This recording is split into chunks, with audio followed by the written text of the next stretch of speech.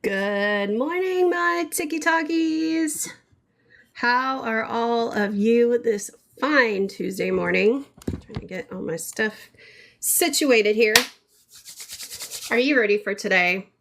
We are doing something a little bit different today, and I am so excited and here for it. By the way, I found my other clipboard while I was digging through my drawer. So I finally have another clipboard to use while I try to work to finish the peacock session. So today we're doing pastels.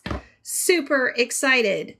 But before we dive in, I have something else I want to show you. Check out what I got in the mail yesterday. Okay, shoot. I ordered these as a gift to myself for Mother's Day so that my husband didn't have to try to figure it out. And this was actually recommended to me by Feral Mom, whose name is Lori. And oh my goodness, these are incredible.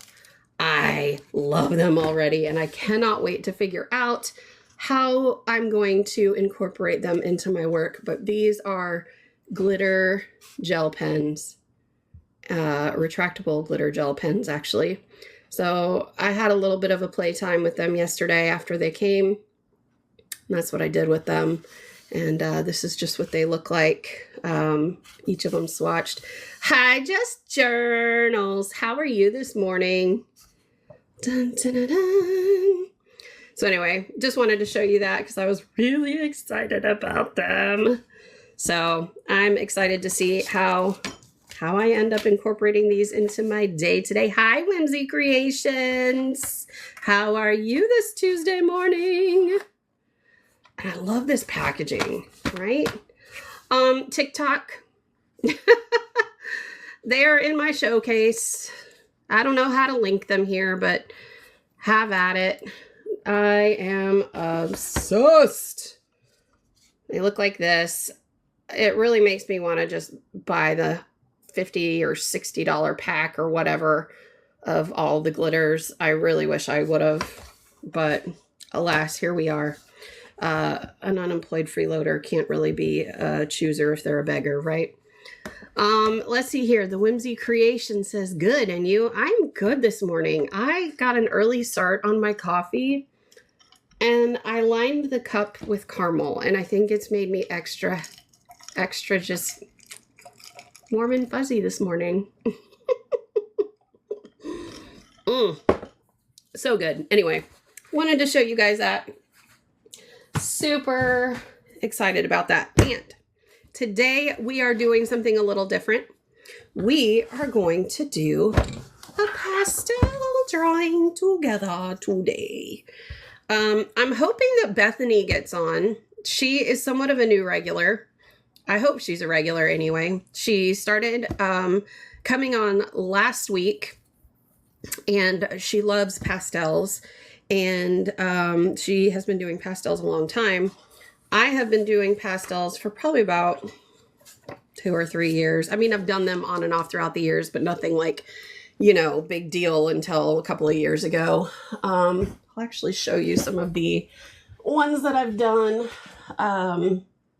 This one was just from, I think this was a course I took or something like that. I think it was like a Skillshare course or something. So that one is not an original, but it is pretty nonetheless. You can see that. Dun, dun, dun, dun. And then this one is an original.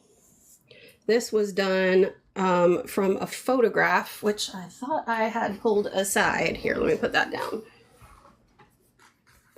And I know I actually sent it to Bethany.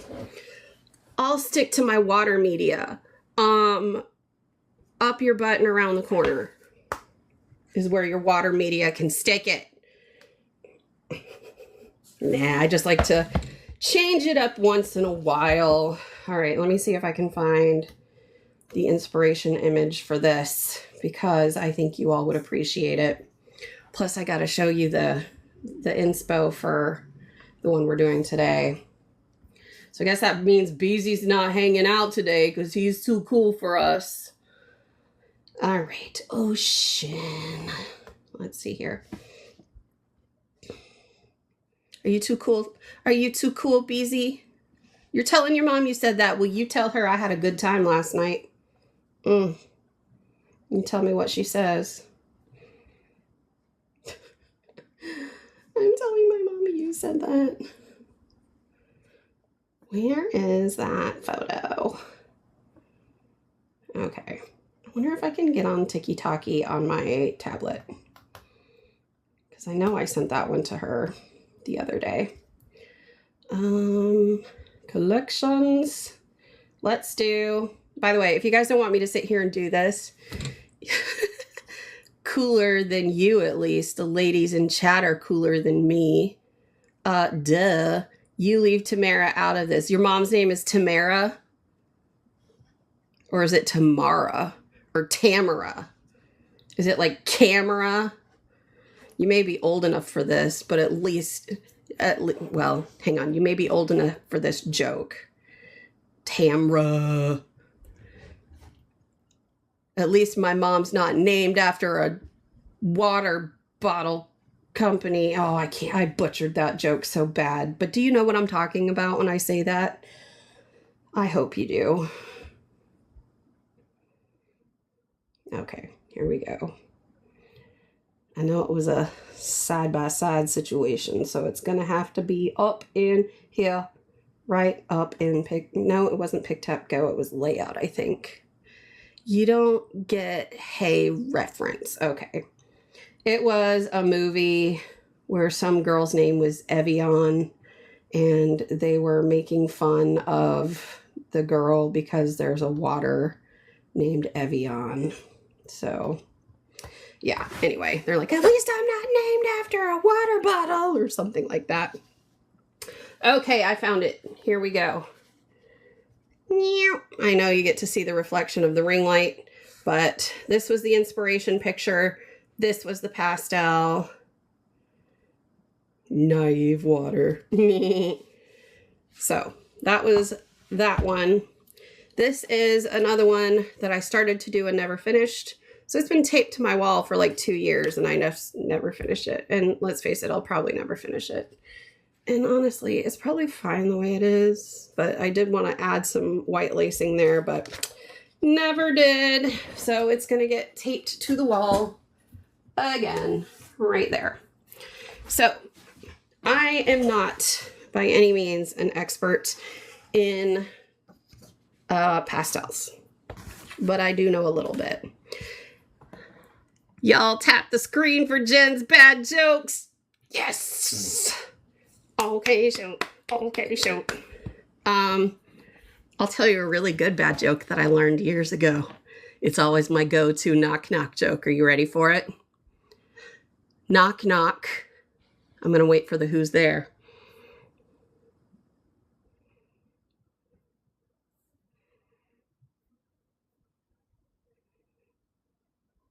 Who's going to give me the who's there? Thanks. A broken pencil.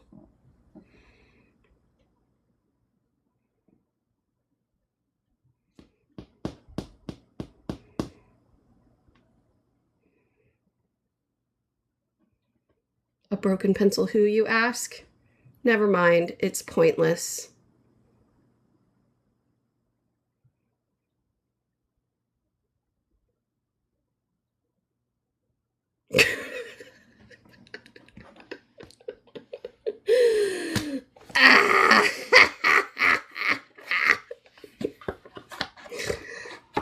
I just snorted a little. Did you hear one? That one hurt my feelings. It probably hurt more than your feelings. Maybe your pride a little bit that you didn't think of it first. It's okay, I didn't think of it first either. I got it from a knock-knock joke book that one of my kids got when they were little. I know, so dumb. Yes, Christine, steal that one because it is so good. So good. All right, so I'm going to zoom in here a little bit. Oh, you know what? I didn't even show you the inspiration photo for today. Why am I so stupid? Because I'm having a good time. Got my coffee and my people. Okay. Let me see. Did it save? It did. Okay.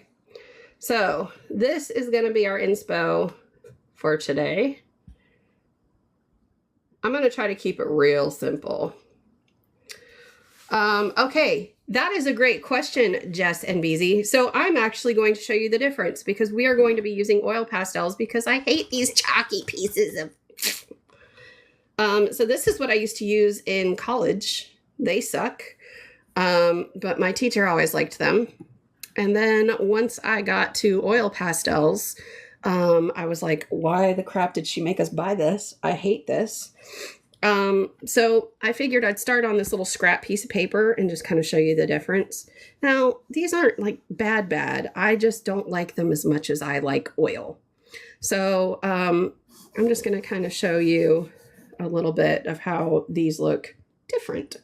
So we'll start there and, just kind of look how you can sort of, you know, blend all that good stuff. My teacher never liked using like blending modes like these. Ooh, she hated it so much. She would always take off on my grade when I would smudge blend. She hated it so much, and I just didn't give a fuck because I loved it. All right. So, not really a whole lot of difference between going like this and using the side. Pastels are just adult crayons. You can't change my mind. I agree. I completely agree. And honestly, these ones are just like sidewalk chalk to me. I mean, sidewalk chalk. Okay, so now let's come over here. I'll grab this one, I think. That's really dark. You can't really see it. Let's do this one instead. And then let's grab this orange one next to it because it's right there. That is some construction worker orange. All right, now this stuff I don't like to necessarily use my finger on, but it is what it is. So you can use your finger. It's a bit sticky, but I feel like I get more control. You could wear a glove if you're worried about like what's in these things. I don't know what's in these things, and maybe I should, but I don't. So you can start to blend like that. You don't have to blend them at all if you don't want to. You can go up and down like this. I mean, I'm really just going side to side, but oh dear, lots of fun stuff. You know what I mean? One thing that I like to do is take just some different brighter colors within these. And I do have some smudgers and just barely kind of smudge them into each other. So that way it gives you more of that kind of this effect that you would see right here. But it definitely takes a lot of like back and forth layering. So the effect that you're going for is really up to you. So this is up close what the two different ones look like. If you're into the chalky look, these are for you. If you're into the oily look, these are for you.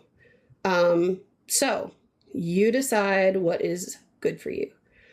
Let's see. BZ says, or where did you get the oil pastels? Amazon.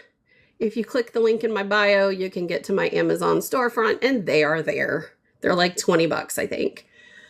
Let's see here. I got some cobalt blue watercolor in my mouth last night. I think I have cancer now. You probably do, BZ. But to be honest, you probably had it before then because you're 36 and by then everybody's got cancer. Although maybe I'm going to get banned for trying to give out medical advice on my art channel, you know. So, all right. So you get to see the difference between the two. So I'm going to move this out the way now because I don't like these. Maybe I can be convinced otherwise someday, but I have no desire to. All right, let's talk about paper. This is just something I picked up at Hobby Lobby a few years ago. I'm sure they still have some version of this. They're going to flag you for bullying. I know, they've already done that, BZ. They flag me for that crap all the time. Ugh, they're so mean to me. So anyway, it comes with all sorts of different colors. I don't know why you would pick one or the other, to be honest. I am not a pastel connoisseur, but I know there are some reasons. I just don't know what they are. For the ocean one, I did this one because I figure if the blue's going to show through, it'll be pretty. For this one, I chose this tan one just because I figured this guy might look nice if it showed through. I think I used that same color on the one on my wall. I think for what we're doing today, how about we just go with this pink one? I'm not going to do a huge one though. That's what she said. Because it hurts. Because it's going to take forever. And I got stuff to do today, believe it or not. Yeah, like an underpainting. Why is this stuck? Seriously. What, did you get some like extra there? It's like you've got some sort of sticky crap on it. Maybe adhesive sizing. So let's talk about why you would use pastel paper instead of just regular paper. Because it is textured, and it's textured in such a way that it holds the pastel chalk / oil pigment. And regular paper doesn't do that. Okay, I think this is a good size, 9 by 6. So this gives you the freedom to have little pitted areas that you can then add additional stuff to, and it will hold on to it. So, all right, if that makes sense. The small ones are just as nice looking. Yeah, I agree. And they don't take a day to do. It's like, because there's so many like layers and all that stuff, it just takes forever. Okay, I butchered this tape. So let's just use this on the side instead. So I'm just gonna, again, tape my paper down like I always do. Gives it a nice little border. There will be no buckling, so don't worry about that. This is just for a nice border. And if you think you're not going to get all dirty on your hands, you got another thing coming. So have a paper towel for your hands in case you need to like pick up your phone, or if your dog comes in and is super needy and needs it to be pat, or if you have a cat that likes to jump onto your work and you need to swat it away, or it needs to swat you away. Or if you have a chihuahua that likes to shrimp its way into things, coconut shrimp style.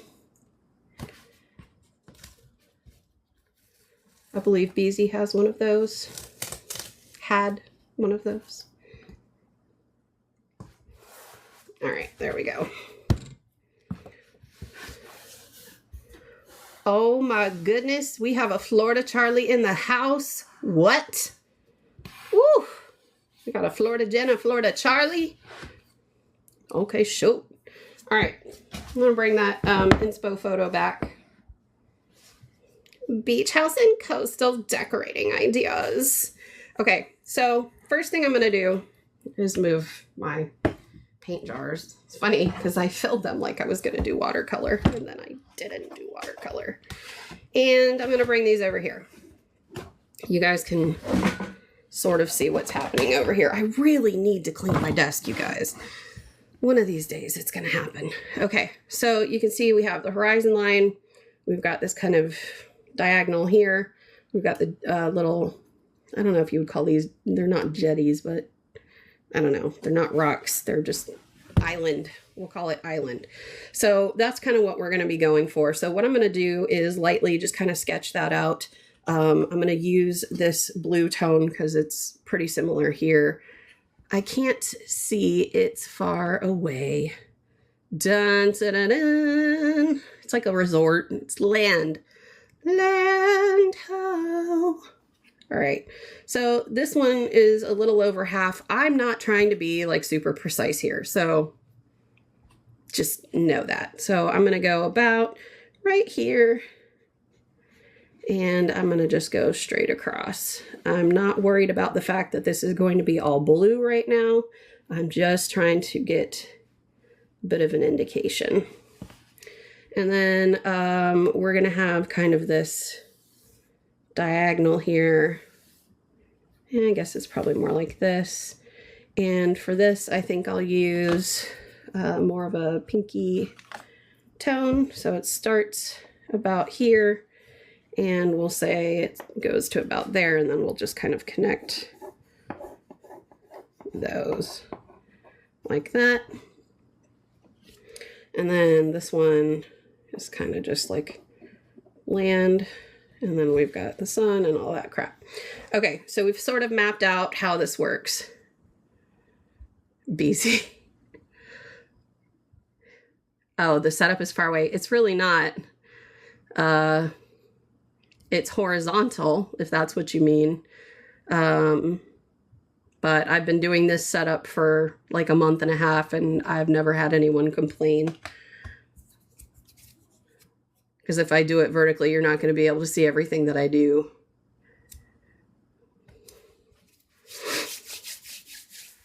Okay, so this is obviously really light to see. You may not be able to see the lines, these orangey lines that well, but just go with me here.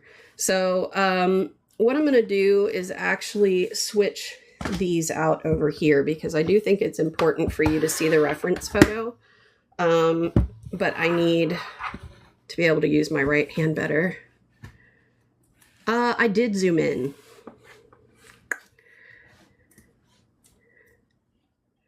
Yes, BZ, I have. And it sucks. Yeah, I'm not going to zoom in close for this one because you really need to be able to see this as well as this. So I will not be zooming in on this one. So yeah. Okay, so first thing I want to focus on is this sky. We're going to kind of start with some of the lighter tones, move to some of the darker tones, and then we'll start working on the clouds and all that good stuff.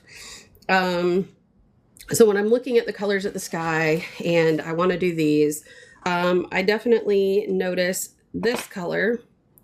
I'm noticing some pinks.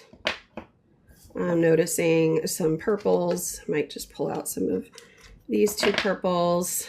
Maybe even some dark purple and blue. We've definitely got some oranges and yellows. Probably this yellow is a better one. Let's do this orange. Maybe even bring in this light pink. Maybe this blue. Again, I'm just looking and deciding. And the way that I'm doing that, if I zoom in here, can you put light color on top of dark with these, or do you have to save your light like watercolor? So for these, you just, you can use light on top of dark. But I tend to like to build up to the darker ones first, just because I do. It's a preference. So yeah. Giving you an example, these whites went on last. So you can see all of this dark was underneath all of these lighter tones, and then the whites went on last. Good morning, Smile. These are oil pastels. So when I'm looking at these colors on this image, I see, like right here in this cloud alone, I see kind of a light orange, I see pinks, I see purples, maybe just a little bit of blue reflection. When I look in this sunlight, obviously there's some white there, but I don't know that I really want to use white. But I see a lot of yellow in here and some orange. We see pinks and oranges here. We see purples and blue tones in here. So we just want to try to capture all of that as we go. And then, of course, as you get further out into this area, you get some darker blues, some aquas around here, and a little bit of darker purples here. So we're just going to try to capture all of that. And yeah, so that's why I pulled out these particular colors. I may not use all of them. I may use all of them. We'll see. So we're just going to go ahead and get started. I've got my paper towel for my fingers because, like I said, these things happen. So I think what I'm going to do is work from left to right. That way I don't get my hand smeared in it. It's okay if it smears in this because, again, these are just my guidelines. So we'll start over here. So we've got kind of this dark little cloud area.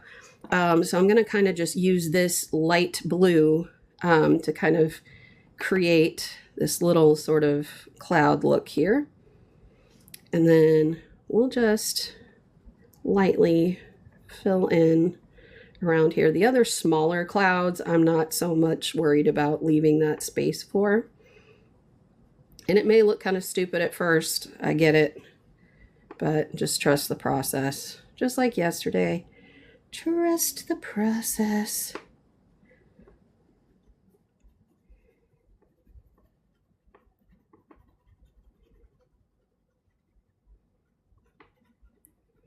And what I want to avoid doing is pressing down really hard with these because what will happen is you will get the color all over in these little textures, and then you won't have anywhere for the pastel to stick. So it'll be much more difficult to get it to stick where you want.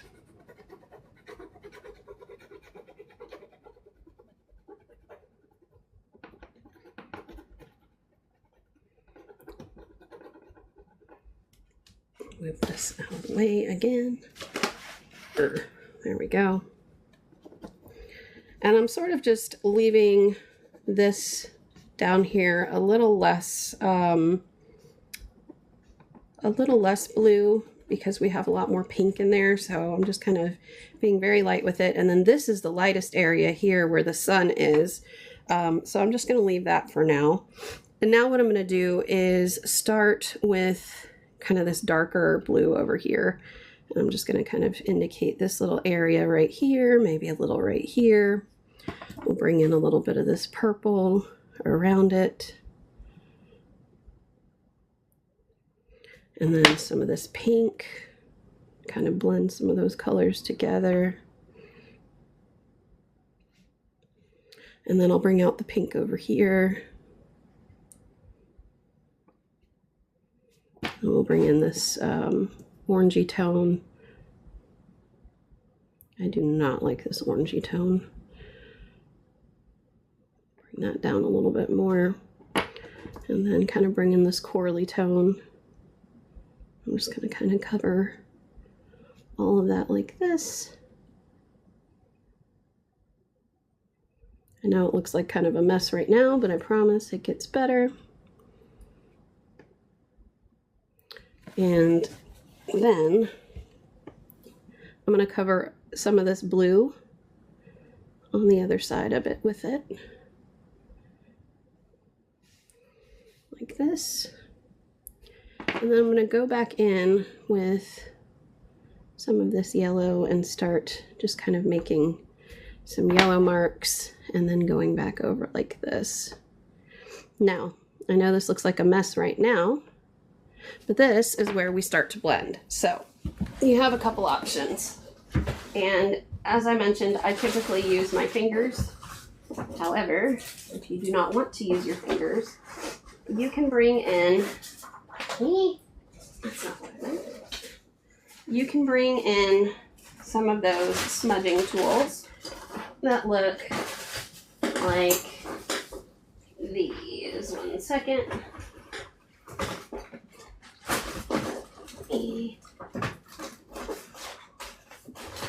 Okay, they look like these. So I'm going to take something like this just to give you an example of what this can do. And what you do is you just start swirling in little circles.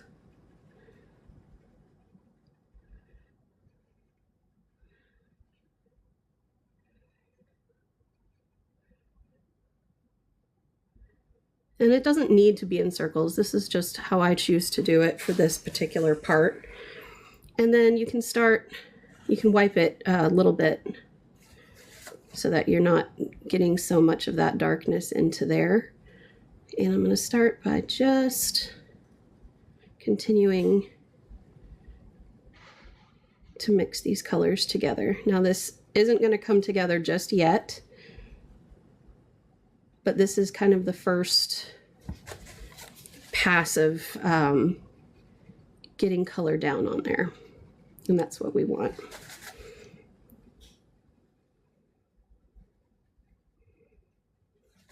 And I'm going to start working some of that pink up here into this darker area, or some of that pinky orange.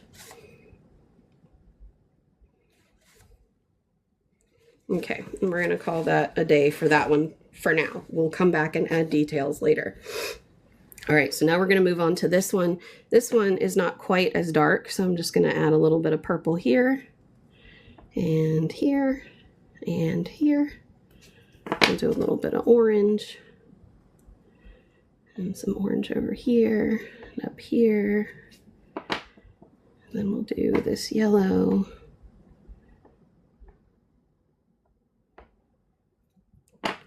And I think we'll do this lighter purple here. And again, I'm not looking to do this exactly the way these clouds are shaped. I'm just looking to get these to an indication of a cloud or some sort of, not necessarily a cloud, but just getting the base down.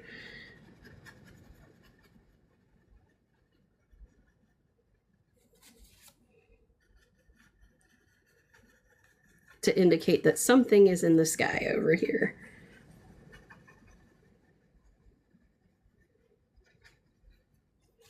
And then I'm going to take this pastel here, add some lighter spots here, and just blend that in.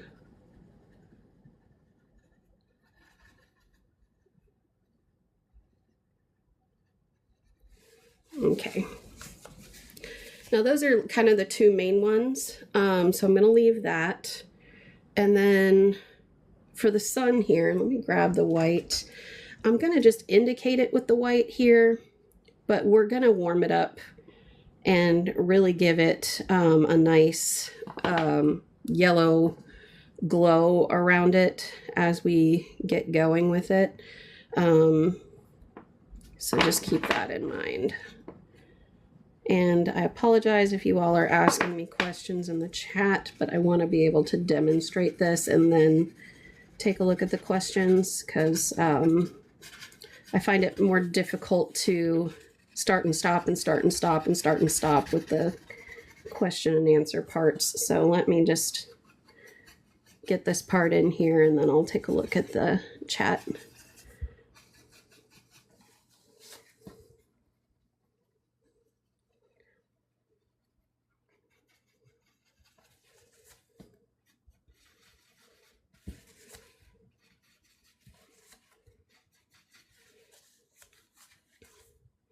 And then I'm going to take this out here. And this kind of color I think is pretty good for taking along the water here and here. And then I'm going to take this lighter purple and kind of just go over it a little more heavily on the outer bank. And then kind of up here.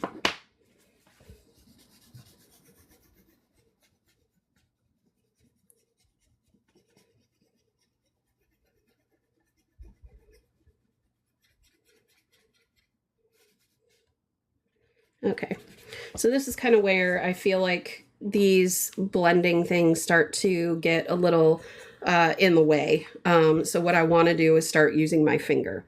Now, the last thing I'm going to do before I start using my finger is bring in this cloud over here. So it's pretty dark, so I'm going to bring that in. I'm going to add a little bit of that dark blue and a little bit of this blue here and just get that blended.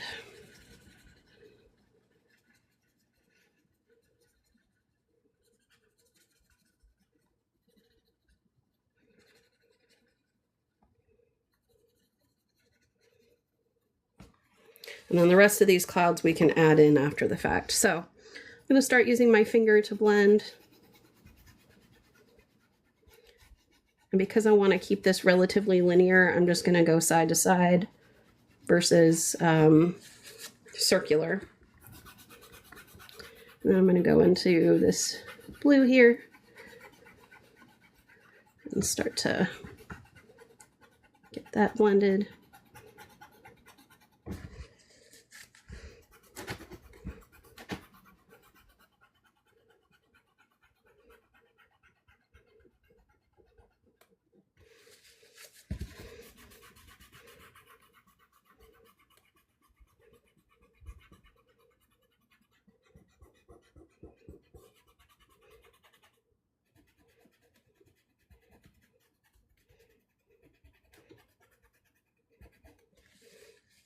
Okay, so this is a good base, and now that we've got this down, we can really start to hone in on some of the different areas of the sky. So as I'm looking at the sky here, this tends to be a little bit more purple. So I'm going to start to add some purple in here, maybe a little bit more of the sky blue, and I'll add some white as well, because that starts to fade up into here a bit. Then I'm going to use my finger and start to bring that in like this.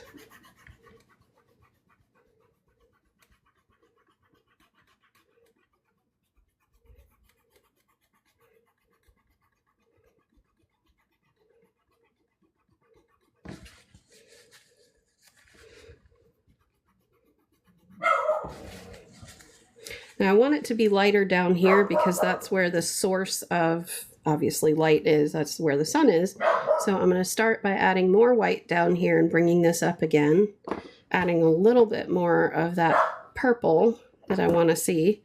And we'll leave the blue, but I want to add just a little bit of dark blue up here because this is where we're really starting to fine tune some of these details.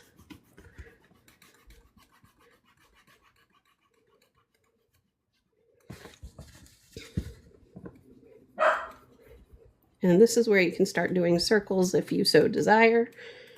So it's not quite as linear.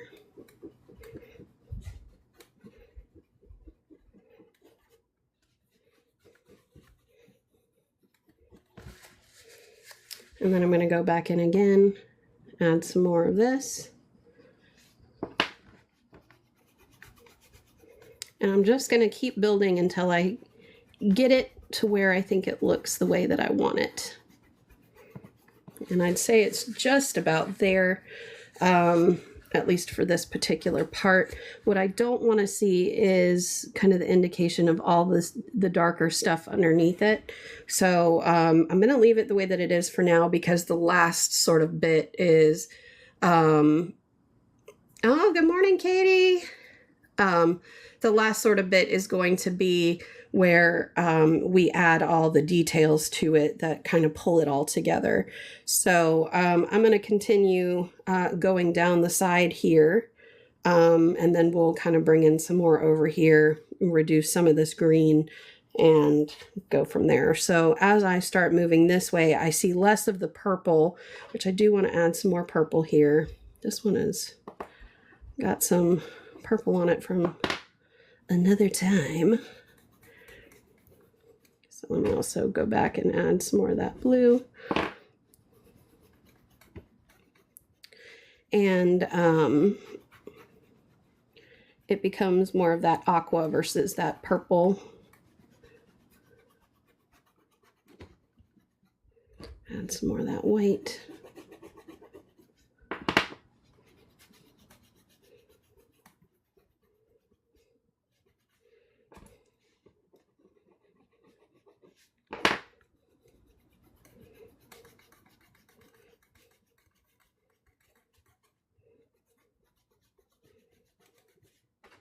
And go back in again with that white.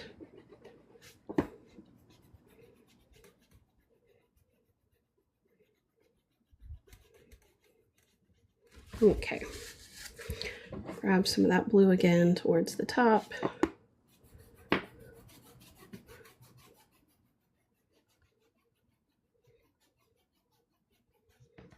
And I think that is good to start with.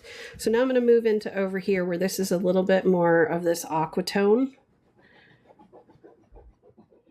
And let me see if I have a darker version of this. I don't know that I do. Well, maybe I do. Let's see.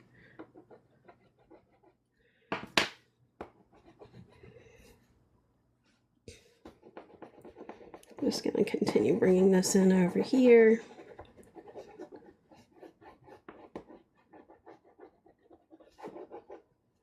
And then I still want to make sure that I have this purple area over here. And again, I'm going to use my finger to start blending.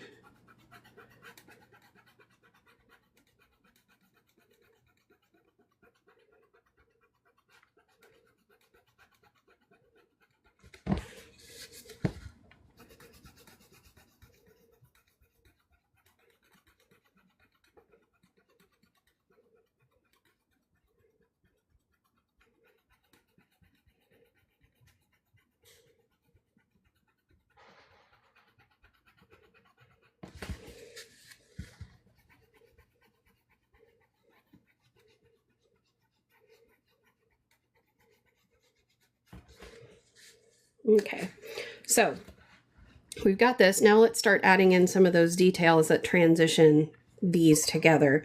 So we want to bring in a little bit of that purple. We want to bring in some of that white. And then let's bring in a little bit of that blue towards the top. And definitely want some more of this.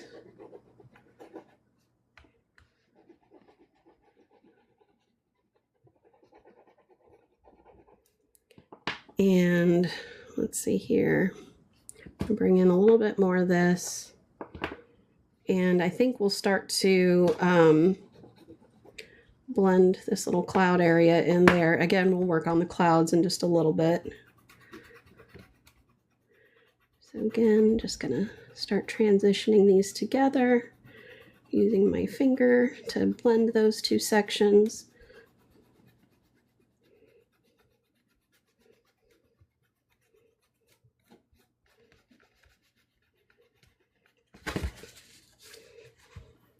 And again, this is just the base. This is not going to be the end of the painting in the sky. This is just getting our colors down, getting our base ready.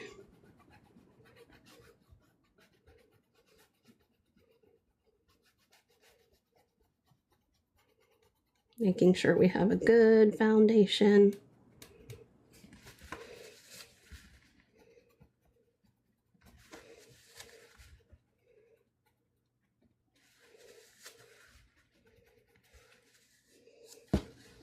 Going to bring in more of this white.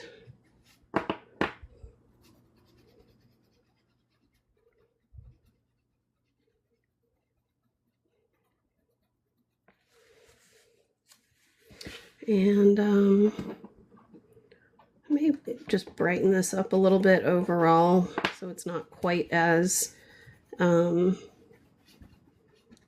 saturated.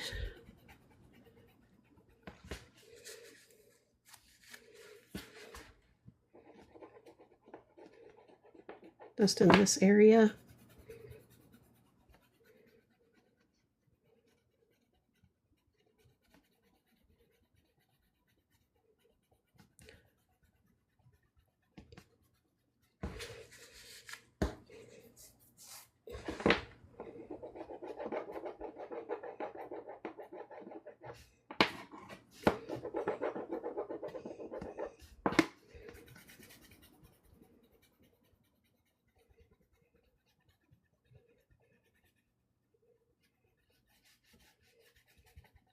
Okay.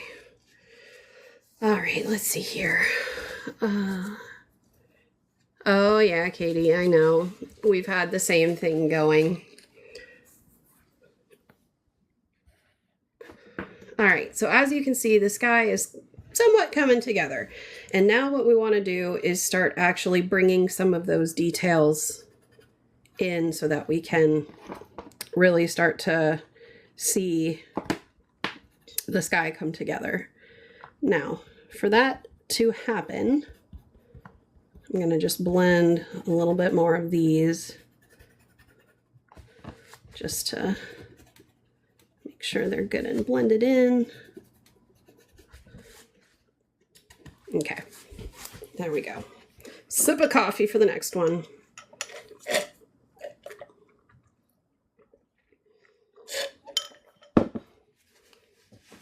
Okay, so let's start over here. So we already have this dark spot. It's going to be time to start bringing in this so that we can start actually seeing the results of building. So I'm going to start by painting in these lighter spots here.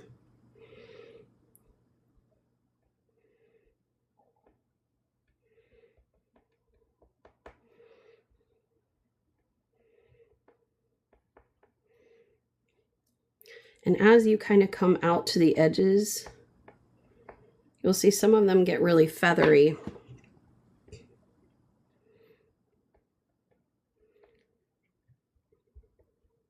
And what I like to do is kind of paint this white like this, and then I'll use my finger to kind of, I'm smudging, but I'm not as aggressive with the smudging as I was on the background just a moment ago, because I don't want it to turn into just a sloppy mess.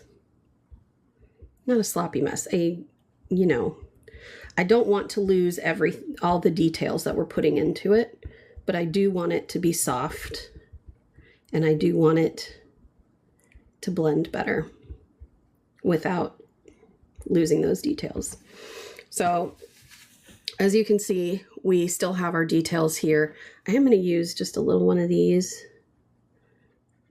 to just softly blend these because my finger's getting a little bit raw already. Okay, so now I'm going to go in with this yellow, and I'm going to focus on the bottoms of these little yellow areas or peach toned areas, because that's kind of where the sun is hitting the bottom of the cloud right here. And so we really want to highlight those. And then in these dark areas, I'm going to bring in this pink and just try to define those a little bit better.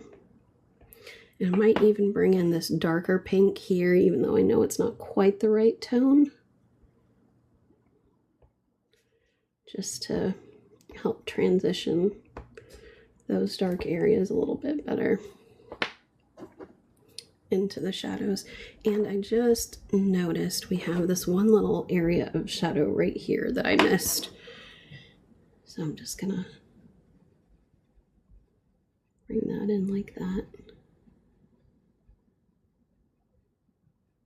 Okay, so now we're gonna just start wisping those together.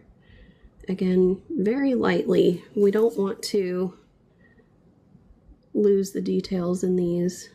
And if you do, it's no big deal. You can always just go back.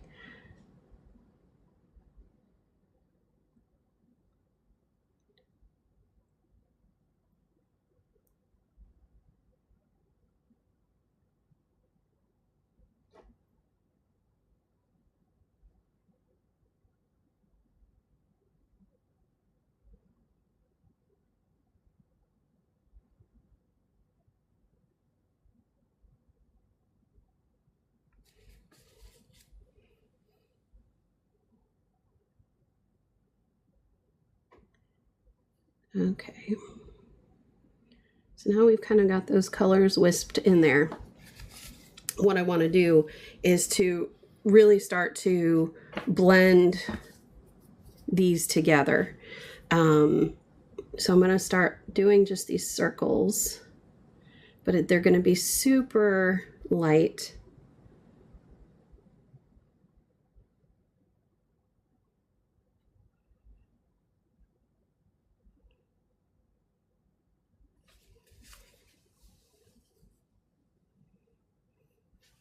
And what I want to do is continue to capture these areas of light and dark that we've got here. zoom in here so you can see that. And then I'm going to just continue this little smudge. Sometimes these are a little too harsh and you do have to go back to using your finger, but I'm going to do what I can first to not, because we still have a long way to go and my finger's already raw.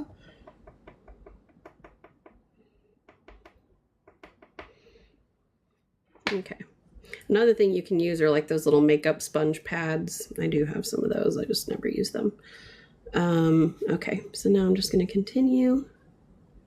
I'm kind of using like the side here a little bit, or at least I'm trying to use the side here a little bit. Tap smudge, yeah, tap smudge will do it too. To just very carefully bring those clouds together like this.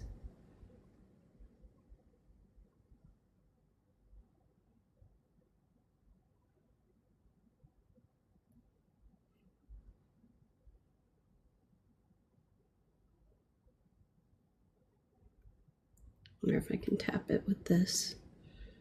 Kind of get the same thing I'm looking for. Not quite. All right, fingers. Sorry. You're gonna have to deal.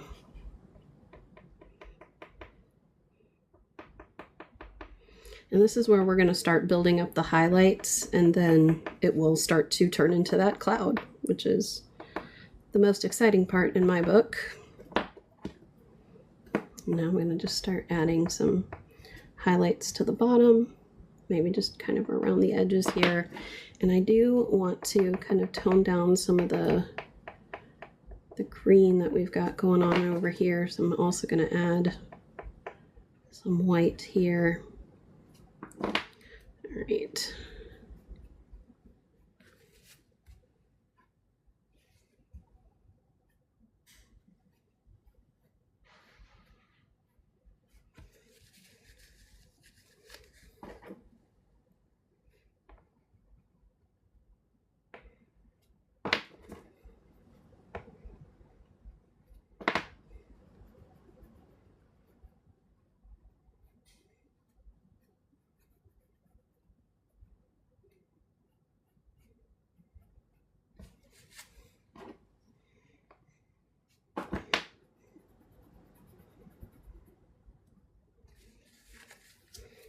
All right, here we go.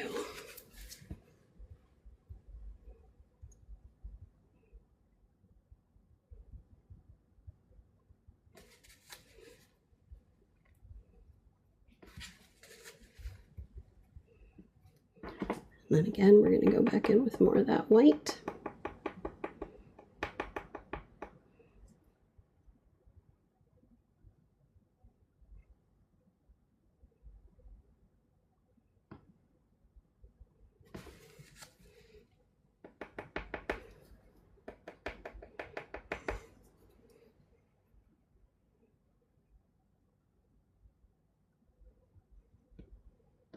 And then we're going to go back in with some of that peach over the white.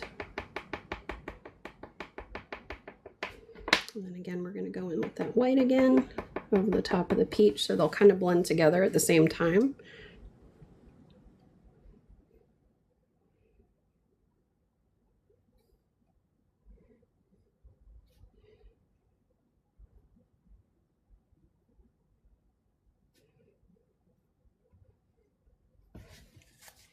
Now, one thing that I don't like about this is how I've kind of lost some of the definition in this area versus down here. And I do think that this area tends to be a little bit more purple in the photo. So now I am going to add just a little bit of this purple.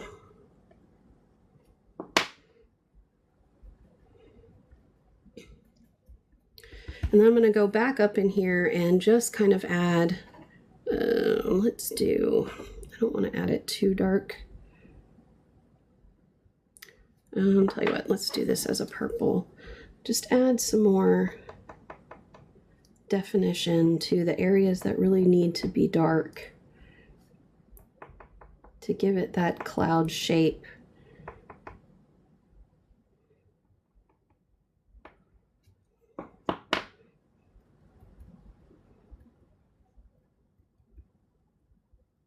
Because when we look at the cloud, it's got lots of lights, it's got some darks, but what really makes it look like a cloud is the fact that those lights and darks marry each other in kind of a bubbly way, which is nice. And we haven't quite captured that yet. And by we, I mean me. So we want to highlight right next to the shadows.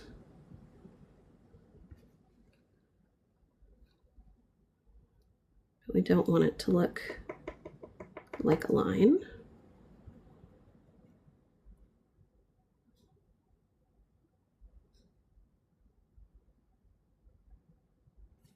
And we also don't want to lose the depth of our shadows.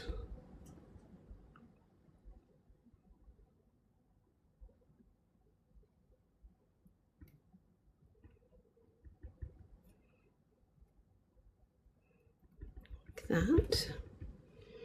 Let's bring in some of that pink right here. Jen McPole is in the house. Yes, ma'am. I decided to do pastels this morning for Bethany, and I don't think she's here today.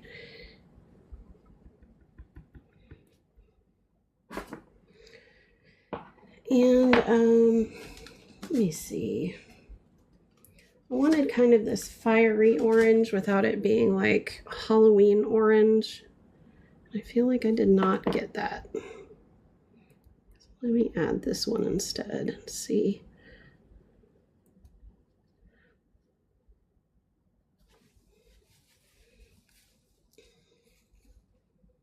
Okay. Now, let's take this. This cloud is becoming the bane of my existence very quickly. Yeah, this one had like a dirty green on it. All right. You've angered me for the last time. Where is my other one? I'm going to bring in my old reference one. All right, here's my old reference. Oh, okay. Well, I'm glad you get to see it, Charlene. Yeah, and it's been quite a while since I've done this, so I think it helps to bring in what I did before so I can really take a look and see. Because if you look up close to this one, you can see that it's a lot of layering, and I think I tend to think I should only need a couple, and apparently I'm just very wrong on that. So, I think what I need to do is just continue doing this and really just defining those edges and those borders better. And blend, blend, blend, of course. And let's also start to do that same thing here. Again, it doesn't need to be exactly the same because obviously we have land here we still need to paint in, so. And let's see here.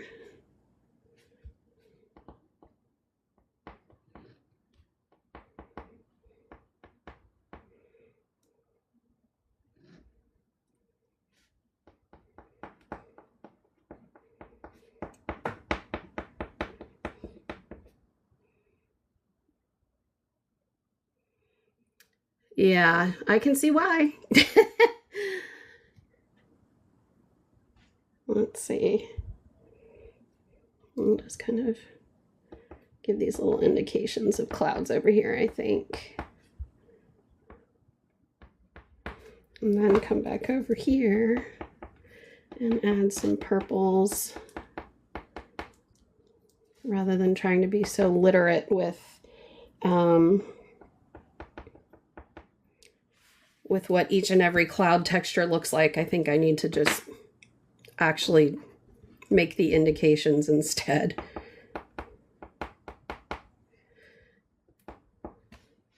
And let's also work on this sky a little bit more.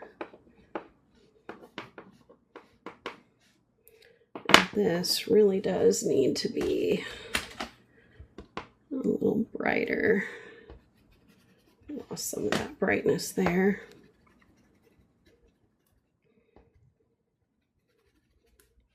All right, now let us begin.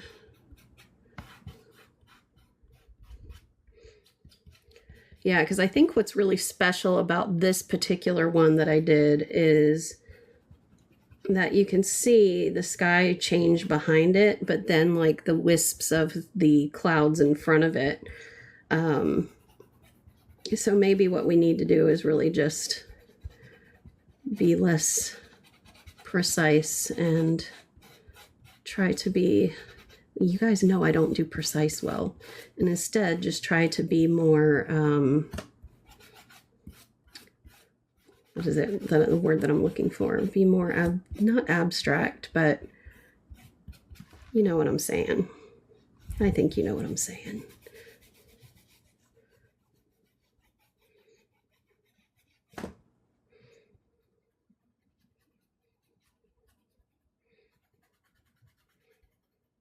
I don't like how this is turning into green, but I think we all knew that was going to happen with all the blue.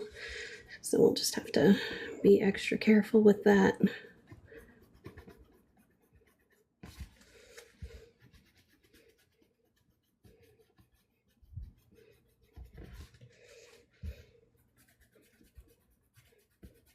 So I'm going to smudge these bad boys. And now you can see these sort of indications of where they are. And then I think what we'll do is bring this impressionistic. Thank you. Thank you.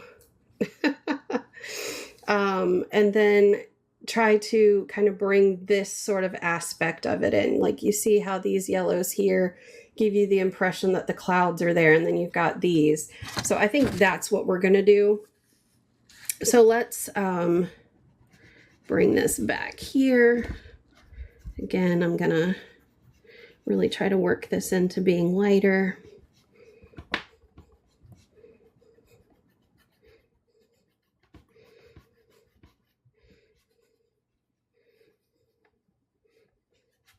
Ugh, looks like mud, you guys. I hate it. I'm not going to give up on it, though. Never gonna give you up. Never gonna let you down. Never gonna run around and desert you. All right. Never gonna make you cry. Never gonna say goodbye. Bet you didn't know you were gonna get a concert today.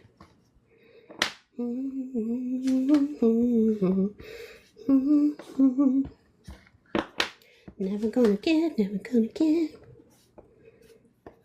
Never gonna give, never gonna give. All right, let's see what else do we got up in here. Okay, that's light gray. I don't want light gray. Pale yellow. That might be a nice one. Bring that up in here. And how about orangish yellow is what this one's called. All right, now let us blend.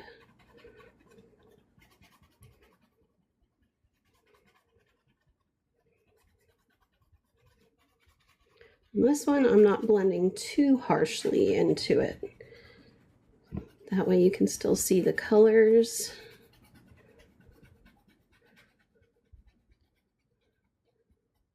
Now, this blue one, I'm going to do more circular so it's less obvious that it was a line. Some of these I do want to be more of a line, like some of these.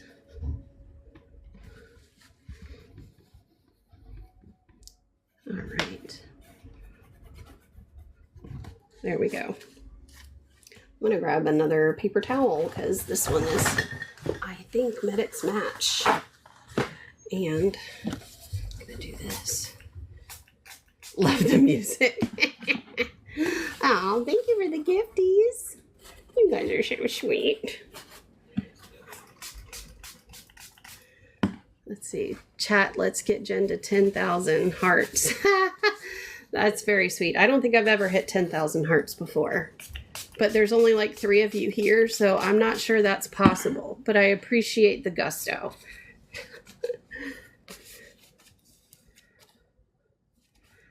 All right. There we go.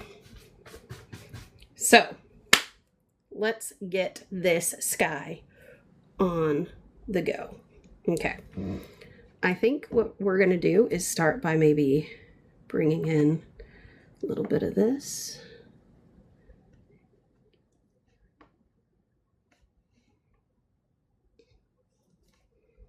And I'm just going to tap, tap, tap, tap.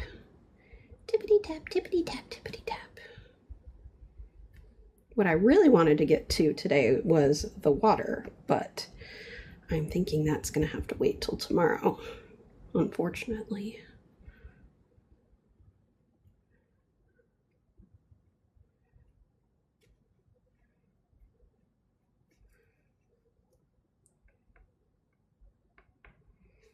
And now I'm just going to kind of start to bring in some curvature type wispy clouds, I guess you could say. Wispy wispies.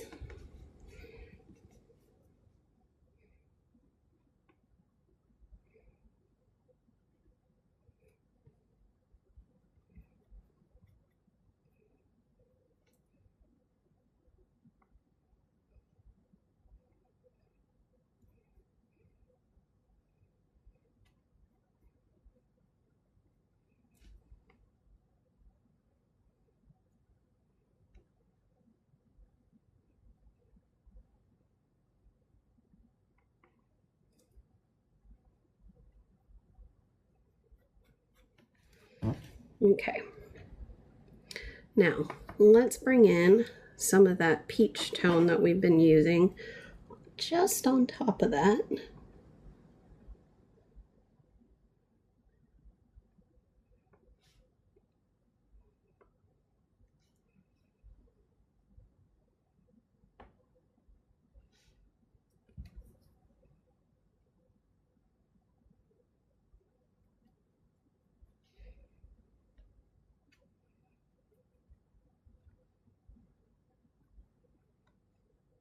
And I think I'll make these maybe a little fluffier.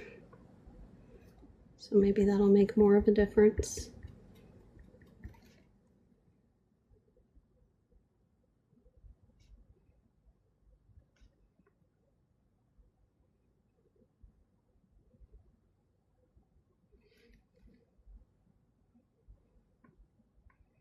Although this one, since it's a little further away from the sun, I'm thinking will need to be more of a purple. So we'll see. All right. Is this looking okay so far, everybody? Ah, Lenny's here. A happy little cloud. It's Cloud Guy. You know who Cloud Guy is from Trolls. Dun, dun, dun, dun, dun, dun, dun, dun, dun, dun, dun, dun, dun, dun, dun, dun, dun, dun, dun, dun.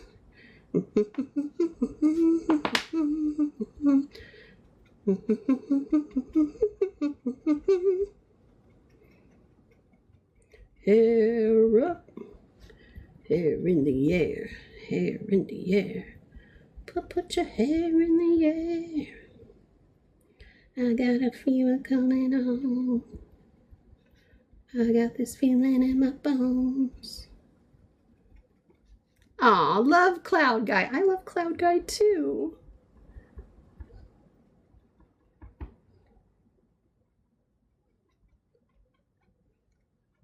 So DJ, play it, that's my song. Go, go, go, go.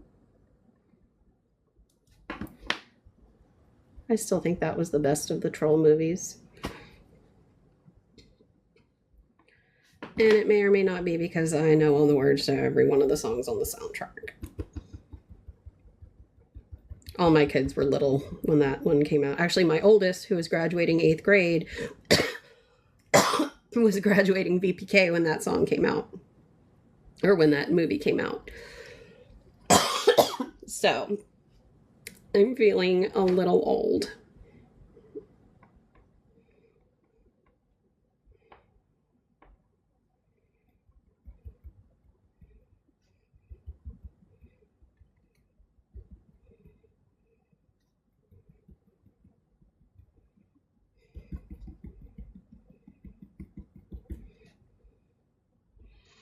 Okay, so I think I'm liking this better.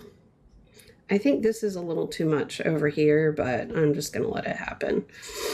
Let's do some purple up in here.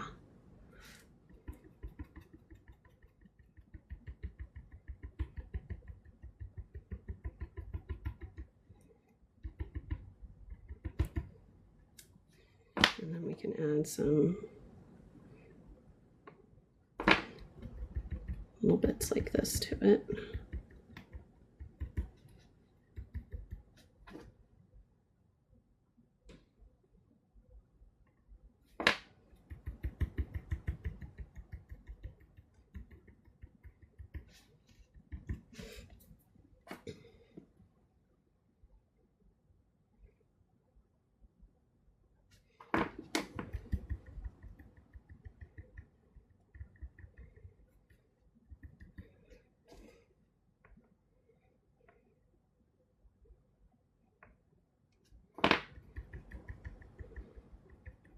Trying to see just how fluffy I can make this cloud.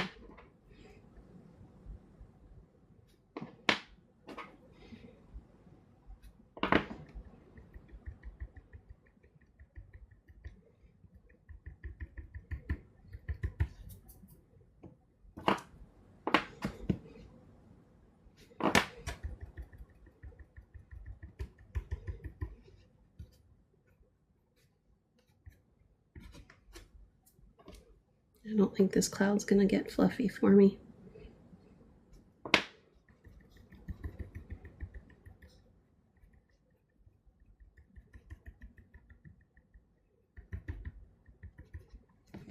I don't know. It's all right. I feel old. That movie just came out the other day. I know, right? Same. Same.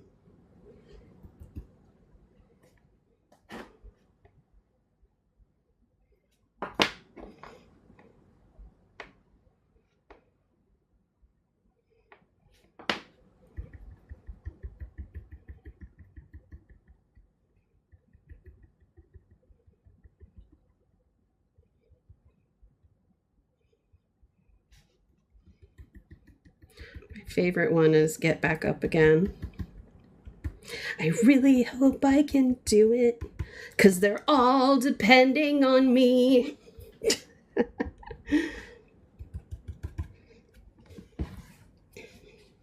Now I know where my daughter gets her theater stuff from. I know that I must leave the only home I've ever known, and brave the dangers of the forest, saving them before they're eaten. I mean, how hard can that be? I'm just ruining this over here because I didn't like the way those clouds were done. Looking up at a sunny sky, so shiny and blue, and there's a butterfly. Well, isn't that a super fantastic sign? It's gonna be a fantastic day. Such marvelousness it's gonna bring. Got a pocket full of songs that I'm gonna sing, and I'm ready to take on anything. Hooray! Some super fun surprise around each corner. Just riding on a rainbow, gonna be okay. All right, I'm seriously gonna stop now.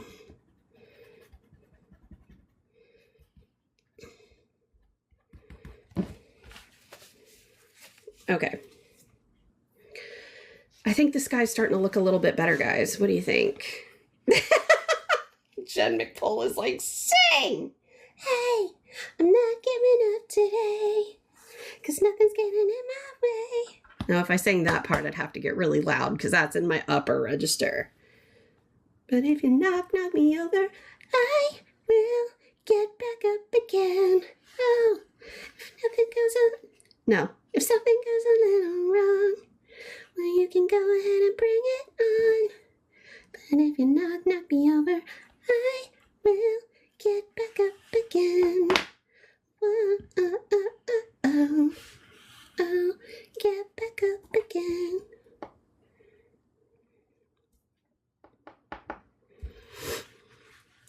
Or the where, everybody move here and be united. Oh. Okay, you guys are going to end up going to Spotify and listening to that. Everybody, shake your hair and feel united. Oh. Everybody's coming to the celebration. I'ma hook you up with an invitation. Let your hair swing and party with me. No bad vibes, just love, you'll see. To the D-A-N-C-E. 1, 2, 3, 4, 5. Is that good?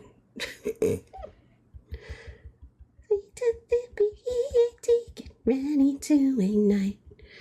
You are such a purity, catching all the light. Just easy as ABC, that's how we make it right. Oh, it ain't hard out here when you're doing it right. Put a smile on blast, that's a troll life. And I'm here to help you do it. Come on, Smidge, I know you can do it. Your confidence gives me strength.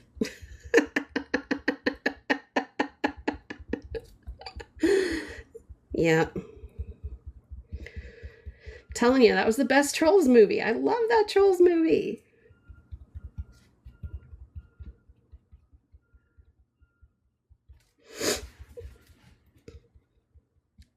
Lindsay, this pastel is going to be for you if it ends up looking good when I'm done.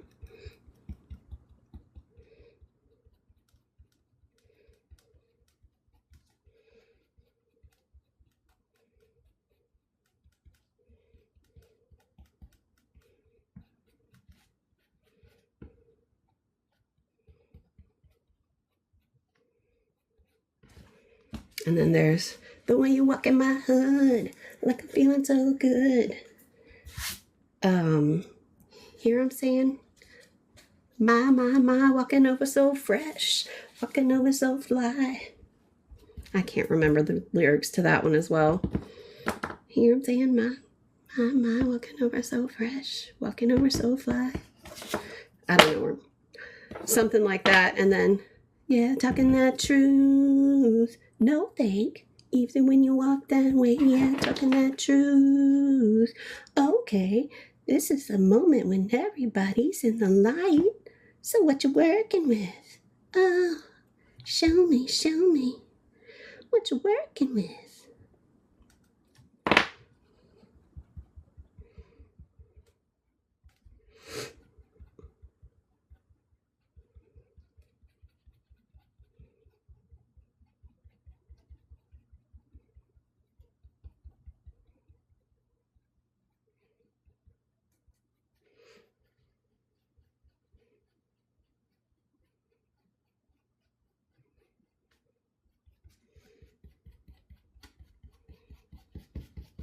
Did everybody leave? Like, did I scare everybody away? I think I did. I don't blame you guys. I don't blame you one bit.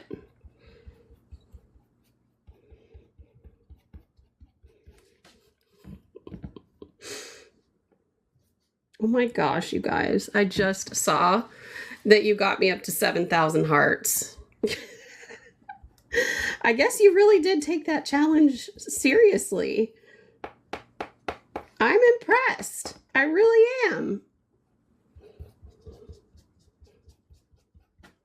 Hey, if you guys get up to 10,000 hearts, I will take you over to my piano and I will sing you a Taylor Swift song or a Coldplay song. How's that? It's not going to be pretty, but I'll do it for you. Especially with my sinuses. Sinuses. Yes, I scared you away.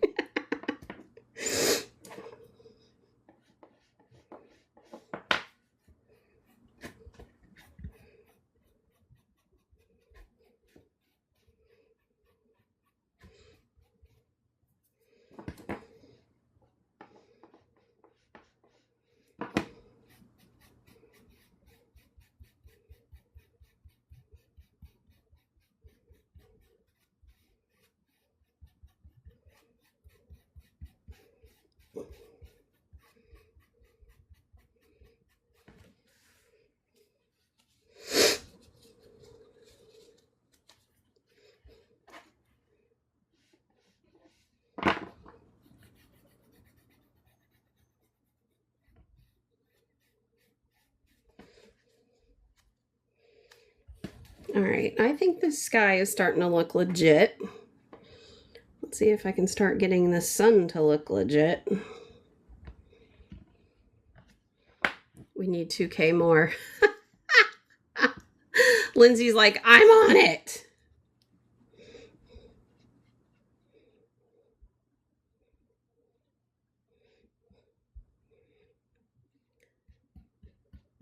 Lindsay knows she can hear me sing anytime she wants because she can always just drive over to my house and it's not that good.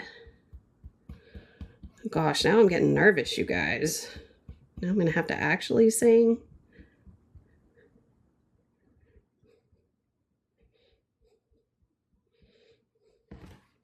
Okay, my paper has officially reached. Good morning, Lori. You have come in at a very interesting time because I believe it was Jen McPole tried to challenge everybody to get my live up to 10,000 likes. And I was like, well, there was only like 3 people here, so I doubt that's going to happen. And she's managed to get it up to 8,500. So I said, okay, if you get it up to 10,000, I will take you to my piano and I will sing you a Taylor Swift or a Coldplay song. It probably won't sound great, but it was all because I was sitting here blending and I was giving everybody my Greatest Showman trolls singing. You don't have to give me any. I know you all have lives, so I appreciate it, but it is certainly not expected or required. But those of you who have lives that do it for me anyway, I very much appreciate. My paper has gotten to a point where it is too gummy to want to continue holding anything right here. So I'm going to have to get creative there. I need to get a tapper.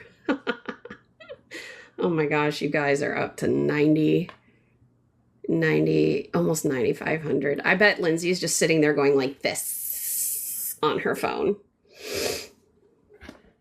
Okay, but I get to choose which song it is because it has to be in my range, peeps.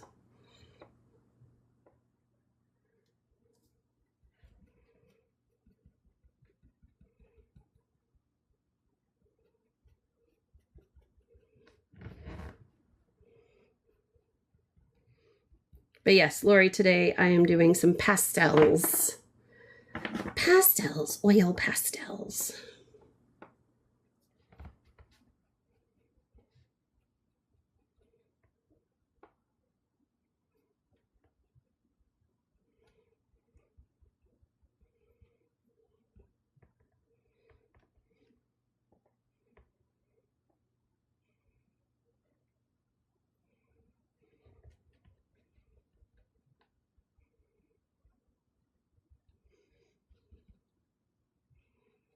We're at 10K. All right, you guys, I promised you. So I'm going to have to bring my computer. I'm here. Whew. I am so sorry that took me an extra minute. I hate being late. There. My coffee decided to act a fool this morning, but I am here, and so is my coffee. So we good, even though we're a minute late. Good morning, my tiki-talkies. How are my tiki-talkies today? Hopefully fantabulous. I am doing great. Thank you so much, Devin Dowdy. I appreciate that. I am so pretty, because God don't make no junk. We are going to continue working on this pastel this morning. And we were using this pastel that I previously did for a reference. And guys, we had such a good time yesterday, didn't we? It was awesome, awesome, awesome. Okay, so we got this pastel. My hand's still just a little wet because I had to rinse off my cup. And so I don't want to put that on the pastel until it's completely dry. But as you can see, we have the sky here. I did something with my... Oh man, I don't know where it went. I did something with my inspiration image and I don't even remember where I put my iPad. I think it's in the other room. Oopsie daisy. But that's okay. I can always improvise because we did come up with this, or I can just run into the other room and grab it really quick. But before I do that, I want to sit here and wait for some of my regos to get on because my regulars can hold down the fort for me while I go and do that. So, that way, as people start getting on, we don't have people that are like, what am I looking at? Why am I here? And who is even on right now? So, as I said, we're going to continue working on this pastel. I am using the Gallery Pastels. Let me see if I can pull this out so that you can see it. This is the one I'm using. I think this was like 20 bucks on Amazon.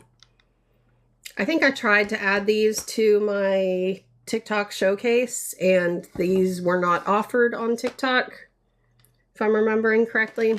I don't remember exactly, but that is the situation as I remember it.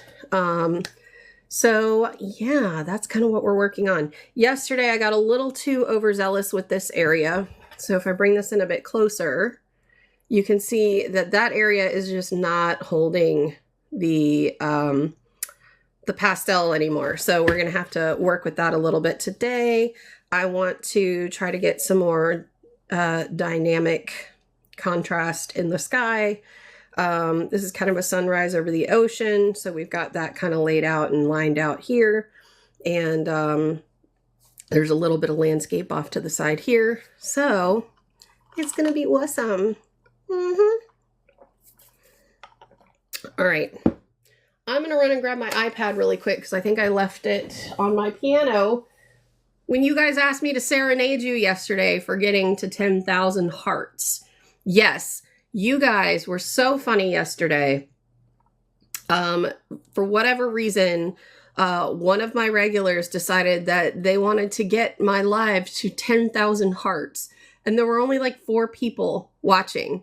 And I was like, oh, that's great. And that's cute and all. But that's not going to happen with like 4 people watching. They're like, hold my minty ice lemonades. So they managed to get it up to like 7,000 or something like that. And I happened to look up and I'm like, oh my gosh, you guys are ridiculous. You actually kind of did do that. And I said, tell you what, if you get it to 10,000, I'll take you to my piano and I'll sing you a song. And so I did when they hit 10,000.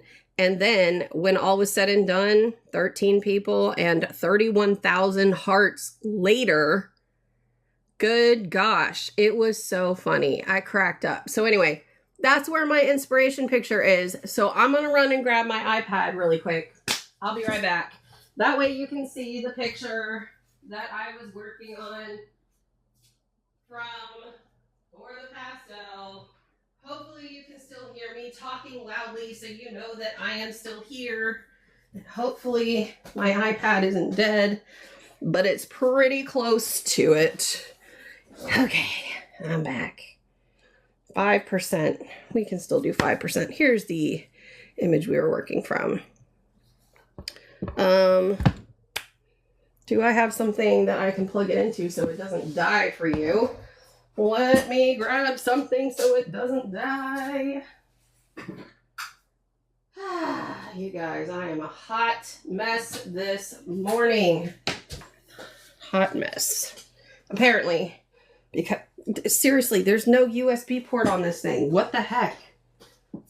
Let me grab another one. Let's try this one. Okay, you guys, really irritating this morning, right? Let's try this. I think, are we in business? I didn't hear it make a sound. Okay, we're in business. All right, so I'll keep this here so you can see the reference image somewhat. And I'm going to turn on my fan because I get really hot in here really fast with this light right here. And I think we're ready to go. So let's get started. I would like to start kind of working on the rest of this before I add more details up here, because this kind of frustrated me a little bit yesterday. Oh my gosh, Lindsay's here. Lindsay, I have to tell you something. The first person that got on today was named Devin Dowdy, and he said, "You're so pretty." And you know what I said? Thank you. I know I'm so pretty because God don't make no junk. Why am I so stupid, girl? Stupid. Anyway, I thought you'd get a kick out of that. I actually flat ironed my hair yesterday because I had to record some videos for Amazon. And this is so random. One of my best converting videos on Amazon is for my shampoo. And so I'm trying to like get a couple more videos going for that. And just to see which ones convert better. And so I have purposely tried to get it more greasy looking so that when I go to wash it, I can do a video like showing that process. So I flat ironed it real good yesterday and then slept on it so that it can be like extra greasy today. It's not quite there yet, but it's pretty close. It's flat. So apparently Mr. Doherty or whatever thinks I'm pretty. Probably because of my greasy hair. Good morning, Lori.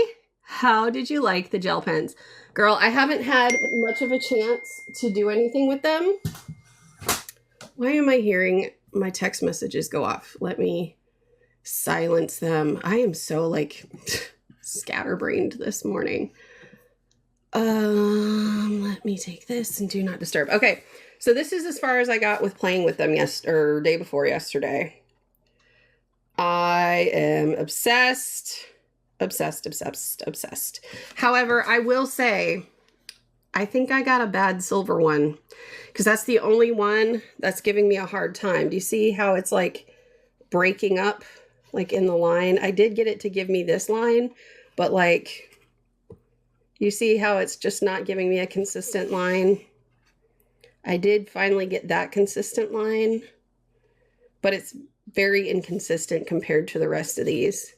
So I'm like, dang it, I get one crap one. And that's like the one I was probably going to use the most, you know? Whatever. I'm not bitter. Yeah, thank you, Tori. It's funny, I have a lot of different personalities when it comes to my handwriting. This is just like happy-go-lucky. And then I have like this very like old-timey scripty looking one. Anyway, I'm not going to go into all that, but will they? Because I figured if I bought it from TikTok, they're just never going to respond. But anyway, that being said, let's get started because I could sit here and ramble all the live long day. You guys know that. So I'm going to start by just adding this darker line across the horizon here.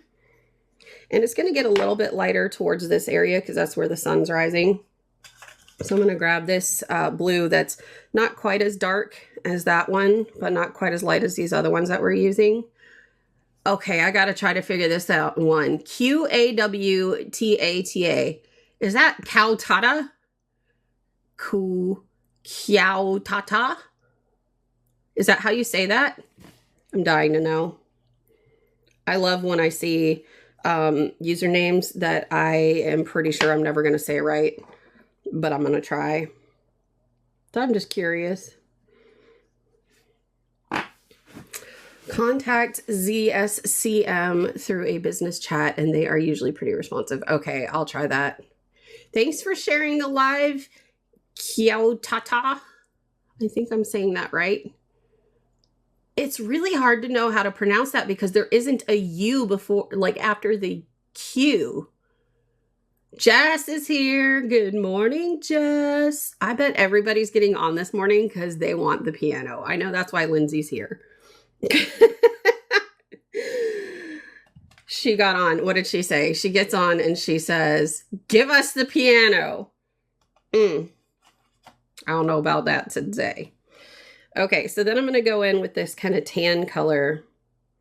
And I'm going to go down underneath that blue indication that we did right here of that horizon line. And then go up above it just a little because that's where that sandbar is, which you may or may not be able to see very well right there. We loved your concert. So talented. It's funny. I was telling my husband about that yesterday. And he's like, "No, that's a live I might have to go back and look at." And I was like, "Luckily, you can't." I was like, "I don't have the cojones to go and watch that replay."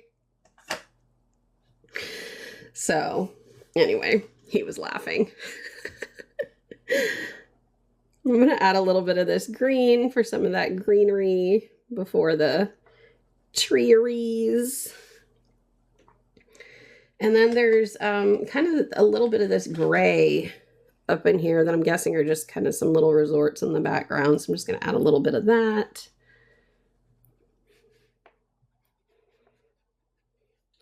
And then I think what I'll do is leave these trees alone and kind of paint those in, not paint, but draw those in afterwards. Yeah, I was like, that's not happening. I'm not going to be going and looking at that shit.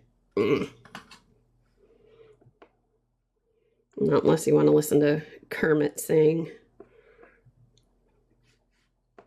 There, I'll just kind of give those little indications. Then use the finger to blend. And again, this is just the base. Drop the base like it's hot. Like it's hot for the TikToks. Crafted by Curiosity is here. Good morning, Miss Meredith.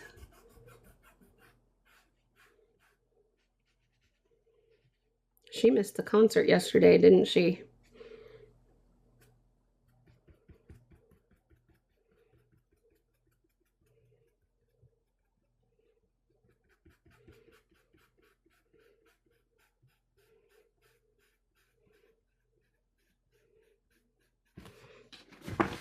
Oh, yep. She said concert. I'll let you all fill her in.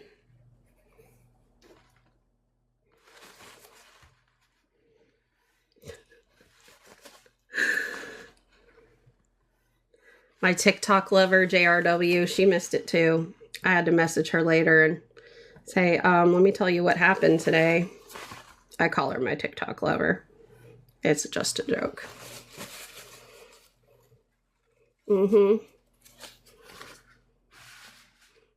F Chalk Park.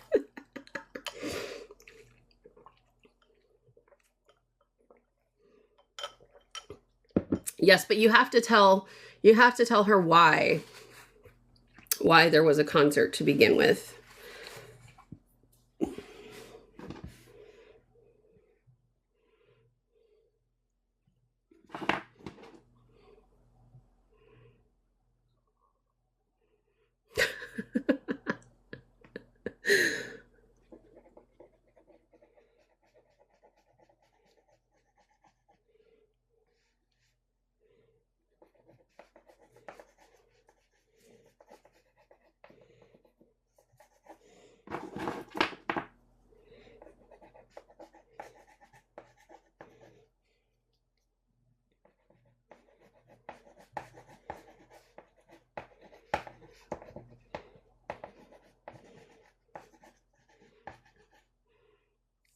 Did you do a parody? I didn't. So, okay. Jess Journal says, but the catch was she had to reach 10,000 likes. So Jen McPole was on yesterday, and I honestly don't even remember why it became a thing that she was encouraging people to do. But she was like, guys, we got to get Jen to 10,000 hearts or likes or whatever. And I was busy doing this, so I wasn't really paying a lot of close attention to the chat because I needed to be able to like concentrate on this part because it's, you know, it was a little more in depth. And so I was like, when I saw it, I was like, there's only like 4 of you here. So I appreciate your enthusiasm, but I don't think that's going to happen. And so, I look down and keep going. And then before I know it, it's at like 7,000 likes. And I was like, oh my gosh, you guys, seriously. And I said, okay, fine. If you get to 10,000 likes, I'll take you to my piano and play you a song. So, oh, that's what it was. We wanted to get her live into the FYP, and to do the 10,000 likes is the key. See, I didn't even know that. And I see you guys are already on it with the hearts again.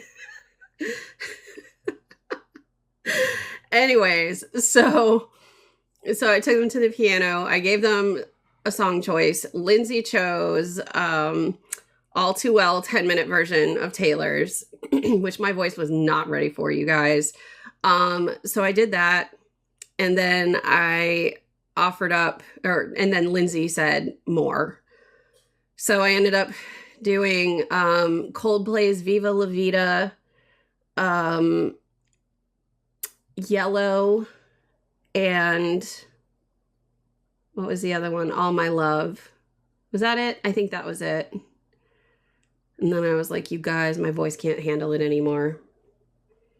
So, yep, that was what transpired. It was kind of fun, though. I'm not going to lie.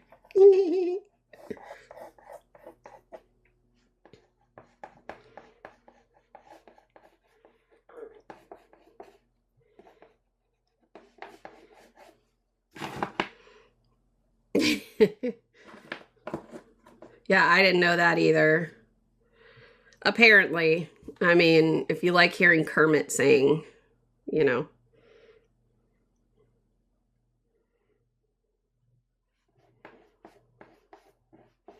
I meant to tell you guys yesterday, though, that while I was singing, so I have a clementine tree in my backyard, and it was in a pot, and I put it in the ground, and it like went haywire, lost all its leaves. It was looking really sad, but I know, you know, I know these things that it was going to come back.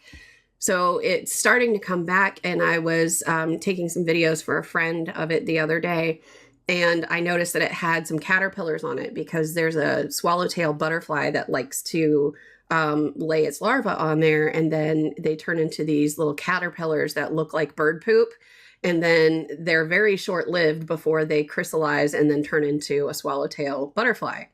And so while I was playing yesterday, a gigantic swallowtail butterfly was flying around and doing all that. It was just so cool to watch while I'm sitting here singing Kermie style for you. Oh, thank you. Why are you guys so good to me?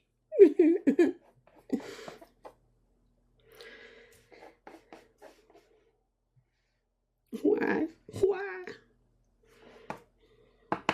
Seriously, you guys really are very good to me.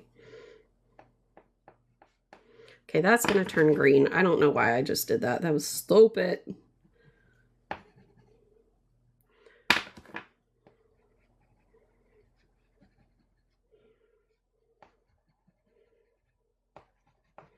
We'll just keep this one going this way. Okay, let's see here. Let's bring in some lavender. This one must still, yeah, it still has some goop on it. It's like too dark for my desire here. So let me just get that off of there.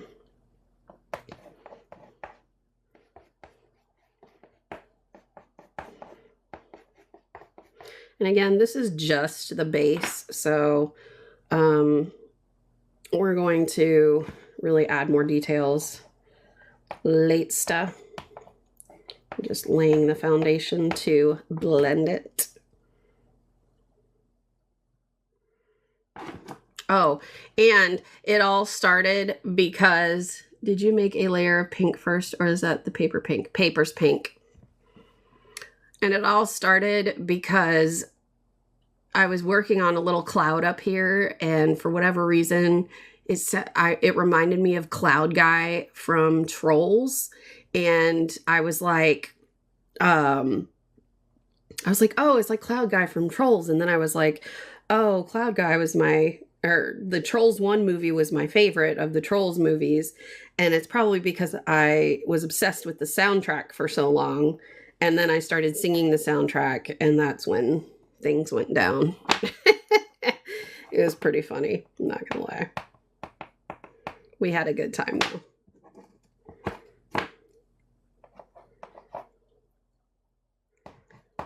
So I'm just adding some more of this gray here. Really just trying to capture the variation of colors in here for kind of the base that we're laying down. And add some more of this peach and pink over here. And some more of this purple.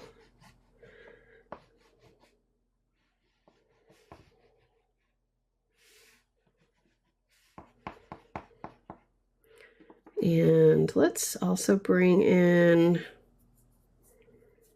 I'm hesitant to go with more of that gray tone, but I feel like we need just a little bit of that gray. Just a touch. And then, you know what, let's bring in this gray too, because I think this is kind of a mid-tone. It'll help balance out that lighter. And then let's see here. I think I just keep going back to this peachy tone because it works so well in here. So let's just see what we come up with here. Again, I'm just going to kind of fill in some more of these more blank areas like this, just to get the base down. And then this is where we take the finger and we just start blending. All right, let's see here. Jen breaking into spontaneous song fits. I know that's right. It was super fun. And then I was like, now I know where my daughter that is in the theater program at her magnet school, gets her theater from. Because I'm not a theater person, but apparently I am when it comes to the Trolls soundtrack. Oh my gosh, I feel it getting started. I got this feeling in my bones. Just kidding. You guys, I can't. Where's Jen McPole when I need her? Where are you, Jen McPole? I just imagine her in her hat. Yes! You guys, you don't have to imagine me in my hat because you can see me in my hat right here. Okay, shoot. Sup?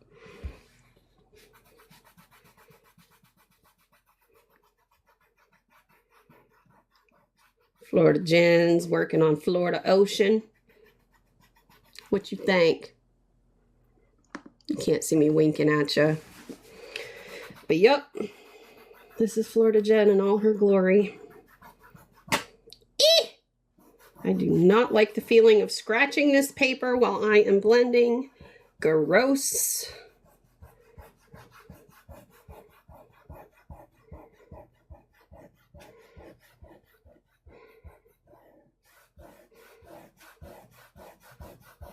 You guys want to see the hats turn on?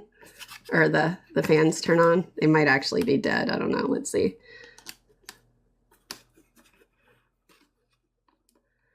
So this is actually oil pastel.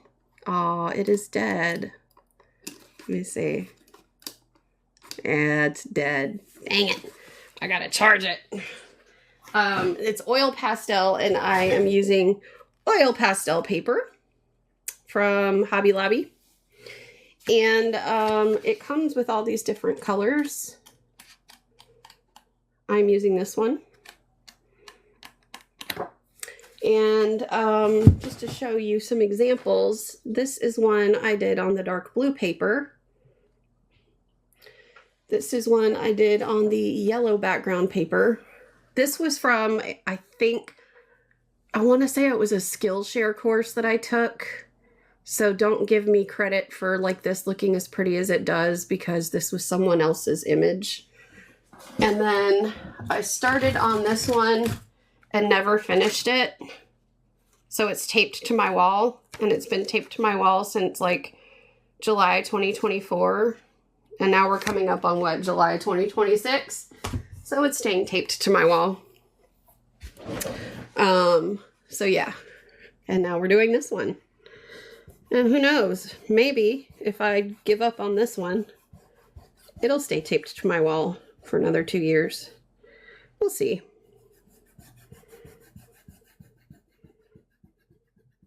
I don't know though, this one's going well. I mean, that one was going well too. I think it was just taking forever. And I think I got either pulled into doing something else, or I ran out of time. Because I think at the time I was still doing, I was still doing art markets. So I might have had to go back and work in the garage and just lost track of it and never got back to it. Yeah, I know. That was an ocean picture. I have the picture, the inspiration picture somewhere, but the side-by-side of this one is actually really cool because it looks almost identical. But I don't think I put that one somewhere that's easy to find, because I had to pull it up the other day to show you guys, and it was difficult to find. So, oh, you know what? No, it's not difficult to find because it is in an album from Layout. Where is it? Here it is. So this is the inspiration image, and this is the you know, pastel. So I was pretty pleased with myself with that one. Not gonna lie. Oops. You guys get to see all my pictures. Oh, let me show you my Jadie. This was my soul pup. She was my soul pup. I love her. Hi, Charlene. I love her so much. I miss her. We had to say goodbye in 2019, but I still love seeing her little face pop up in my memories. She was almost 16 years old. I had her for 15 years. Happy Wednesday to you, Charlene. I can't believe it's already Wednesday. My kids are going to be out of school next Thursday, not tomorrow, for the summertime. It's going to be crazy. See, I knew that was going to turn green. Why'd I do it? Why did I do it? My husband texted me yesterday. He said, the kids are, last day of school is next Thursday, but one of the kids got an invite to an end of school party the next day, which is a Friday morning. And she wants to go. And I said, well, that's great and all, but I got a standing appointment Monday through Friday in the morning, so I'm not taking her. So she's probably not going to go. Just want you guys to know how important you are to me. So he goes, so what does that mean? I said, so that means either you work from home and take her, or you find somebody else to take her, because I'm on tiki-taki at 9 a.m. Let's see here. Oh, I got my first dog at the end of 2019. Oh, your doggy's cute too. Yeah, she was with me. I got her when I was 19, I think. But she was with me when, before I moved out for the first time. She was with me when I moved to Chicago. She was with me when I moved back from Chicago, when I started having kids, when I had all my kids. She was with me through everything. She was awesome. She was such a sweet and loyal, amazing dog. So I do miss her greatly. All right, so we have a good base started. We can blend this a little bit better later, but I want to start to focus a little bit more on the water here. I am going to try to blend this just a little bit more.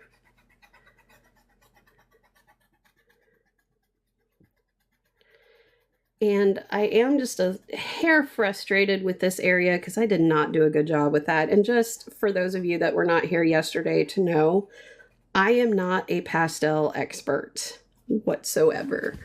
So we're in this together right now, just so you know. All right.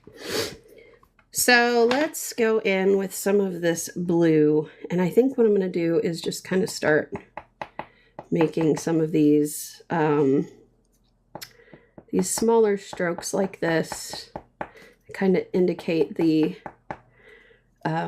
different ripples that you see in the water. And some of them will be longer as they kind of come across here. Like I'm looking at this area in particular here, these longer areas of light and dark. So I'm just going to continue to make these little marks like this.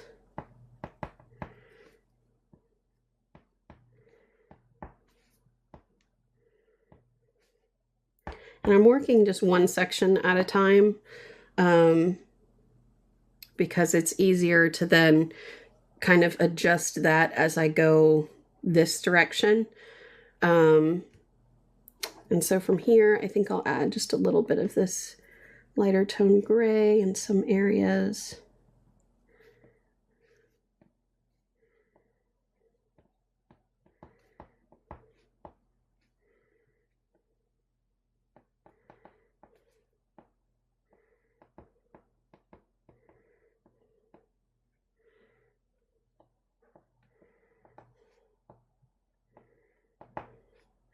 And then I'm going to go in with some of these, this mid purple tone. Just kind of start adding some of those little shadows in purple. And I'm stopping about right here because this is where there's like this transition into this pink right about here. So I want to have enough room to do that. So, hi Gail! Thank you for the roses. You're so sweet. Oh, and Meredith even sent me a heart. Thank you. I didn't even notice. I'm the worst, you guys. I don't mean to be. I'm just not very observant. I mean, I can be observant. I'm just not observant in all those ways yet. All right, so then I'm going to go in with this darker blue, start adding some longer shadows down here.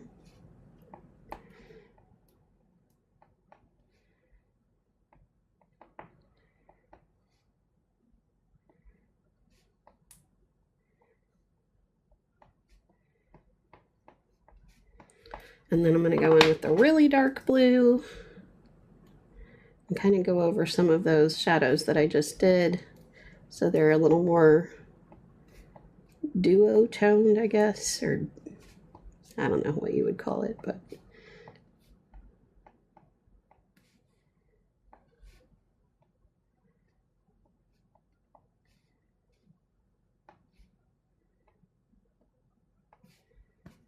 okay. And then the last one I'll do is this malachite green, because I don't really have a lot of turquoise in this set. So this is kind of the closest to a darker turquoise or teal that I'm going to get to.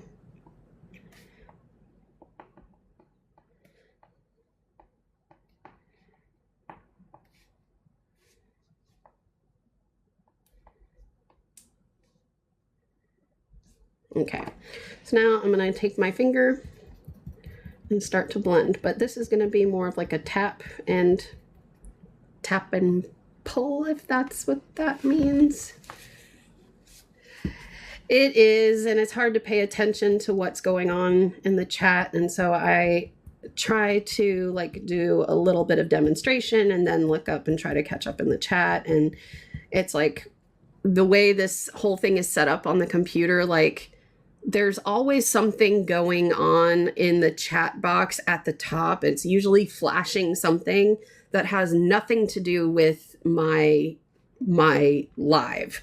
It's like trying to tell me that like somebody on some other live managed to, yeah, like right now, Barrage 591 has lit up all GIFs in their gift gallery. Like, why do I care about that? I don't know. So I've almost trained myself to not look at that area of my chat, but that also happens to be the same area that all the gifts go to.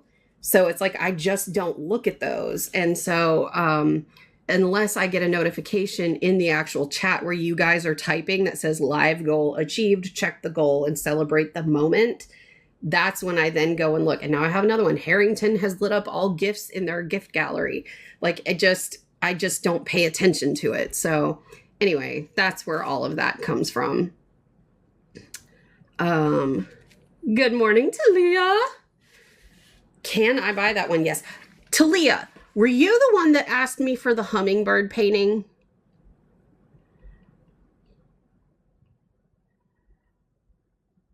I have been trying for weeks to figure out who that was. Because I didn't say the name in the live.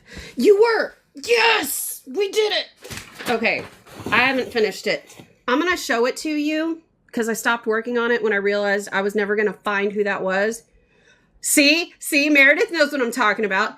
Damn, you still haven't found the hummingbird owner? No, but Talia's been out, so that makes sense now because I couldn't remember who had asked for it. And I went back and I looked in the replays and everything, but it doesn't show the chats in the replays. So I'm like, fuck. Anyway, I'm going to show it to you. If you don't like it, I can do it a different way. Because I don't know how I feel about it. And I feel like maybe I need to redo it, but this is what I did with it. I feel like I could do better. And I haven't finished this area yet. Like I stopped working on it because I was like, you know what? I don't know that I love this. So I was like, you know what? Let me just give up until I figure out who actually asked and then I can consult with them. And be honest, like it will not hurt my feelings whatsoever. You like it? Okay, so then if that's the case, I will continue to do this the way that was like this. So I decided to do it sideways instead of like up and down like that, because I just felt like the movement of the hummingbird was more interesting sideways like that, like kind of just this movement. But yeah, so I still need to like draw all the lines and all that stuff. Ignore this. I just put this on here because every time I set it down, some of the stick was coming through and sticking to other stuff, and I'd pull it off and it would pull off more of the foil. So I stuck more foil to it so it wouldn't. But so I still need to go in and do this and add the patterns and all that stuff. But now that I know who it belongs to, I'll do that. So yes, you can buy this. Yes, you can buy that. But wait till I'm done with this, because you may not like this when I'm done with it. So there you go. Yay, you guys, we found the hummingbird owner. Talia got to go to, it was Vegas, right? I'm going to get that wrong too, aren't I? Because I remember us talking about what happens in Vegas, or what happens in wherever you were going stays in wherever you were going. But you're like, I doubt that I won't like it, but okay. Yeah. I guess what I'm saying is I won't consider you committed to this until it's done. That's right. Okay, good. It was Vegas. I am remembering that correctly. So yeah, she was in Vegas for a bit, and I won't share some of the other personal details you've told me, because that's yours to share, not mine. But yeah, so she's been gone for a little bit. So that's probably why I didn't realize it was you that had asked for that. I'm the worst. I mean, you guys, I know I'm not the worst. You know, I know I keep saying that, but that's just that's my tagline. I'm the worst. These pastels, they really take forever, don't they?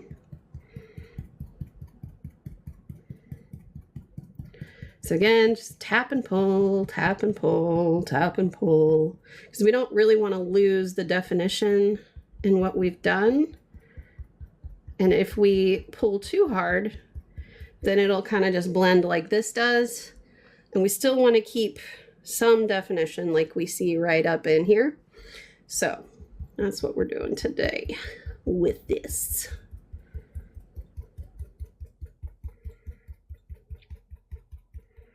Now, we talked yesterday about using blending sticks.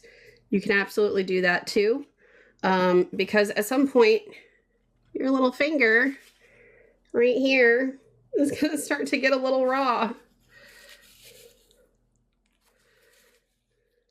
Yeah, watercolor's easier, and it's funny because I cut this down, I think. Didn't I cut this paper in half?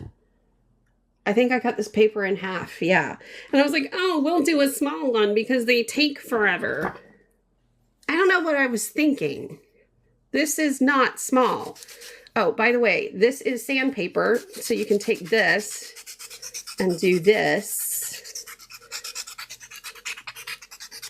to kind of get that stuff off your little nubby thing. And then you can use this to lightly blend.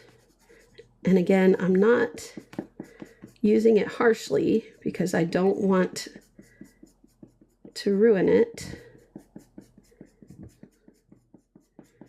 But my poor little finger does not want a blister. And it's layer upon layer upon layer upon layer upon layer.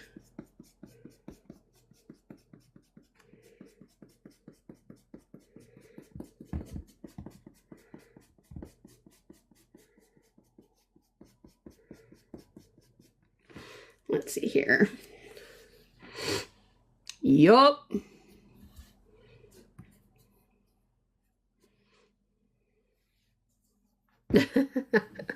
It's all good.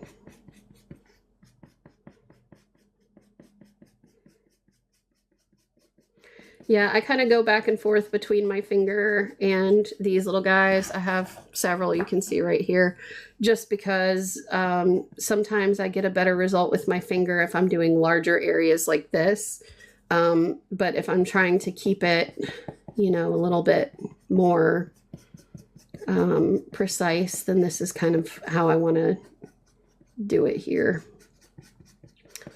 All right, so I think this is good enough for now. I'm going to leave it like that again, just for now. We're, again, second layer, not finished layer.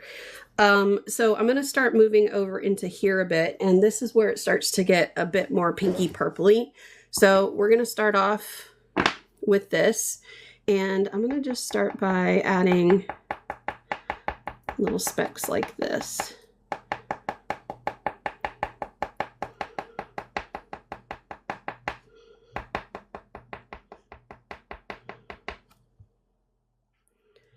And I feel like this area over here doesn't really have as much in terms of like the speckling so much as just large areas of this color. So I'm just going to kind of fill in more of this like that.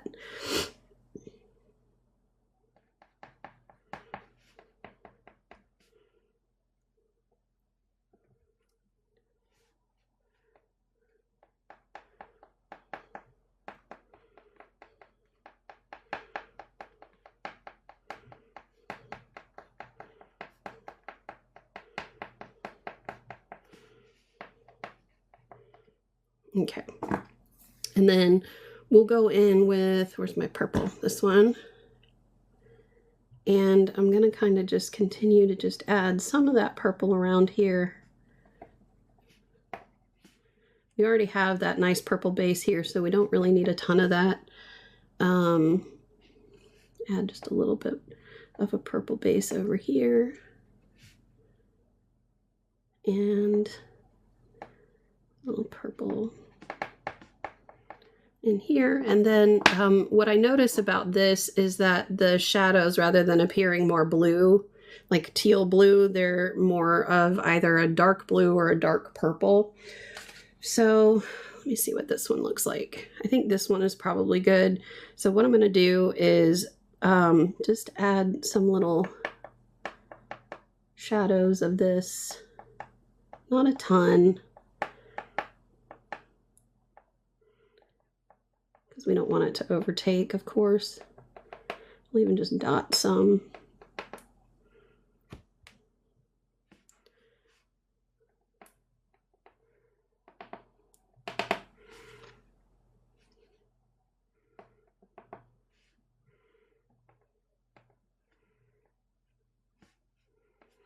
And then what I'm going to do is start to bring in some of this yellow. And this is where it gets a little dangerous for me, because there's blue, and where there's blue and where there's yellow, there's green. And that is not what I want. I'm not sure what's going to happen once I start going into that territory. So we're just going to do the best we can, guys and gals. I think it's mostly gals. Oh, I have 7 new messages that I have apparently missed. No, I don't. Okay, I don't know why it's... Oh, 7 new messages up here. Okay, shoot, you guys sending me gifts, making me feel so special. Katie D says, are these soft pastels or oil pastels? They are oil. And tell you what, if you guys want, I can take this, make it look a little bit more wonky, and zoom in a little bit more so you can see what I've got going here. Hopefully that's better. So I'm going to take my little nubber here, and let's clean off that blue. The nice thing about this is, like, once this is kind of worn and used, you can just tear it off and there's another sheet underneath it.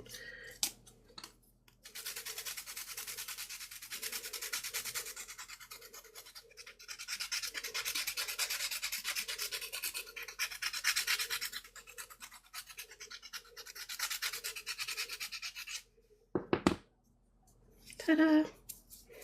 Just get some of those extra little fleckies off there. Okay, so I'm going to start off with the lighter tones here.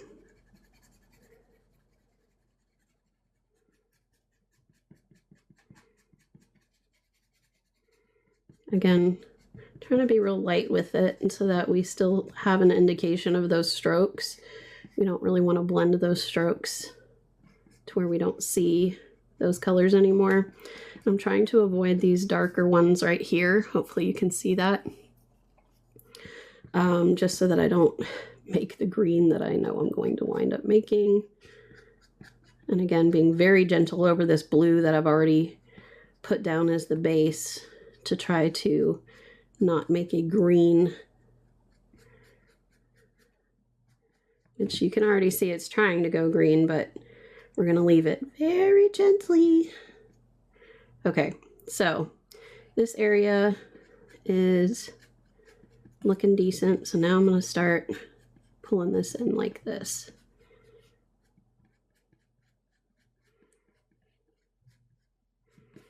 Okay, so you can see how that's starting to turn out with the highlights in the water. I want to leave that alone.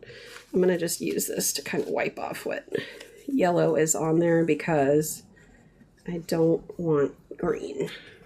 All right, so let's come over here and start doing the same thing we did over on the other side over here, but with these.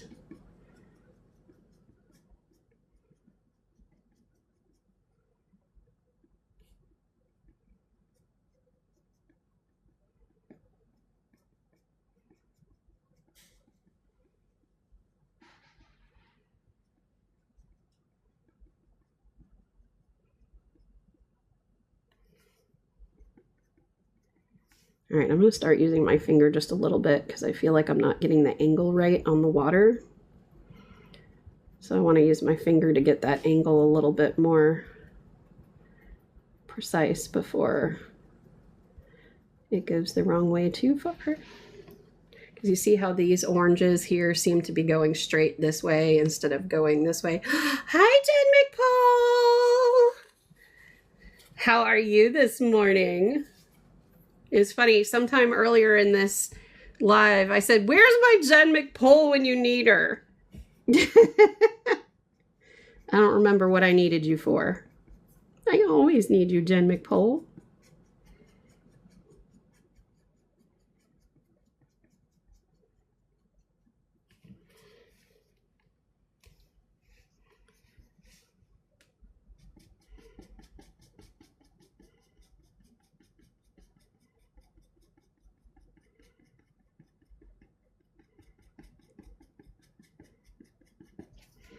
Still going to use my finger a little bit more here.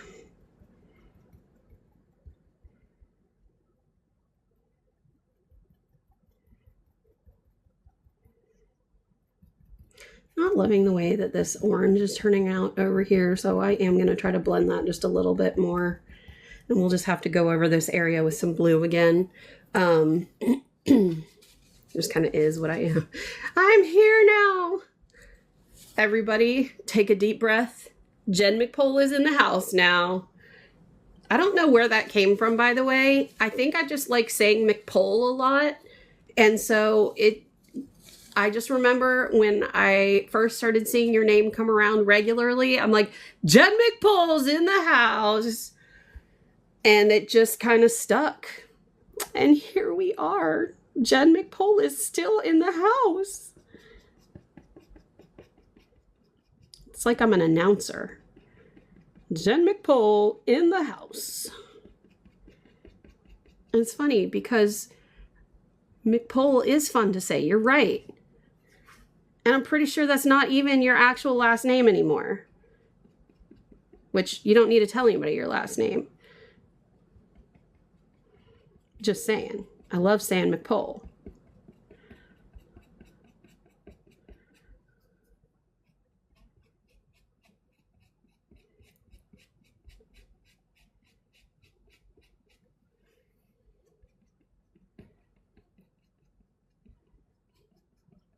Bethany's here. Bethany's the one I'm doing this one for. Bethany is a relatively new regular on my lives. I think she started coming in last week. And she does pastels. It was the artist's last name I gave myself in high school. That is awesome, Jen. That is amazing. Oh, why didn't I think to give myself a cool artist last name? Like, that would have been so cool. I love that. I don't know why I never thought to do that. Like, that's like having a writer name, you know? That would have been really cool to have. Yes, oil pastels, Bethany. Of course, I don't know what mine would be because I'm not creative with the names. Like, I can be sometimes. It just depends what it is. But I feel like for the most part, when it comes to names, like cool names, I'm not cool with the names.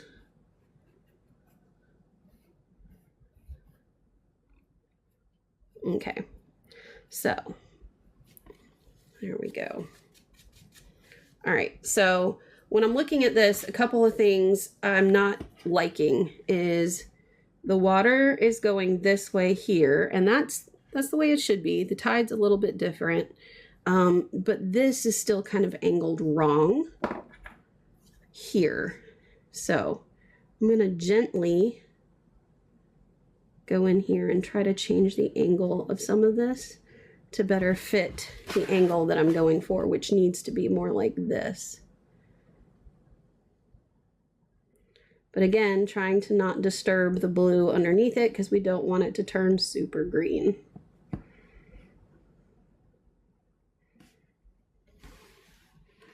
Okay. I think that's a good place to start with it anyway.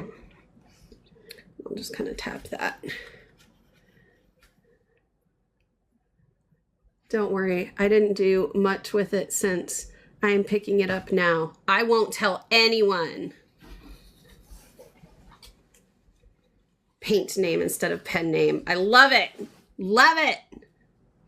Yes, these are oil pastels. Yeah, these are those gallery pastels that you didn't like, Bethany. That you didn't like the smell of, which I can't smell anything anyway because, you know, sinuses are, well, they just are what they are. All right, so that is a good base for this, and I'm going to zoom back out a little bit here. Actually, I'm going to zoom out all the way, only to zoom back in again. Let's do this. About right there, I think is good. It was probably a little too far, but I'll move it in a second. This is the inspiration image.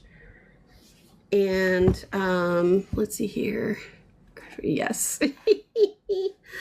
Okay, so now what we're going to do is we're going to start adding in more details, like a little more detail into the water here. We're going to start defining the border of the foam on the water here.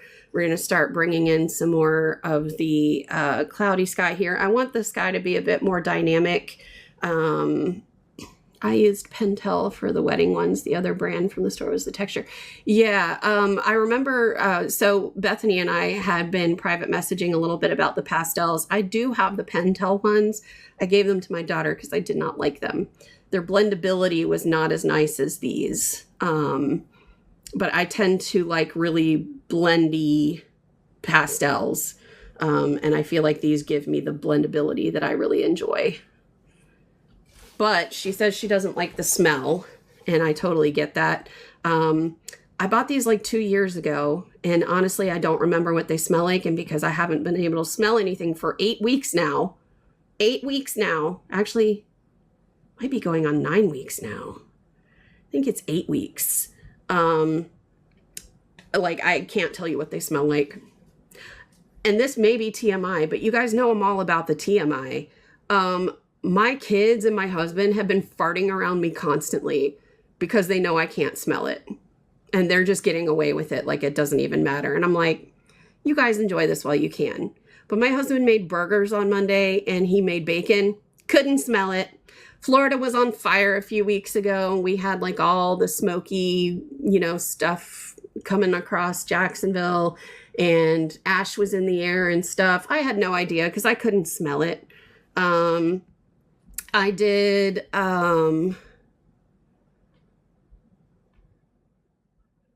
if you want, you can show them what I've done. I don't know how to do that during a live. I did that alcohol ink painting, wherever that is. I think it's back there somewhere. Couldn't smell the alcohol. I just can't. So anyway, oh, Bona's here. What up, Bona? Bona in the house. I love how Meredith says, damn, that stinks. Or does it? Get it?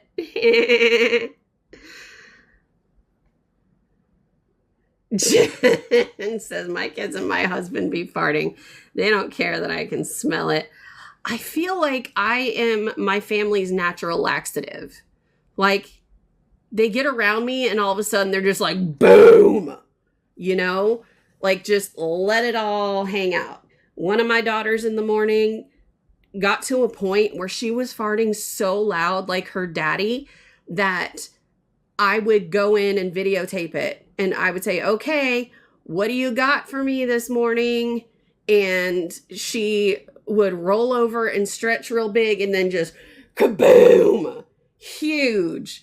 And so I have this compilation of videos of her just kabooming, for lack of a better term. But then, like, what do you feed these kids? This child of mine, her diet consists of mainly mac and cheese,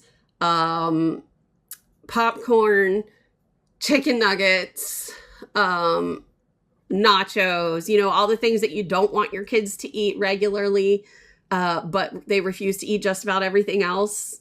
And they go through that phase when they're like 4 or 5, but she's managed to stay in that until she turned 10, and she's still 10 and doing that crap. And you guys, before you lecture me about it, don't go there, okay? Like, it's a sore spot, and I just can't, okay? Anyways, my son has recently started ripping like that. I can say ass on here, ripping ass like that. And he knows now because his little fart smells so nasty. And yes, we have battles. We have battles. Farting is natural. Doesn't bother me or fiance at all. We have battles. Exactly. Battles. So his little stinky farts, he'll be laying on me on the couch because he loves to just come and lay on me wherever I am. And he'll just rip ass on me. And then I'll be like, kid, that's horrible. And it just lingers and lingers. And then I got to a point where I would just get up and leave. And then he's like, no, I want you to stay. And I'm like, I don't want to stay and smell that. And so now he gets up and I say, wait a second. And he'll jump up and he'll go like 5 feet away and he'll fart and then he'll come back and jump back on me. I'm like, okay, kid. Okay. Teaching him that I'm not going to live with that. I like this. And then my husband, this is the funniest though. You guys have not experienced a fart unless you've experienced my husband's fart. And I don't know that there is anyone in the world that can tell you about this other than our best friends, my sister-in-law, my little brother, and my parents. Because it's rare that he will just fart the way that he naturally farts in front of anybody. But it's so bad and so loud and so forceful and so long that when we go to bed and he inevitably has that one really long, loud fart he's got to get out before he goes to sleep, somehow over the years, I don't know how, I have trained him to get up and go fart in the closet.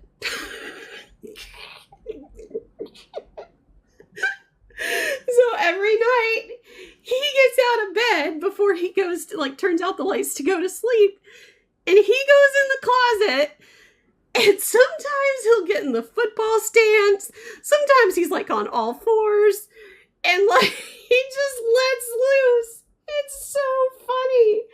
And now the kids see it, And they're like, is daddy farting in the closet again?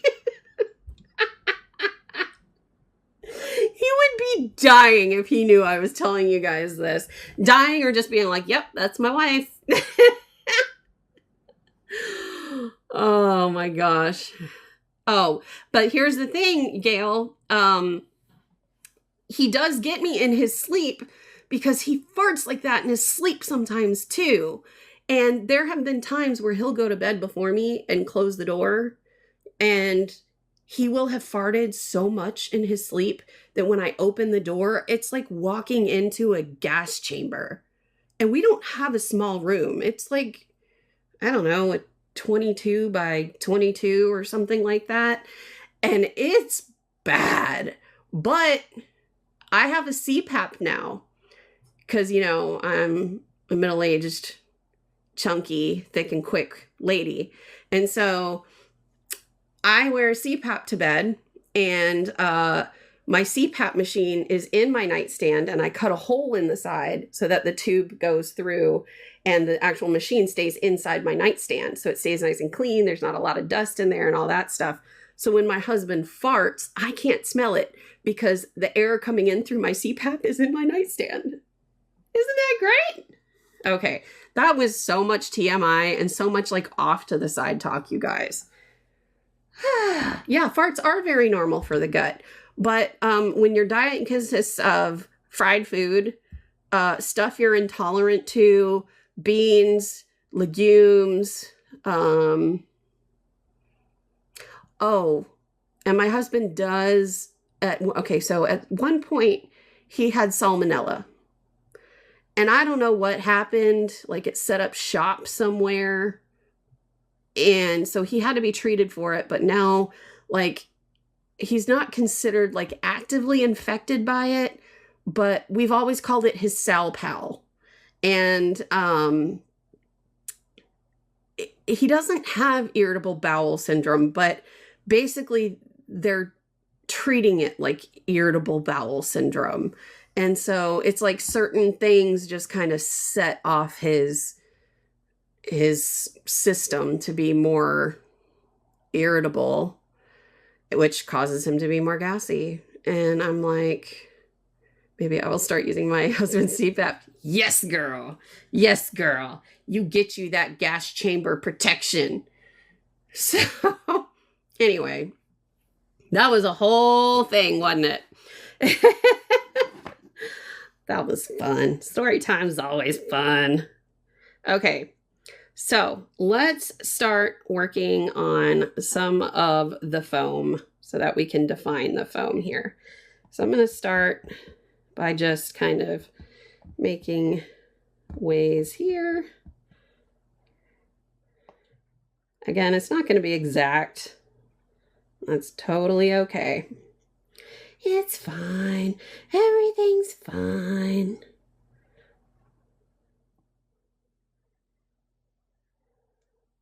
And we'll just kind of bring it in from here.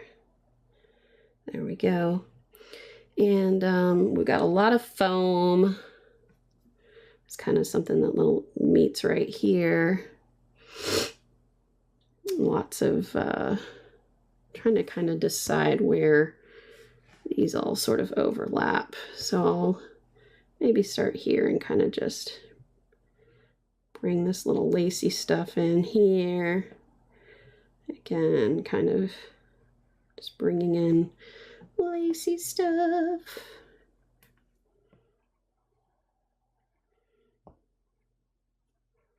I don't really have a rhyme or reason for this. I'm just kind of like doodling what looks like watery lace. Okay. And then this foam is kind of thick. So I'm going to take this and just kind of draw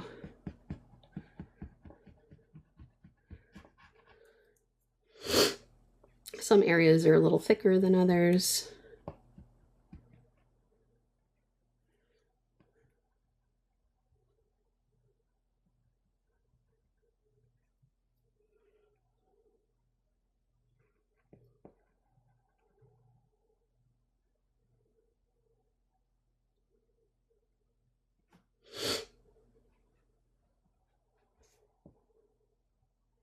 Okay, so up to 6K.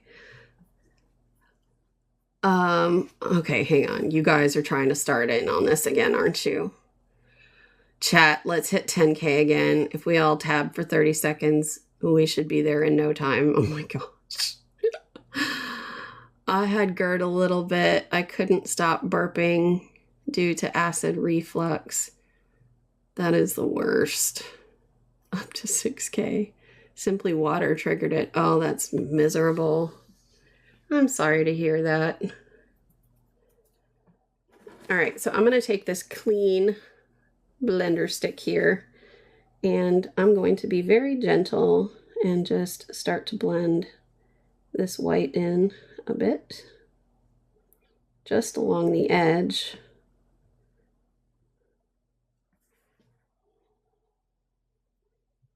I don't want to blend it into the background too much.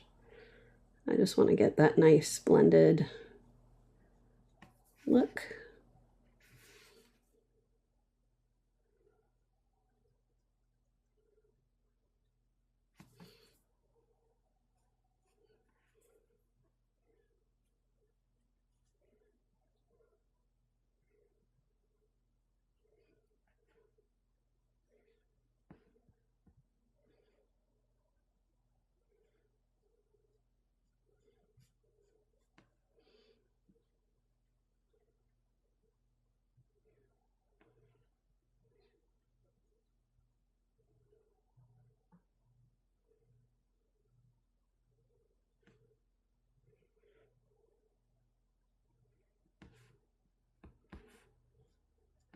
Okay, so right underneath this foam, you'll notice this shadow here. I don't know if you can see that very well.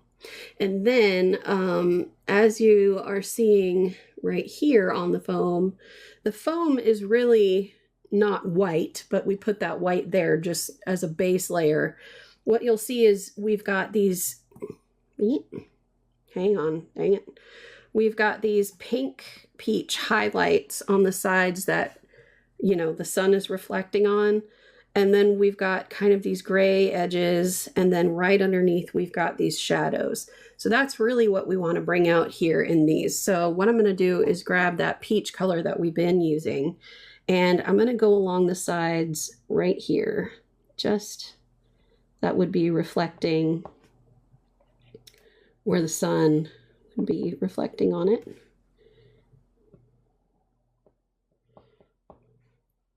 We really do want this to be as dynamic as possible.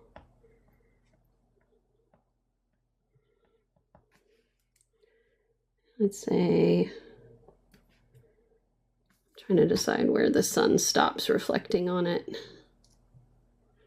Probably reflects on the back over here.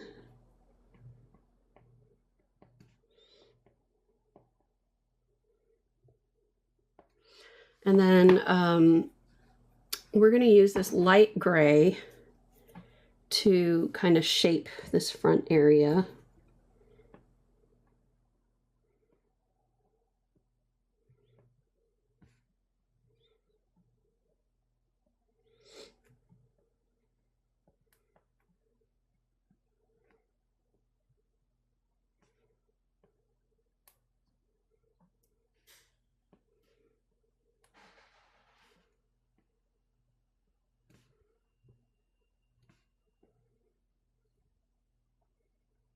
And then we're going to go in with that mid gray. This one, I think. Let me see. Yeah, maybe we'll go in with the darker gray. Let me see what the darker gray looks like again. And we're going to line right up against this bottom area right here, just very thinly.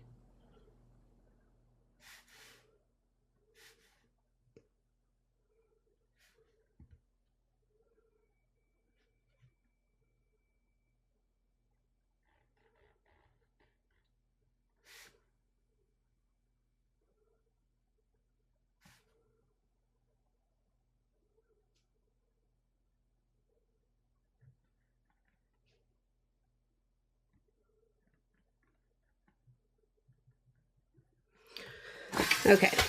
There's one little area right here where there's a little bit of a disconnect between the foam and that gray, so I'm just going to add a little bit. I don't even know if you can see me doing that there. Like that. And then what I'm going to do is take this finer little blender here, and I'm going to start by smudging just this bottom line right here.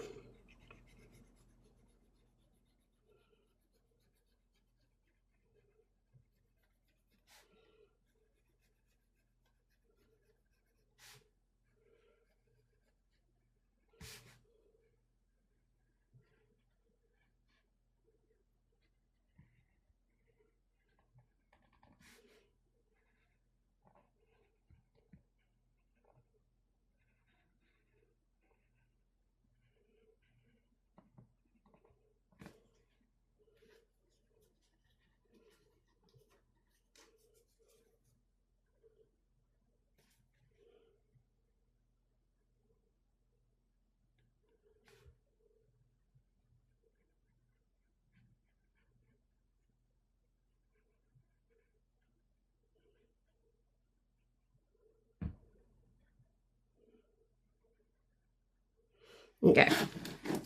Now, I am going to take this and do that.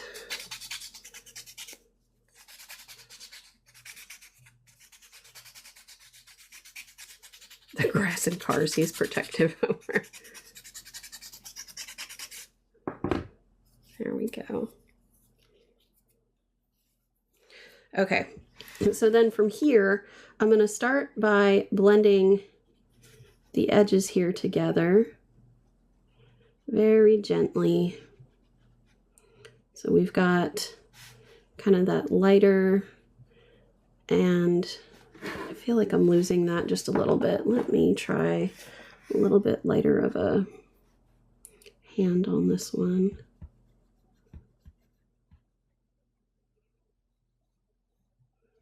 This may be where I need to just bring in my finger and go like this.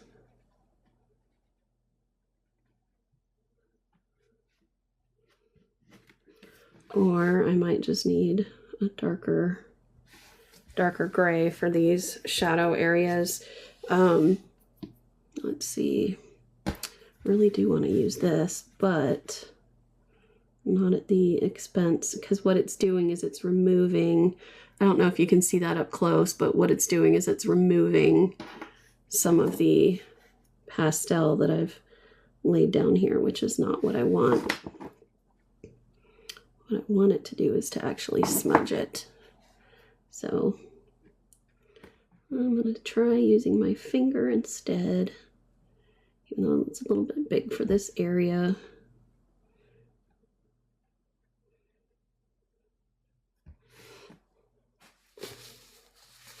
We might have just reached the area where, or the point at which it doesn't want to hold any more pastel, which is annoying.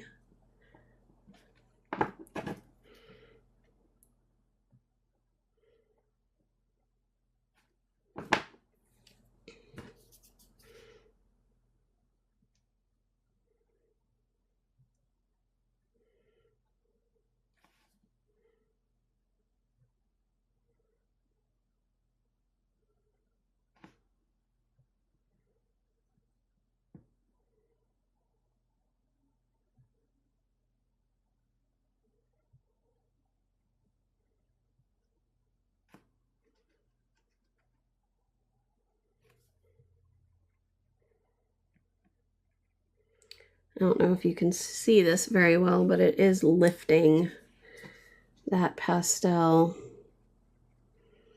So I'm going to just kind of be more heavy-handed with this and see if I blend it harsher, if we can add a little bit more to it afterwards.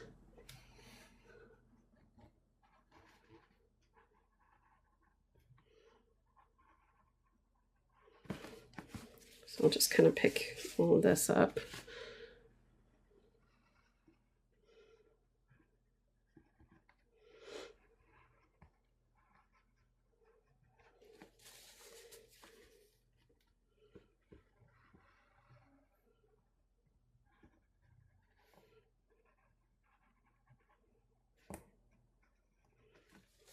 Okay, so we got that. Let us try this again.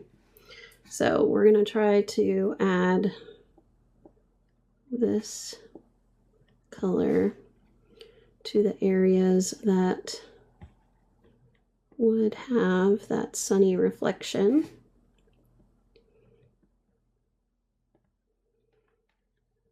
And then on the backs here. And then on the areas that wouldn't, it would be more of a gray. I think actually I'll do the mid-tone gray for that.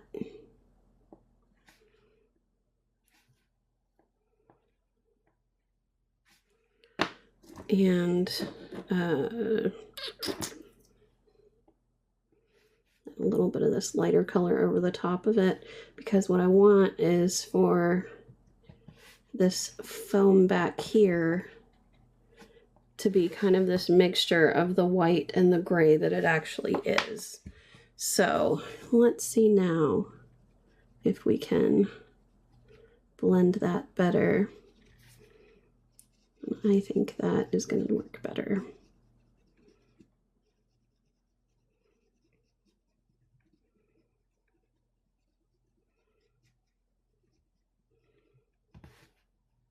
Yeah, that looks a lot better.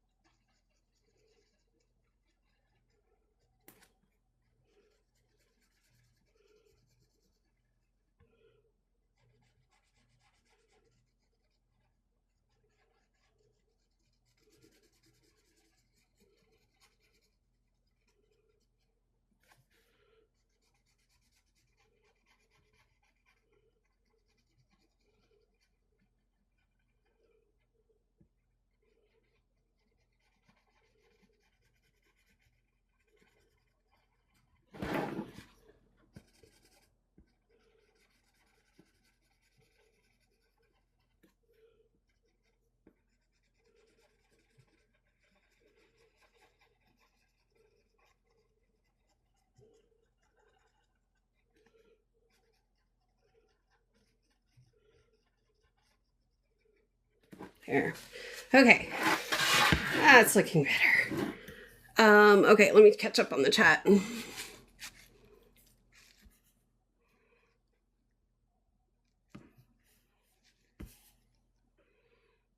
I missed a lot. Okay, let's see here. Nothing like hearing banging and cursing while working on the car. Charlene says 10K. Oh my gosh, you guys. 10K. I once thought he called me a beach. It was coolant getting in cuts. 10.1. Coolant, ouch. Jen says, thank you all for tapping. When the live hits 10K, it gets pushed out and more people can enjoy. Bethany says, certain brands do that and I don't like it. 10.5K. I gotta say, it's amazing watching this come to life. Thanks, Charlene. Jen says, I love how the foam is looking. I have always dreamed of painting dreamy sea foam. Me too, girl. When is it going to look dreamy? Because it doesn't look dreamy yet to me. Gail says, the sea foam is beautiful. Thank you.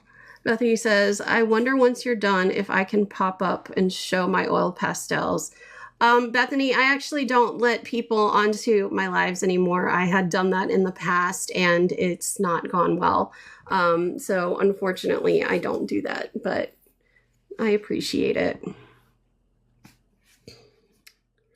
Yeah, and I do actually have a disclaimer in my, when you first log into my live, there's like a little disclaimer that says at the bottom that I don't accept multi-guest.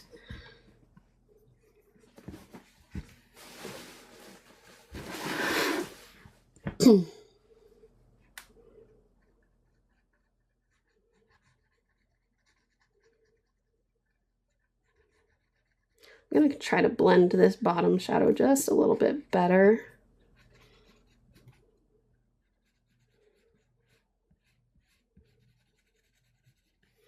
I feel like I could get lost just sitting here and blending and blending and blending.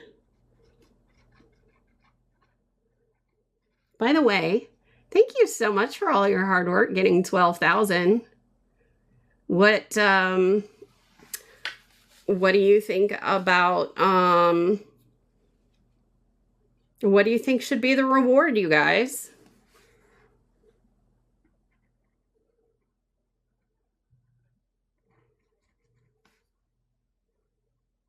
I think I know what's coming.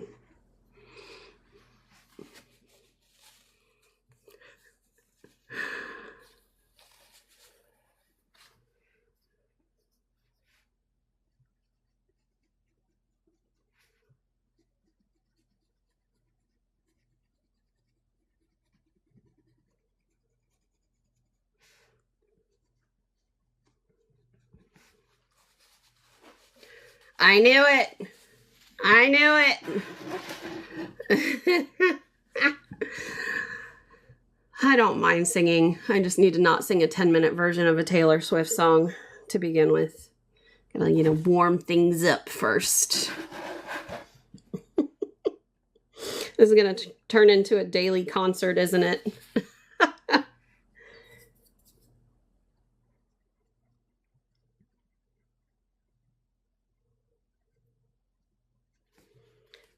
I'm just continuing to try to add this highlight here just to see how I want to do it on the rest of them, because I think if I continue to add and blend just the edges of it,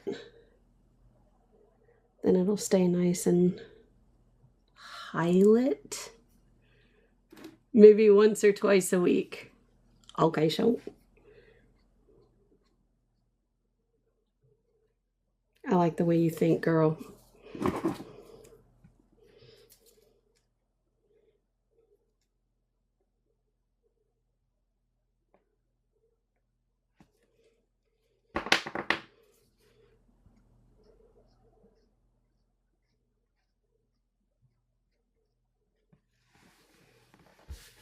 Okay, so then this like inner shadow right here,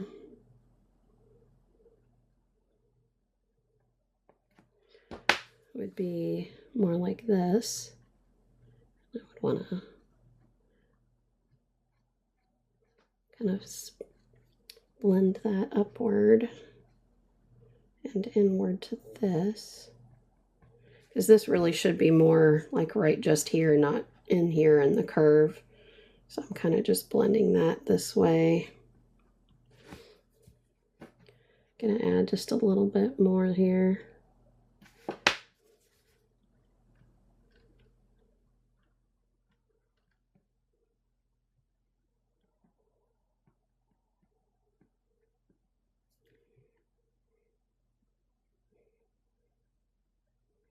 Okay, let me zoom into this so that you can see it better. Let's see here. Yesterday, my husband heard you and said you were very, oh, that's so sweet. Well, you guys know how to make me feel like $1,000,000 or 14 cents like yesterday.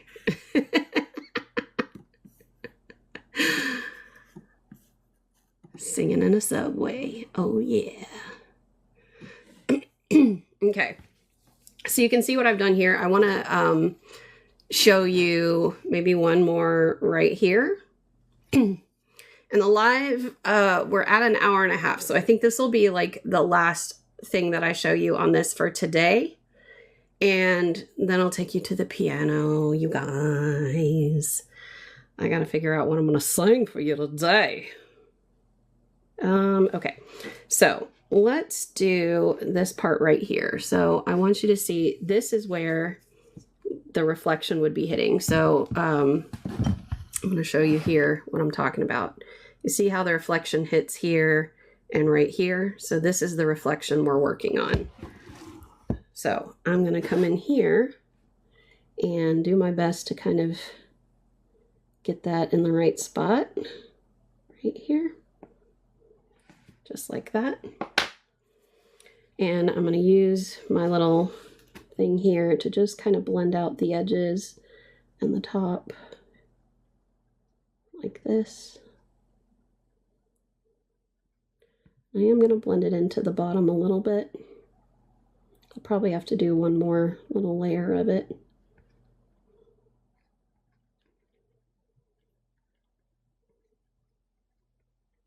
Hopefully you guys can see that.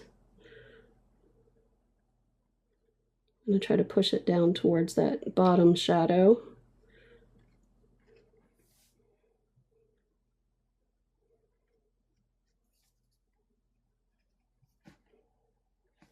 Okay, I'm going to add it again. Just like that. And this time again, just going to barely smudge out the edges. Then I'm going to take this light yellow and go over just the top, like that. Might not even really need to smudge that out. I think that looks pretty good.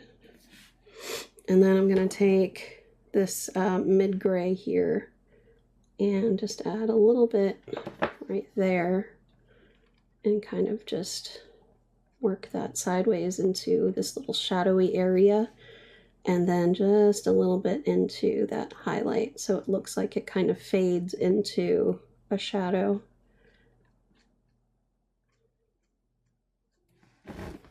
There we go. Now, one thing I'll say is that this should probably come over that way more. So what I will do is try to move some of this orange further this way, along with the yellow.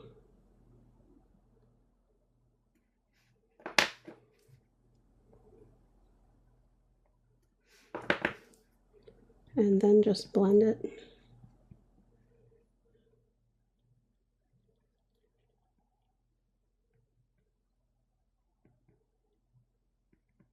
Like that.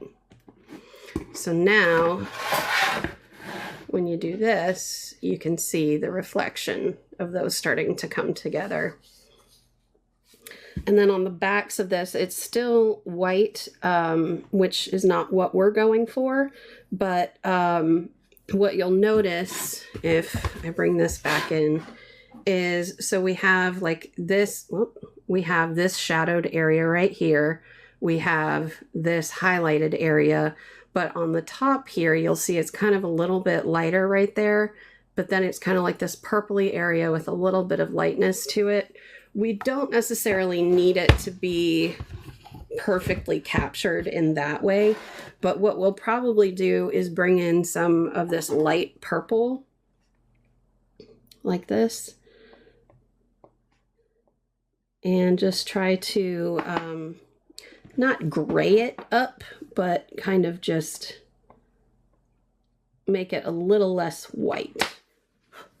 So let's just bring in some of those color tones into that seafoam color. Hopefully you can see that.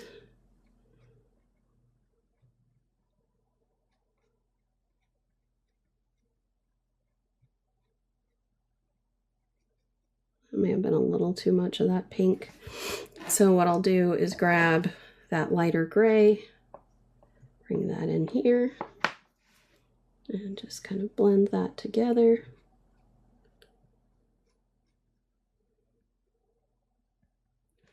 Okay, now for this section, again, let's say we're looking at this area right here. What I want to do is start to kind of blend this area out a bit It does have a harsher edge on it, but it also has some of this foam that blends. So what I'm going to do is kind of just blend just this section out a little bit like this. And then you can see it's got some of this white here. So I'm going to just blend that a little bit. Oops, and then this will leave like this little guy open like that. And some of this you can start to kind of pull outward like it's going out with the tide. Like that.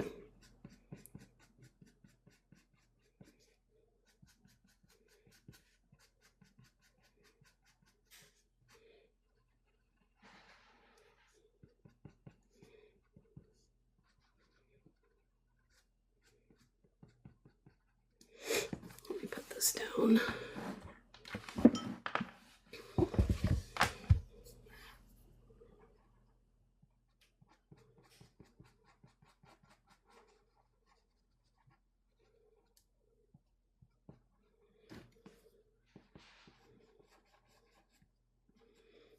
Okay, so you can kind of see how that's starting to come together here like that.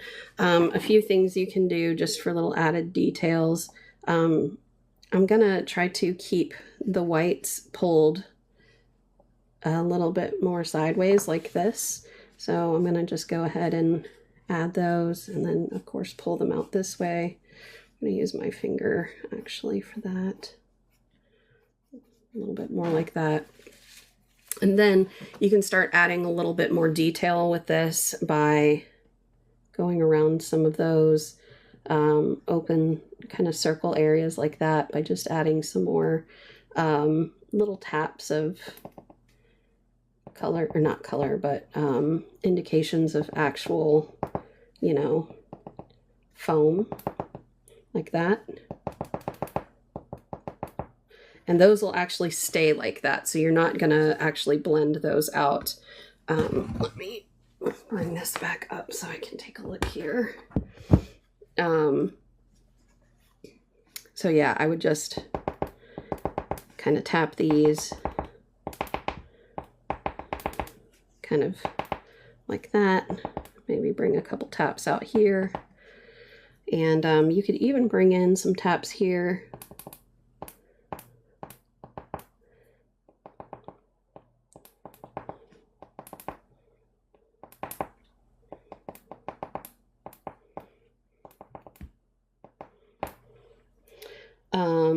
I probably wouldn't bring them in on the front of this.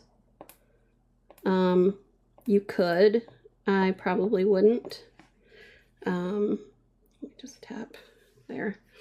So I'm going to zoom out here so you can see what that looks like. If I could. Let me try that again. There we go. Oh, let me zoom back in a little bit. All right. There we go. So you can start to see what this will begin looking like as we continue working on it. Probably what I'll do with this piece is continue working on it a little bit, and then I mean, I don't know how interested you guys are in continuing to watch this process throughout the rest of the week. I'm willing to not work on it and just continue working on it during our lives if that's what you'd like. But I think what I'd like to do is continue working on this process without having to wait for the lives. But if you want me to wait, just let me know. I'm happy to wait. Let me spray my hands a little bit. Try to get some of this off. Yes, please wait. Okay. I can do that.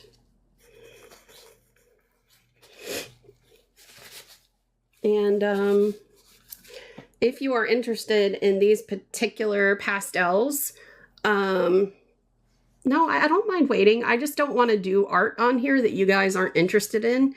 And I know that you like watching the watercolors and stuff like that I do, but I do everything. So I thought this would be fun since you know, I hadn't done this one yet. So if you're interested in these particular oil pastels, like I said, I think they're like 20 bucks on Amazon.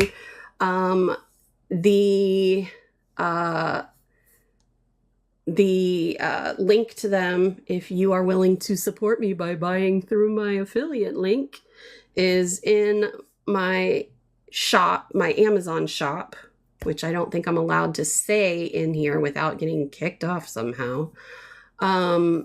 So yeah, if you guys know how to find that, you can just click the link in my bio. I could actually even add it as a link in my bio if you want it. Or add it to the link. So the link in my bio takes you to my website, and then there's like a list of links there. So you can just click the Amazon button there, and if you go there, you'll see my stuff there. But or at least I think you will. Good morning, my Tiki Talkies. How are all of you this morning?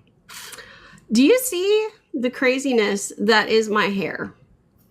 Like, what is this? What is this? I don't even know. I call them my Krusty the Clowns because they stick out straight like that. So if you're a Simpsons fan.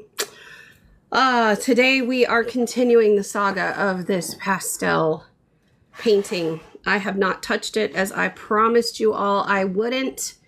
And I am overheating, so I got the fan going. But maybe I'll put the hair down later so that you don't have to stare at this very distracting, like, sword growing off the side of my head. So fun. All right, you guys, it is Thursday. I would say that I can't wait for this week to be over, but the weekend is going to be even busier than this week has been. So let's just jump right in. So we ended yesterday working on this part here, which is the part of the waves that have this like highlighted area on this side and then these shadows here, and then started working on these. So we're going to continue on in that regard. I did film up here yesterday, so I had to kind of put everything back in here. So I'm going to kind of start pulling them back out and hoping that I remember which colors I used. We'll see. Good morning, Andrea. How are you this Thursday morning? Got my coffee, so I can't be too upset. This is going to look a little wonky for a sec. I'm going to zoom in, move some things around.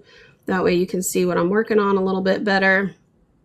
I'm going to zoom in kind of close since we're going to be working on the details of this thing. Hey, girl, hey! I love it. Love it! It's going to be a good day today. At least that's what I tell myself. You know what I'm saying? All right. I think that was the orange that I used. We'll see. I think this was the yellow I used. We'll see. And then, of course, I only have the one white. So, all right. I got my little blendy sticks up in here. And so we're just going to kind of go along the lines doing the same thing with our reference photo over here. Let's see, Andrea says, so far so good. I have off today, so I'm painting and putting together a vanity for my wife's birthday. Excellent! That's exciting. How old is she going to be, or should I not ask that? 36, okay. That's a good age. That is a good age, mid-30s. I miss being 36 because I felt like, you know, there was still enough of the unknown ahead of me. But then once I turned 42, I thought I'd be in a different place. But I'm still, you know, unemployed and don't know what I'm going to do with my life and what career I should choose. And now, you know, I'm still just in that spot. And I only came to that realization recently. I was like, we were talking about my daughter is going to be going into high school, my oldest daughter, in the fall. And I remember when I was getting ready to graduate high school, I didn't know what I wanted to be when I grew up. And I still don't know what I want to be when I grow up. And it's like, I'm 42 and I still haven't figured that out. So I'm thinking at this point, I'm just someone who is transient in the things that they do through life. I digress. All right. We also had some grays that we brought in. That was a darker gray, but this was a good one here. And I think that was good. So I want a light blue too. There. I think that's a good light blue for this. Well, I wasn't in the arts and crafts market before I got laid off on Halloween. And the job market is terrible. I was a photographer for 10 years. Closed my studio at the height of my success because I was spread too thin just before I had my fourth child, a son, back in 2018. And then I started kind of doing this stuff more regularly. He ended up being medically complex, so it ended up being a really good thing. And then I started doing art markets, and the first year of that was really good. The second year sucked. And then I got this job in digital marketing, and I had that for 2 weeks shy of a year and got laid off, and been trying to get, other stuff going since then, and slow moving, but that's okay. I've been working on the Amazon influencer thing. I think I'm about to hit $50 this month. Can run off into the sunset. So, but nah, I've had some odd and end jobs here and there, like freelance work I've been able to do. So it's all good. That is not the right color. This is the right color.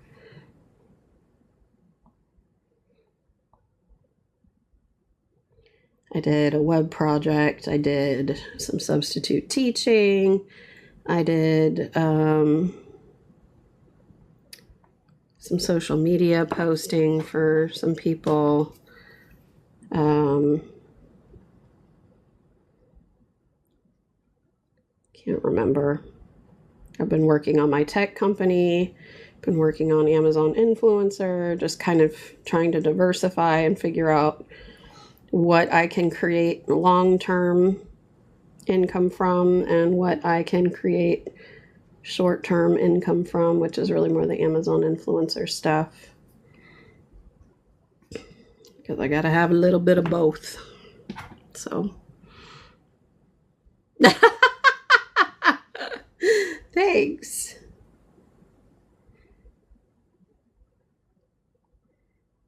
I believe in me too. Just takes time.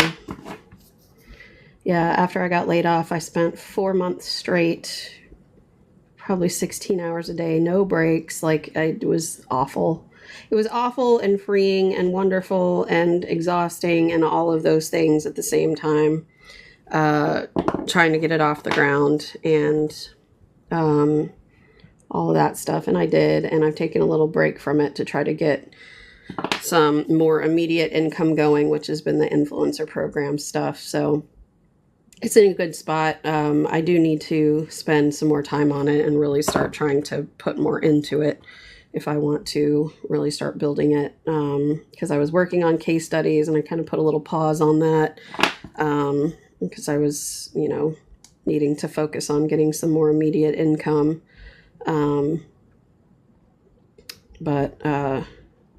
Yeah, so had a podcast I recorded for it.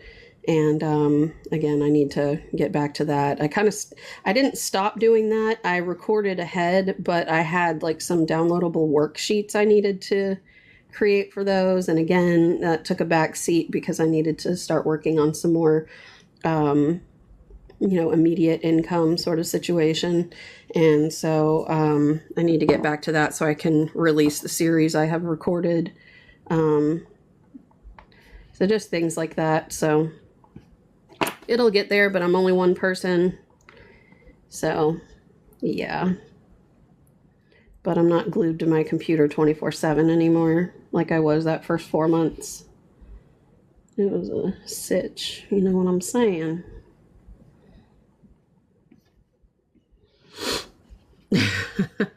Back back to sending farts in jars for big cash money. Exactly. You know, I still haven't painted my toenails since before Christmas. And I was thinking about getting on here and doing that the other day, and I still haven't done it. I'm like, come on. I mean, I've grown so much since then, and I know I haven't seen you on here in a while, but I've had such an amazing fan base that has grown, and it's kind of grown away from fart in a jar and, you know, that sort of thing. But, you know, I still like me my minty ice lemonades. Make no mistake. Why is my thing going off here? Let me just, you know, turn that off. Oh, this is in the way. Hang on. Oh, that's my bestie. I sent her some pictures of my dahlias this morning, and she's finally responding. She don't know I'm on my live, though. Okay, so, but anyway, so, yeah, it's just growing into something I didn't really think would grow the way that it has. So it's been pretty awesome. I've had a couple commissions too from it, which is awesome. So you just never know when you start trying these things what's going to come of it. And I feel very fortunate that even though, you know, I'm not earning the income that I used to earn, that something really beautiful has come from it. So I can't really complain. And I've still managed to, you know, make up our small deficit. It's really not that big. It's like $600 a month. It's my van payment through all these other projects. And, you know, still manage to apparently create every single day and be able to have this wonderful community that I didn't know even existed on TikTok. And just chat and create together and teach, and it's just very cool. Very cool.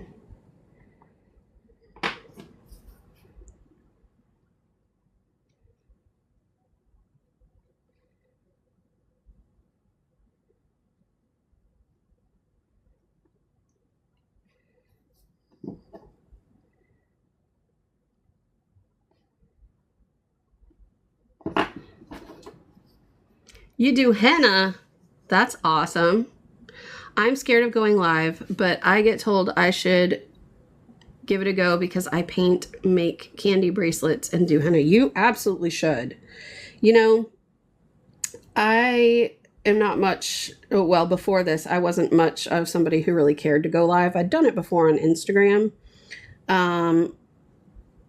But it wasn't because I was scared. It was just because I'm like, what am I going to do for an extended period of time that somebody's going to be interested in watching?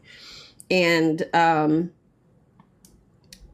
when I decided to go for the Amazon influencer program, the only way I was going to get engagement, I thought, was to actually get on TikTok and do lives. And I'm like, well, what's going to keep people engaged? Well, art, because that's what I do.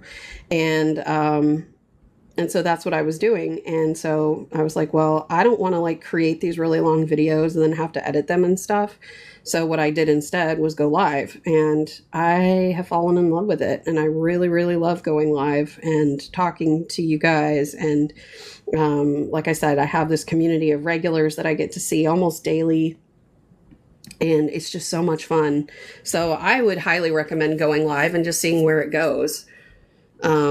You'll have some ups and downs like I have, where you might get kicked off for saying the wrong thing, or, you know, you might end up with your own jack. If you know, you know. But overall, it's been a really positive experience for me. I've really enjoyed it. Like I said, I've met so many wonderful people, and I just am so grateful for that. So I highly encourage it.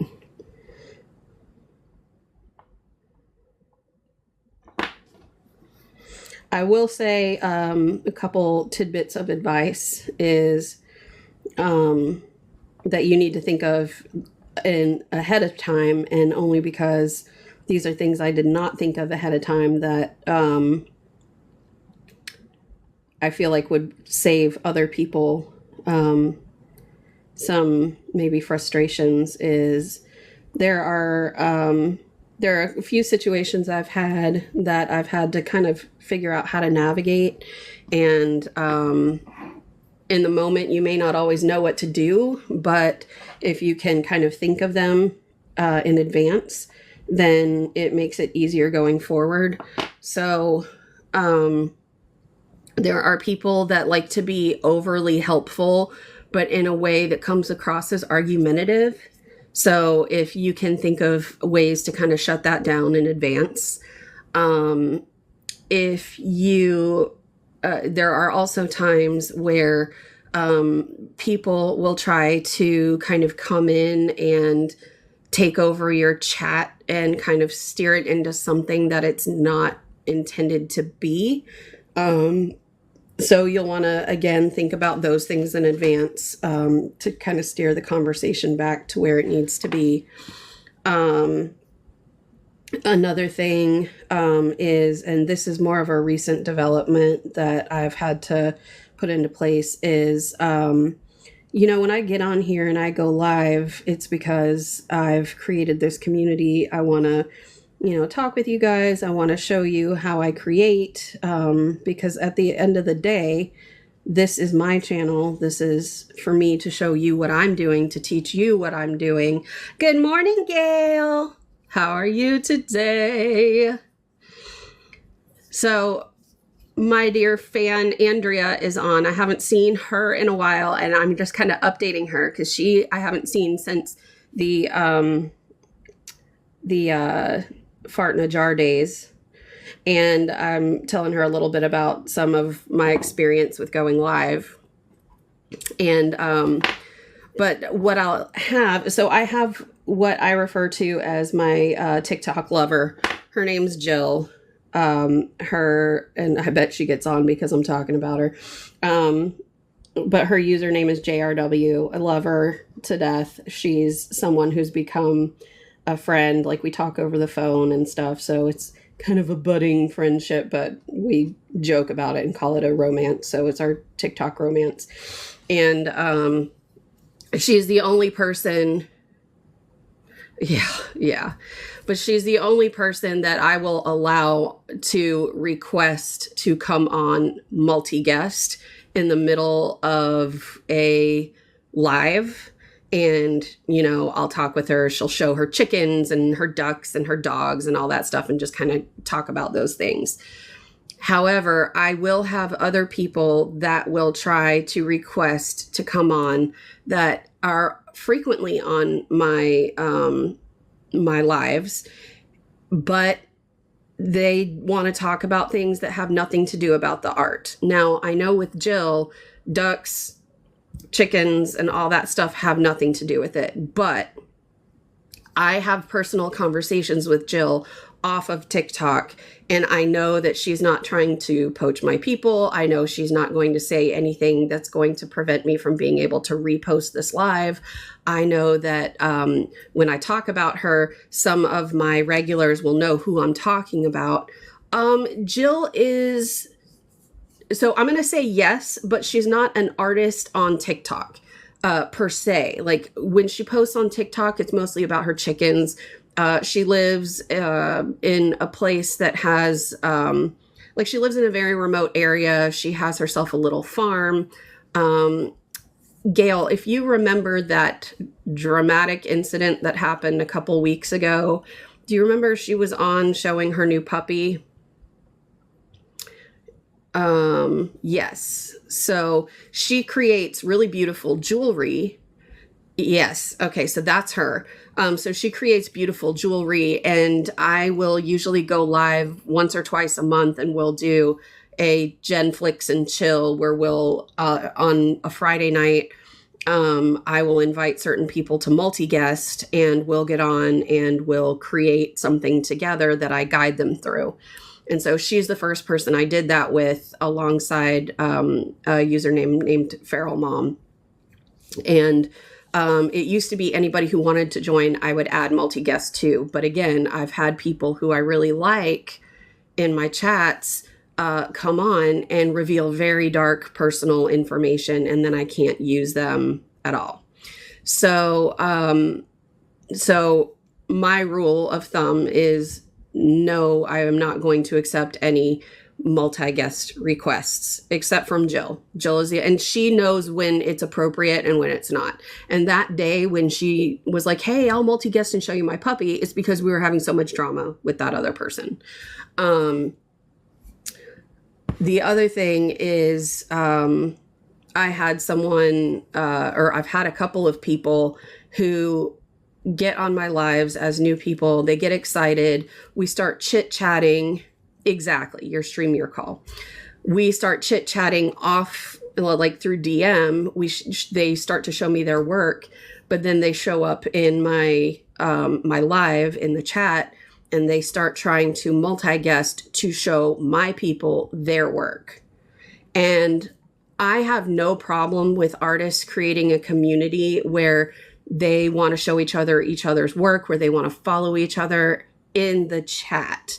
But when I'm doing my live demonstrations like this, it's not show and tell time. Like, it's not time to take over my live with your work to try to promote yourself. Like, I've spent countless hours. Guys, I am sure I could tell you how many hours I've been on lives because I get a little report on it. But like, I want to say it's at least 60 hours. I've done 60 hours of lives in less than 2 months. And it's like, I've worked so hard to build this community and to make sure that I am giving freely of my information and the things that I do here. And I feel very taken advantage of when someone feels like they can just come on and request a multi-guest to show off their work to someone else. Again, I have no problem. Thank you. I have no problem, promoting people by saying, hey, go look at Cat Mama's sketches, because the way she does her artwork, like, you guys truly should go look at Cat Mama. Her name's Gail. Go look at her TikTok. She does beautiful sketch work. It's gorgeous. And she did this ship that was incredible. And I just could not believe how beautiful it was. And so, like, I have no problem with people wanting to talk about each other's work. And like, don't get in my chat and be like, hey guys, I'm an artist, please go follow, see ya. Like, I'm not going to be cool with that. But like, I have regulars that come in here, they see each other and they're like, oh, are you an artist? What kind of art do you do? Blah, blah, blah, blah. Totally cool. Like, go follow each other. Go like talk about art with each other. I'm so good with that. Like, that is the whole point of this community. What I don't want is for somebody to try to take over my live and promote themselves. That being said, what I ended up doing is when you first join my lives, it will show you a little like disclaimer, like, I'm Florida Jen, I go live, blah, blah, blah. And at the end, I added a disclaimer that says, I do not accept multi-guest requests. So yesterday I had somebody do that. And Gail, you probably remember, because I think you were chatting with her. Super nice person. Again, super nice person. But again, this is not the forum for that. So I just kindly told her, I don't accept multi-guest requests. So I'm sorry, but Gail and her had a really good conversation. I believe they went and followed each other, and I hope that they get to create some sort of online friendship there where they can encourage each other and promote each other and really just, love on each other in that way. And that's what I want for everyone.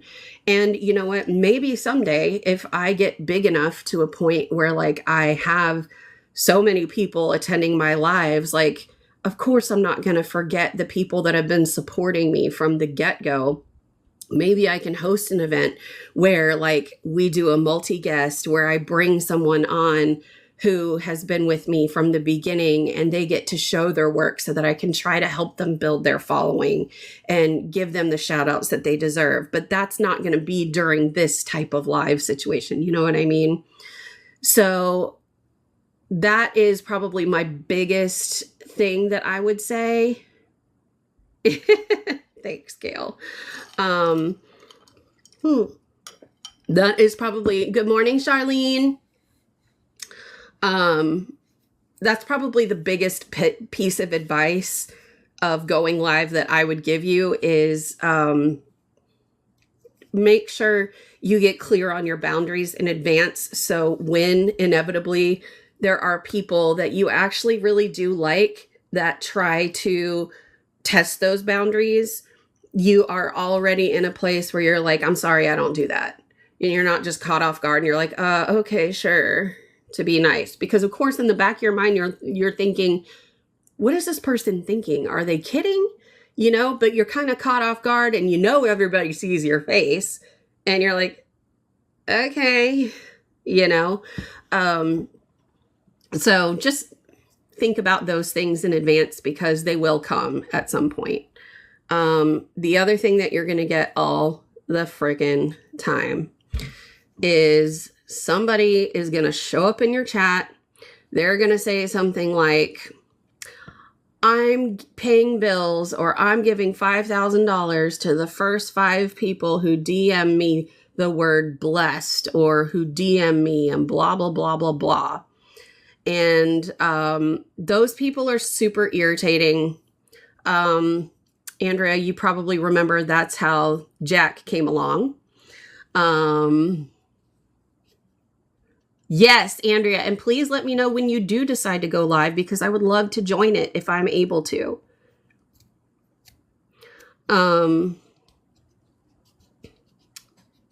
Yes. And so for those people, rather than engaging them, just block them. I mean, sometimes I will engage them. I'll be like, let's just use Jack's name, for example, because he was my first. I'd be like, oh, Jack, you're giving away $5,000. Why don't you just give it to me since I'm on here doing the hard work? That would be incredible. Blocked. And then, you know, whatever. So you guys will see me do that here and there. I'm sure people see me do that all the time. So, so yeah, I do have a little bit of fun with that, but, I think those are probably the main things I would say. I've never, ever had somebody get in here and say anything nasty about my work or me. I did have somebody, the first person that got on yesterday was so funny. He got on and he said, "You're really beautiful." And I was just like, oh, thank you so much. I am really beautiful because God don't make no junk.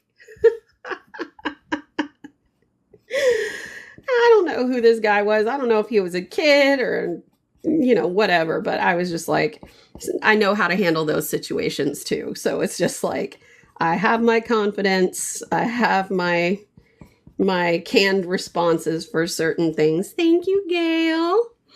Flirt. Show him a little shoulder. How you doing? Bat my eyelashes at him. Anyway, so yeah. Yeah. So yeah. And as you start to see regulars show up on your lives, if you do them regularly, by the way, it is easier to get regulars if you have a set schedule for when you go live. So Foxy, I got more legs than a bucket of chicken. Oh yeah. So if you do have a set time that you go online, like a set schedule, that certainly helps. But I was going to say that, once you start seeing regulars, I like to go follow my regulars who engage in my chat. And I like to make sure that I try to engage with them and just, you know, I don't know if love on them is the right word, but like reciprocate, I think is probably the better word, because like, I'm very much like, I appreciate what they're doing for me. And even though I may not always have the time, like ask Gail, like Gail is Cat Mama. Gail sends me video after video about growing my TikTok, and I watch every single one of them. And I may not always have like time for a couple of days to sit and watch all of them, but I'll watch one at a time. And I may not have time to always respond to all of them either, but I try. And, you know, I'll purpose to go out to like Gail's page or like Jen McPole or Charlene even, and try to make sure that, and Feral Mom's a huge supporter of mine, who is not here at the moment. She's probably at work. I mean, she usually listens in from work, but her work has been really chaotic lately. But like I'll purpose to go out to their pages. Like I try to sit down for at least 10 minutes a day and just go out to people's pages and just heart and leave comments. And if I see one of them live, I'll join in on one of their lives just to make sure that like I'm reciprocating. I'm trying to encourage them and really just sow into the people that are sowing into me, because it means that much to me. And I know that there could be a day someday where I can't possibly do that for everyone, but I want to make sure that I'm showing you all my appreciation for what you've been able to do for me. So that's my advice on going live. That was a really long rant on lives. I'm sorry about that, but hopefully it was helpful in some regard.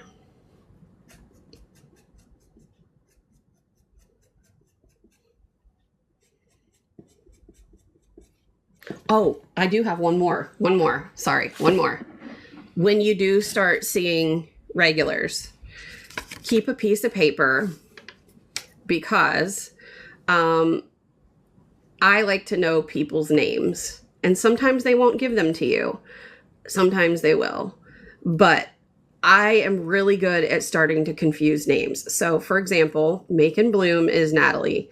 I have another one who is Crafted by Curiosity. She was the first person that ever gifted me with a rose. It made me cry on the live because this was all so new and fresh, and, you know, trying to like, you know, earn some sort of money by going live. And I didn't see her for a little while because she was getting really busy with a big craft, what are those called? The craft shows. And so I knew her name was Meredith, but I started confusing it with Make and Bloom. And I only wrote down Make and Blooms. And so I thought I remembered it, but I didn't. And so I started writing down people's names and just keeping it next to my computer until I remembered who was who. So keep a piece of paper and a pen, so that way when people get on, you can start remembering their names. Now, Cat Mama, she was easy to remember because not everyone has the name Gail. That's an easy name for me to remember. Andrea, your name is in your username, so that makes it easy for me to remember. But Feral Mom, had to write that one down. Tag Me, Talia. The only reason I remembered that one was because Tag Me started with a T.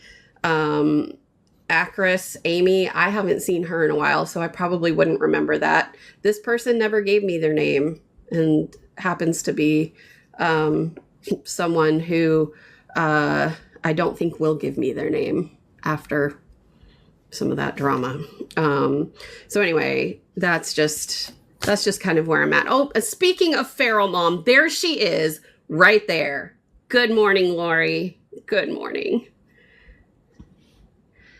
Let's see. Andrea says, I might start a new page for my crafting separate from my personal Fair-Gnome designs coming soon. I don't know if I said that right. Her ears were burning. You must have been. So Lori, I have Andrea on, and Andrea is someone who had gotten, who had started coming on my lives early on, but I haven't seen her in a while. And so she was telling me that she was considering going live, but was a little scared. So I started telling her that there were some things that I wish I had kind of been aware of in the beginning, so that I could maybe think of some things to have ready for when certain things happened. And I was like, okay, I'm done. And I was like, oh, wait, no, there's one more thing. And so I told her about keeping a piece of paper so that when you do start getting regulars, you can write them down. And I told them about you, how I had to write your name down. I don't even know if I spelled it right. I think I did. But anyway, so I was like, there's nothing in here that reminds me of the name Lori. So like I had to write that down or I was going to forget. But I have enough regulars now that I see that I tend to remember their names. So anyway, I was talking about you and naming some of my regulars, and I was like, Farrah Mom, she's not here right now. She's probably at work. She usually listens in, but work has been crazy for her lately. So yeah. Anyway, I just appreciate you, boos. You're all my boos.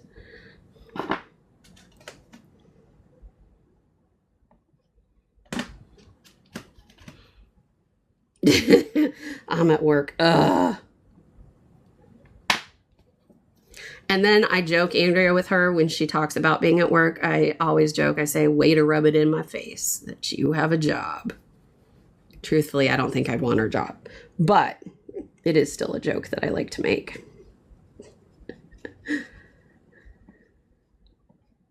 I'll take my 14 cents that I get once in a while on my lives. It adds up over time.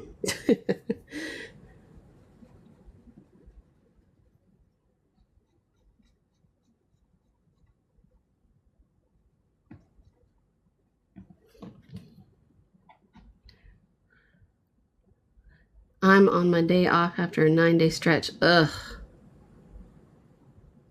Yeah. And that's the funny thing, Charlene.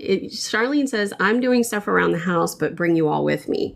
That's something that I'm finding so interesting because, like, when I went into doing lives, I figured it would be people who wanted to, like, grab their stuff and, you know, make along with me.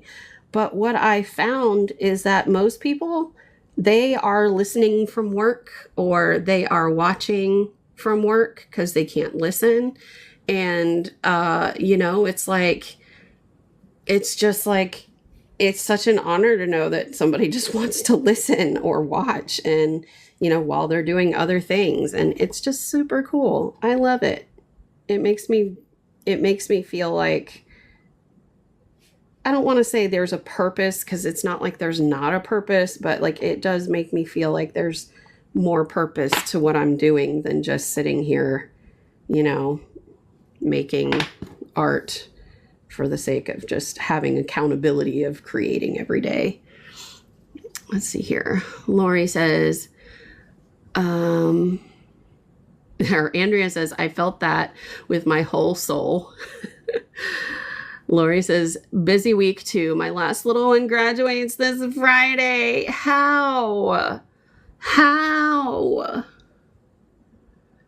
Yes, congratulations, Lori. That's so incredibly satisfying and like there's so much reflection that goes into that. And I couldn't understand it before, even when I had all of my children. But I think I'm starting to feel it now that I have one going into high school next year. Oh, thanks, Gail. My personality shines. That or my personality rejects. Because there are certainly people that don't like me.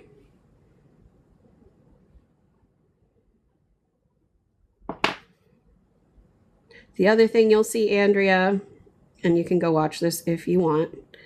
And poor Gail, I should have told her this in advance that this was not about her. I posted a like 10-minute long video about an issue I had with somebody who had caused a lot of drama on one of my lives about a week and a half ago. Just being very argumentative about like everything. And it's funny because that person ended up liking my video, even though it was clearly about them. But my whole philosophy is I don't truly know you all in person. And I try to give everyone the benefit of the doubt that, like, if you say something, I don't know your body language, I don't know your tone of voice or anything like that. So I'm not gonna like make assumptions that it was snarky or that it was meant to be rude or something like that, right? Yes. And Andrea, I think that's the issue here. And so, you know, I usually let things go, but it became such a problem on this one live, that I just was like, good gosh, how am I going to handle this? Because I never really thought it was getting to that point. So anyway, I posted this video and I was like, look, I don't feel the need to go directly to this person because in real life, that's what I would do. But I don't know this person and they're not afforded the same luxuries as the people that I know in real life. So I'm just going to say this here. But I was very specific about the things that had happened. And you would think that, you know, you would have recognition of the things that happened if you were the person that this was about and you were watching it. And this person still liked the video. And I'm like, this was about you, boo. But poor Gail, she's like, I hope that I didn't do anything. You can always tell me. I was like, this was not about you, boo. But I even said in the video, if you think this is about you, chances are it probably is. And I'm just like, no, Gail, this was not you at all. I was like, no, you have never done anything like this. Anyway, it was a whole situation that day. And honestly, I think this person has been better, but I also haven't seen her on in a few days. So maybe she did decide I'm not her cup of tea, and that is totally fine. Just know I'm a big fan. I'm ready rad in real life. Big fat heart and always open to conversation. Well, I appreciate that. And Andrea, you haven't been oppositional at every single turn, and you're not trying to fix me. Oh, Gail, I don't think so. I think this person is just, that's who they are. You know, some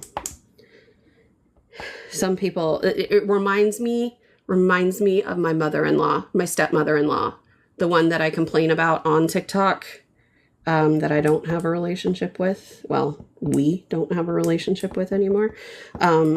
People like that are just never satisfied. And Gail, correct me if I'm wrong, but I think maybe where you might have felt like that may have pertained to you was in thinking that I wasn't understanding what the scope of the job was, and you both were trying to tell me what it was, but I was just trying to get the conversation over with. And it was like, and I can't remember if I said this in my video or not, it was like, when I said it was depressing, it was depressing in the same way that like being a nurse on my son's cardiovascular ICU floor is depressing. You love the patients and you get attached to them and then they die. And like, that's depressing to me. It's not because old people are depressing or because, you know, helping old people is depressing. That has nothing to do with it. It's because I care so much and I don't think I can deal with regular loss. And so, but yes, she was so pushy about it. And she's like, that's not what they do. That's not what they do. Okay, great. That's not what they do. Just leave me alone. You know what I mean? Yeah. It was a sitch. But then it wasn't just about that. It was also about Hobby Lobby being evil and refusing to shop there. And it's like, okay, this doesn't need to be political. Sometimes that's like the only place people have to shop. Exactly. Exactly.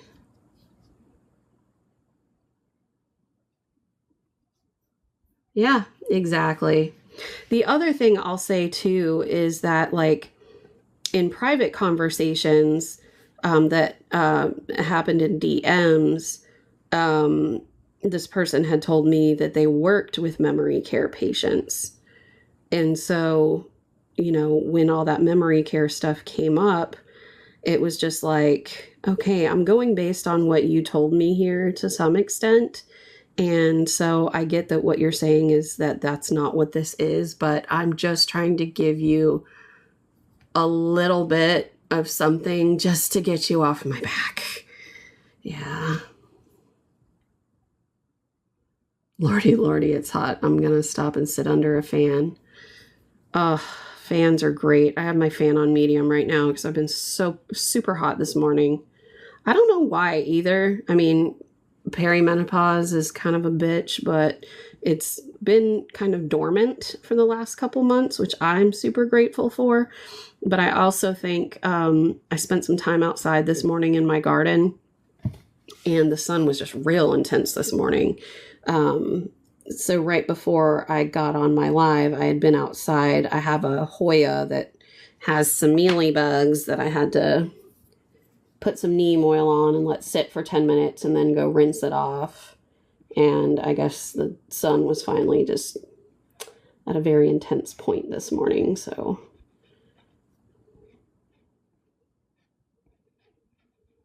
I hate mealybugs. I've treated that stupid thing 3 times, and there's not even that many. They just keep coming back. It is hot and humid today.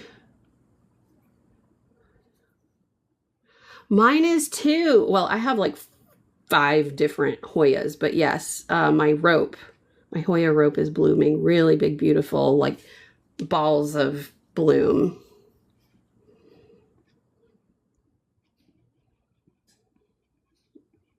And oh dear, balls. I had to add that.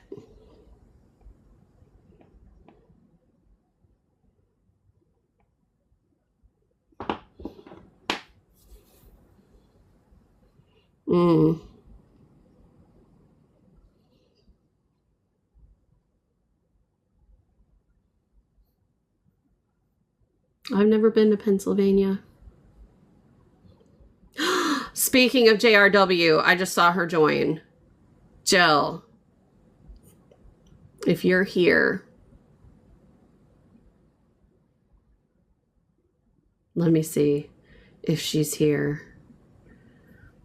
I just saw JRW joined, but maybe she got off immediately. Maybe I scared her. She's like, I'm not ready to see my TikTok lover yet.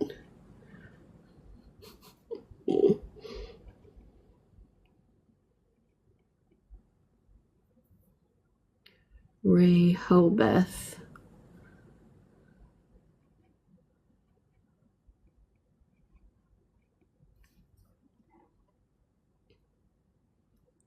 You're so scary.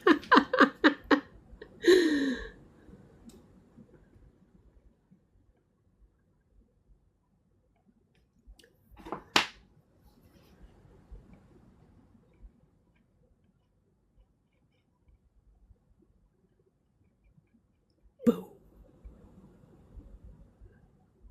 The beach. Huh.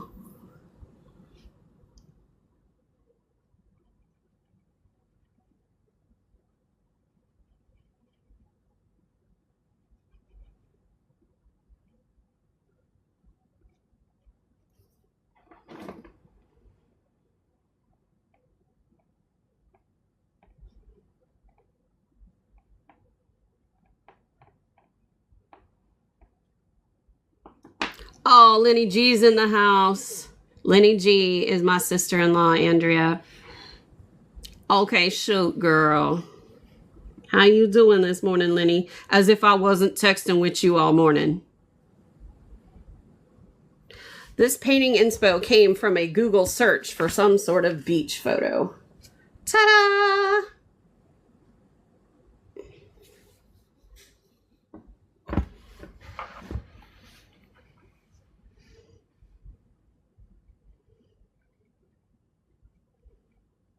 And I am using oil pastels in case you did not know, Andrea.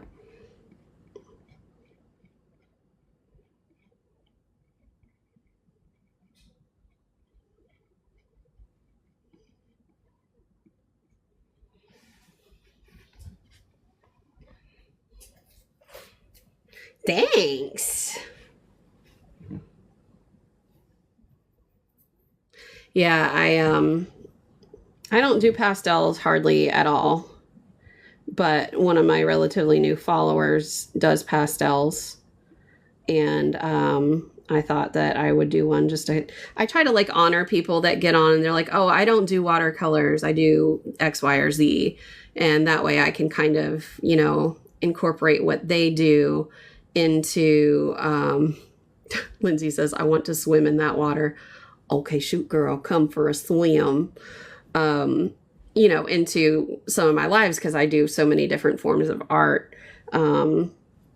So anyway, I decided to do this pastel that's been taking up now, what is this, the fourth day, I think. But now we're getting into the nitty gritty details of it, which is fun. It's always my favorite part. So, yeah. I'll try to get, it's a very thin line right here.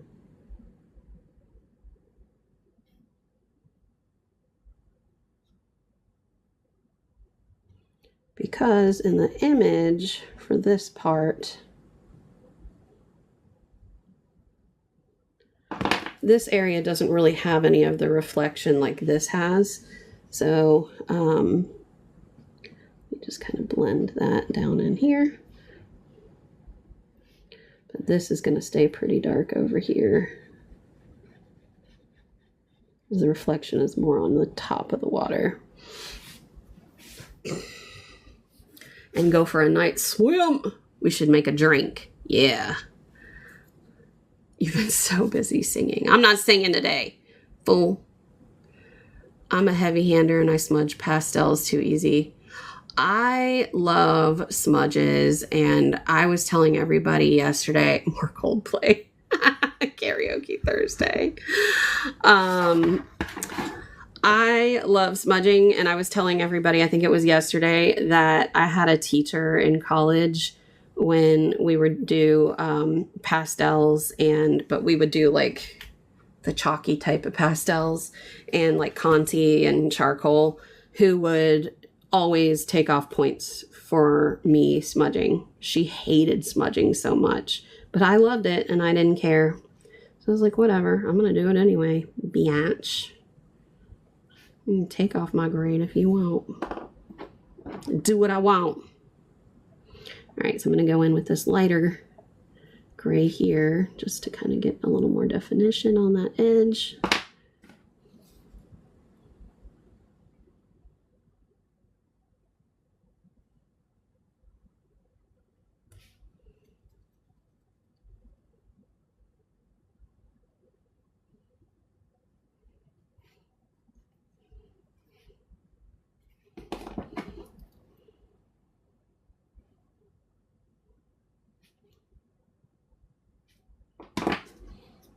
You record the sing, Jen's hubby.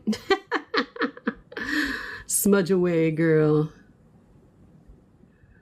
I screen recorded you singing All Too Well and played it for Kev. Oh, why would you do that?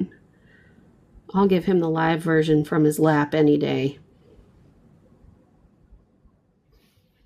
And I'll be singing it about him.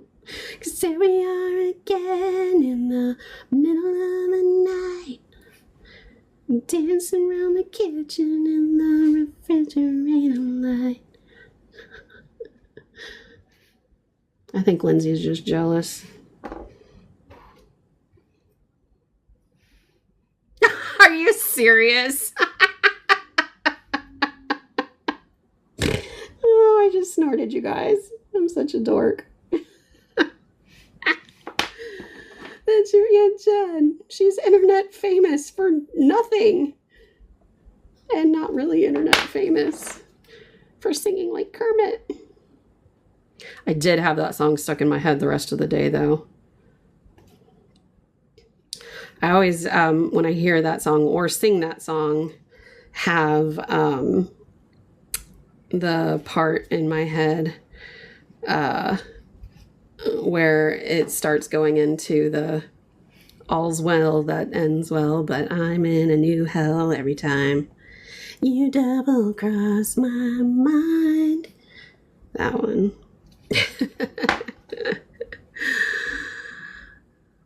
Yeah. Yep. Their doggy knows me as Aunt Jen, Auntie Jen. And then my bestie's daughter knows me as Auntie J. Oh my gosh, you guys, she finally started saying Auntie J. She just turned 2 yesterday. She finally started saying Auntie J, and it's so freaking cute. And apparently she likes me most between all my kids and my husband. I feel so honored.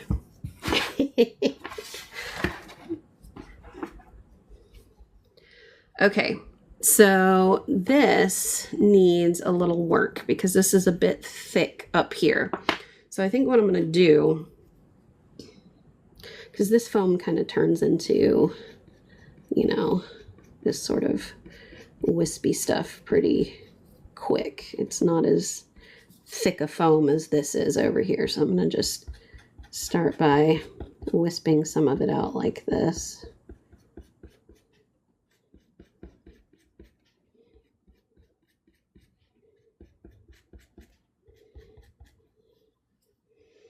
And again, this really is more impressionistic than exact. So I was like, the people loved it. She had over 50,000 hearts. He said 50,000 likes and only 10 watchers. Duh. It wasn't 50,000 likes. It was 31,000. But I like that you embellished that number by almost 2 times.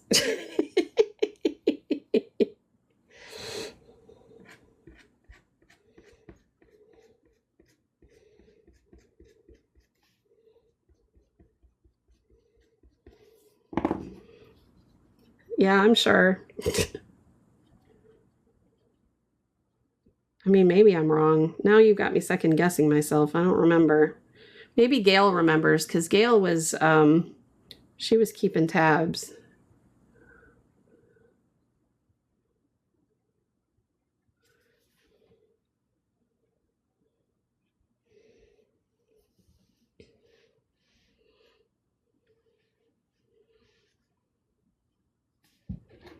Do they really? That's really funny.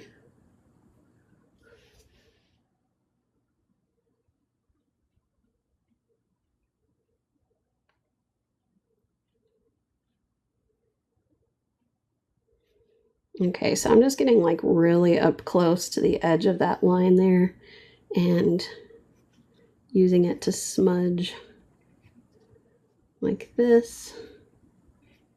And then I'm going to go over that with the light gray.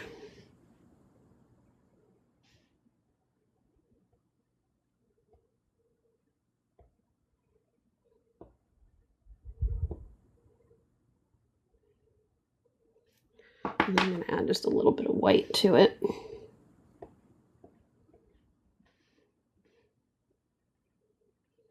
I'm going to show you what I mean here too. Oops. Show you what I mean here too. She said, yes, I'm responsible for that. So right here is what I'm working on. You can see it's really just this thin, dark spot, thin, lighter spot, and then it kind of goes out into that pink. So that's the effect I'm trying to achieve here, or at least something similar. So I'm just kind of working that this way.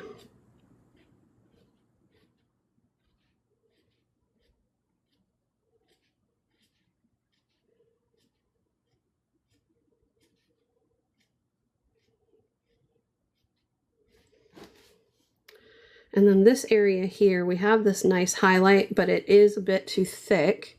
So I am going to just bring this out a little bit like this. There. And then we'll go back in here and we'll start to kind of add a little bit of this.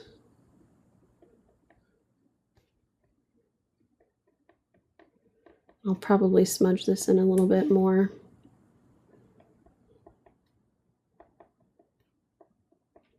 But I want this to be more flattened over here. And then this can be pretty light because it's right there in that sun's reflection.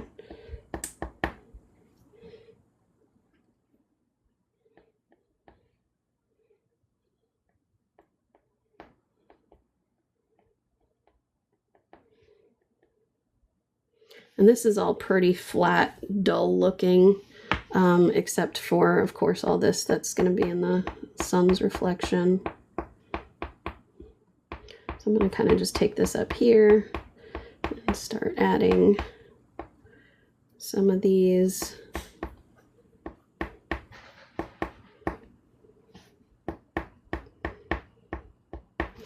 And then go in with this lighter yellow. Flattening looks, hang on, let me go back.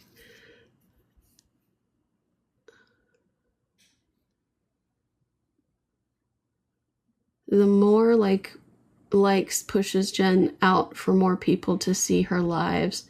When I start recording you singing, you are at 11,000 hearts.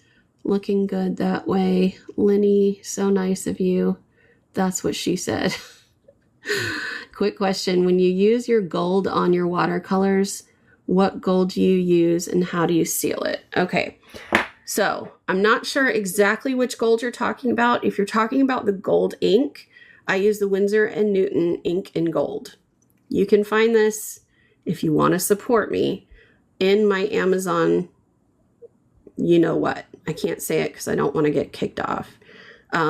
If you click the link in my bio, you'll see a link to my you know what, and this is in there. I do get a small commission if you purchase that.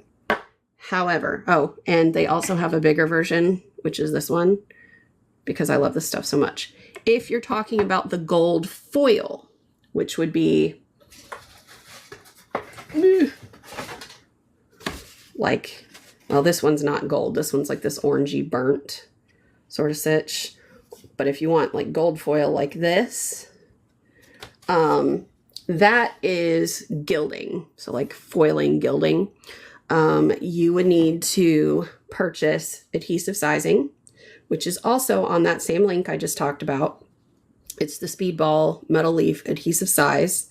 I've tried to put that in my TikTok shop, but it is nowhere to be found on TikTok. So, yeah. And then I just buy sheets of metal leaf. I usually buy just the gold because I don't work enough in silver or rose gold to buy that. Let me show you one thing though, because I wasn't able to find this on Amazon, but I also didn't really look that hard. This is the stuff I used that had like that burnt look. I bought this years ago for my resin, but I just want to show you what it looks like. See, you can see it sticks sometimes, but this is that like burned looking one. Well, you can kind of see it through the paper, but trying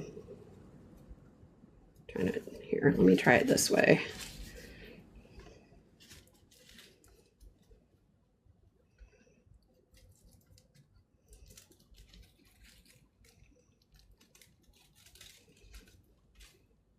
There we go. So if I had a link to this, I would give it to you. I did look in my purchase history and couldn't find it, but I think I was calling it something wrong and I didn't really spend a lot of time trying to find it. But I can look for that if you're interested in that one. Flattening looks hard. Gold, the beautiful accent, Andrea says, and it doesn't separate. All the golds I use go dull or separate/oil. Yes, Mama T, acrylics. I do use acrylics sometimes as well, and there are two types of acrylics that I use. Let me show you an example of that as well. So I'm working on this one. I use iridescent gold and iridescent bronze. And so like this type of thing here, this is piped on with this. So this is just acrylic paint, this one in particular, in a tube, or not tube, squeeze bottle that happens to come with these little tips. And yeah, this definitely is separated. I know you can't really tell. Actually, this one's probably a better one to show you. See how this separates? You just have to shake it up real good. I like to take like a wooden stick and keep it next to me and stir it up before I use it. I do not seal my foil, and I don't seal anything. I will say, depending on the foil, you can see that some of this foil has kind of changed color. It like oxidizes compared to like this one. I don't know how to stop that. When I've put sealer over metal foil like this, it dulls its shine. And I do have the speedball one like this that's supposed to seal it, but I don't like it. So maybe I should do more research on that. Very blow away stuff. Yes. Thanks for the tips. You are welcome. Wish they would make all blenders. Oh, wait, I think I missed some things. Oh, hang on. Acrylics, that's neat. Very blow away stuff. Okay. Yeah, you're welcome. So yeah. Then I'm going to take this yellow and start to add that here, because this area is really primarily this yellowy tone in the middle and towards the edges.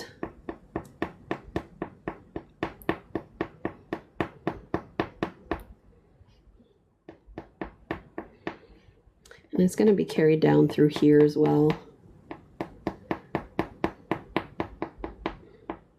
And I'll deal with this a little bit more later.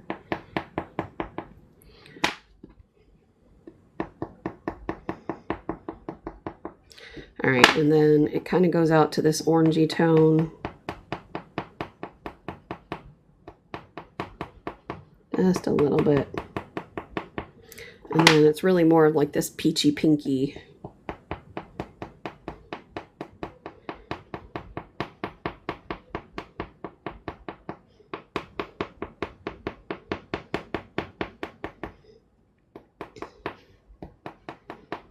And then it kind of goes to this purple, which I think I'll use this light purple for.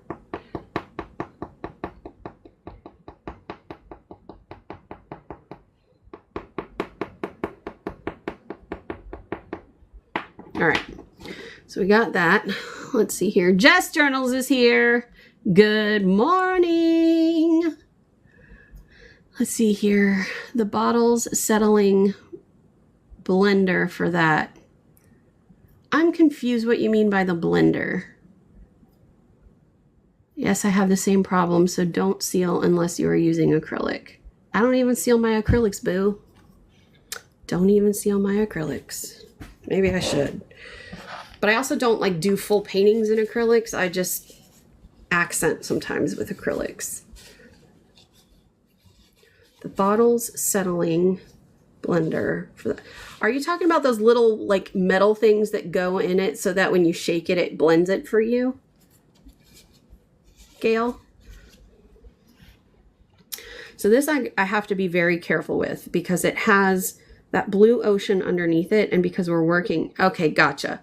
I don't have one of those in here. I probably should. That's actually a good idea for the ink too. I need to look into those. I'm sure they sell them on Amazon. So the blue underneath here is gonna make this turn green real easy. So we've got to be very light-handed. Forgot about the steel balls. The steel balls. They do, and in different sizes.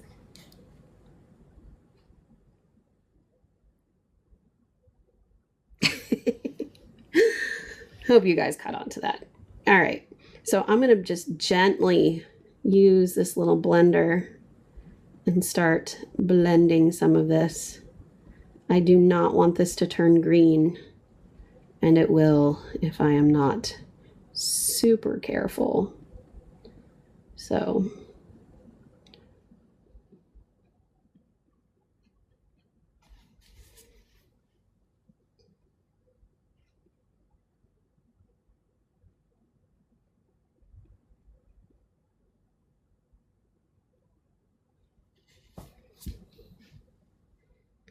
Kind of looking a little muddy. It's okay, we can always do another layer. Just trying to start a little here with just the yellow and white.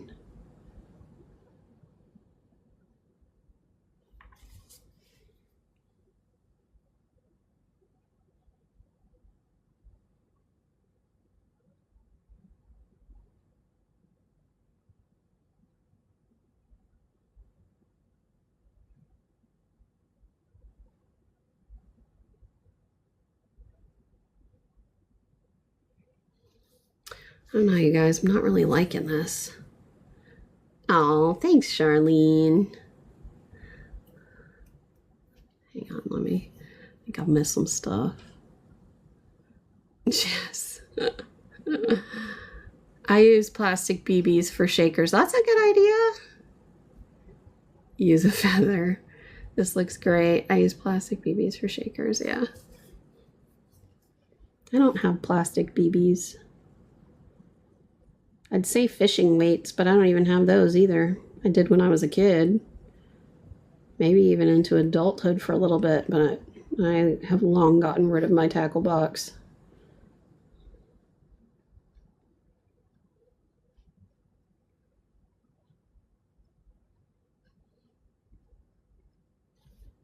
Okay.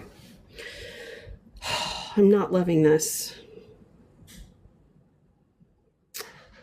Need to figure out why. So let's talk this through for a sec. I'm going to hold this next to it so you can see. I think this is too bright back here. And there's really more dark areas in here that I'm not picking up. I think it's more of a yellow sheen that kind of glows versus yellow marks.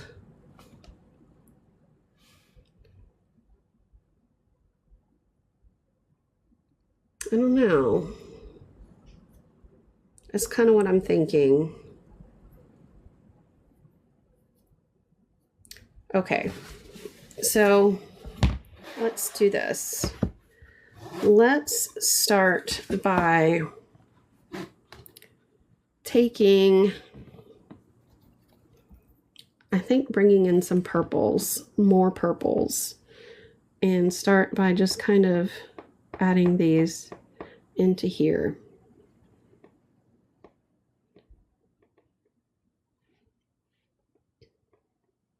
Because I do think there's some of these dark little areas that we're missing in that reflection.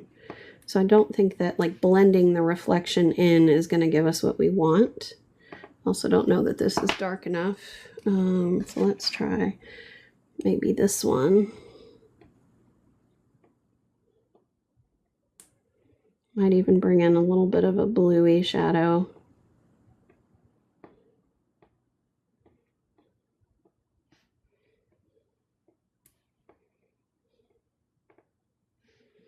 And again, we're just working on this section. We'll obviously bring this stuff in around it. Let's grab this guy here too, just to pull in some of that bluer shadow. All right, now let's see what kind of bringing this in does.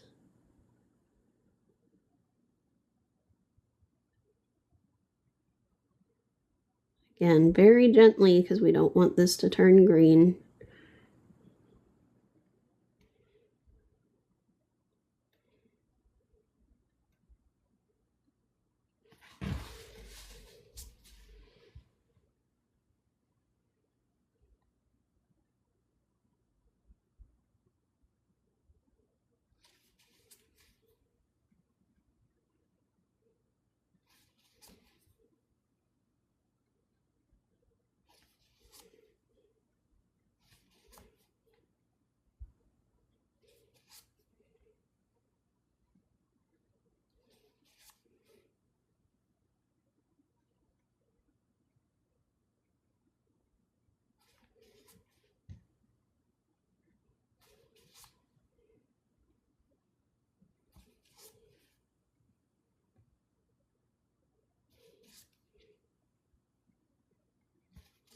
All right, this is apparently the point in which I get lost in doing this.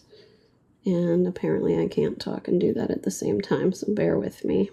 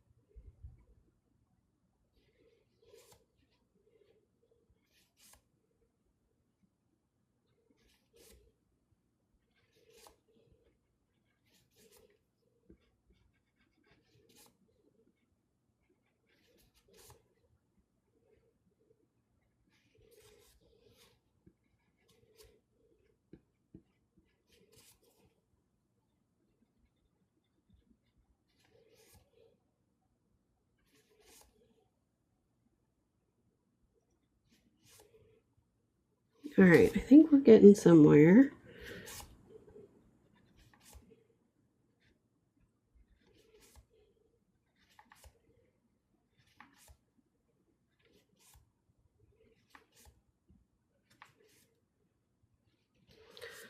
Okay, let's see here. I know it's a bit dark. Now, we're going to go back in, back in with the highlights. And I think with the highlights, we're just going to be very gentle with them.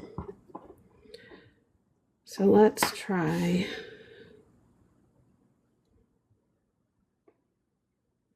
maybe just this light little bit.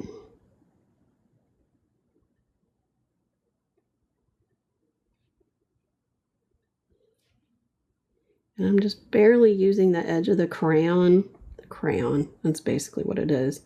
The pastel to kind of just smudge these together instead of making a line that I smudge with the smudger, just to kind of brighten it up a bit.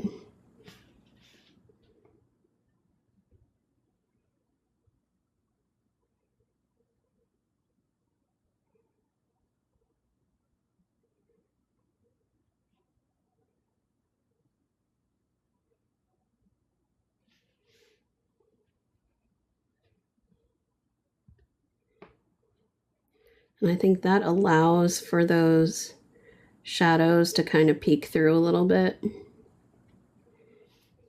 while still giving an indication of the reflection on the water.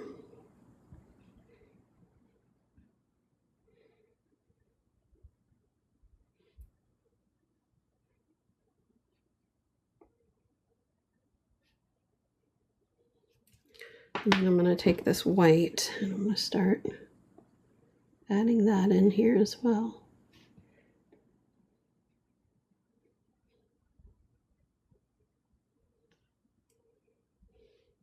There. Okay. We're getting somewhere, you guys. Now, before I get down into here, I want to really work these sides of the ocean. So I think what I'm going to do is kind of the same thing, but rather than using the yellow here, I want to use something lighter. I wish I had a lighter blue, but not something quite as strong as this. Maybe this gray might be a good, let me see.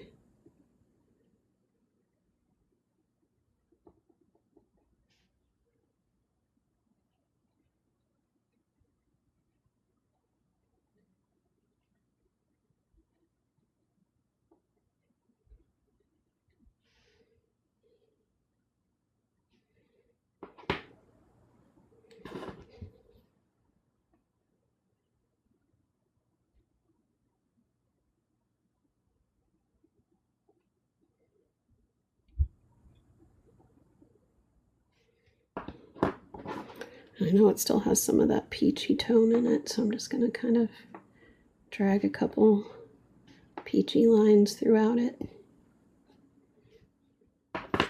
And then we'll go back in and kind of blend that again.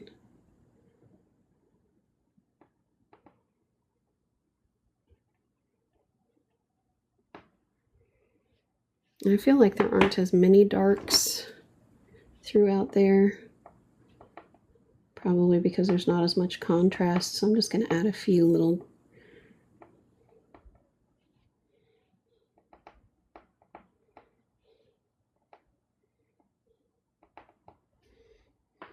and then we'll go back with that lighter gray tone and just kind of start smudging.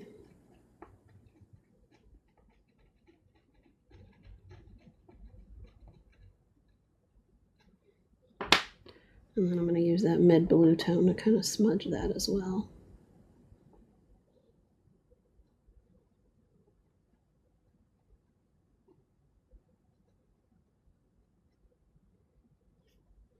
And maybe some of that purple.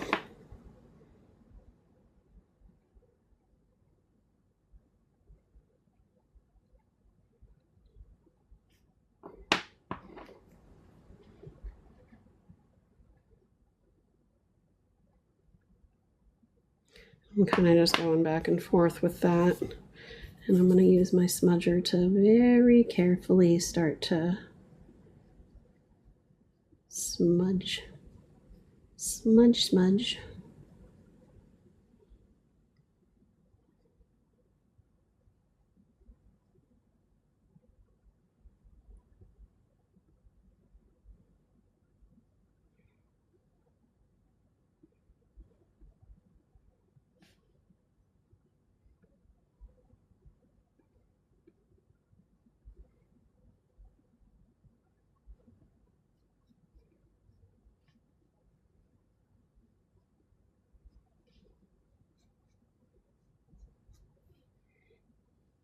Okay, I think that's actually looking pretty good.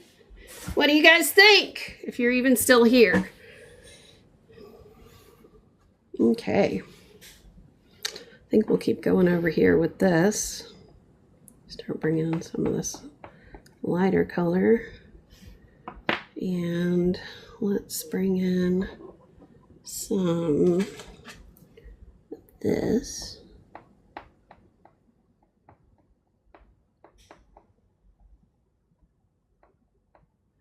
To get a little darker and longer strokes towards the back on that one. My iPad's about to die. Purple helped bring back the water. Oh, you don't have to talk. I know when I get into this little zone here, it's like totally quiet, so it's definitely fine.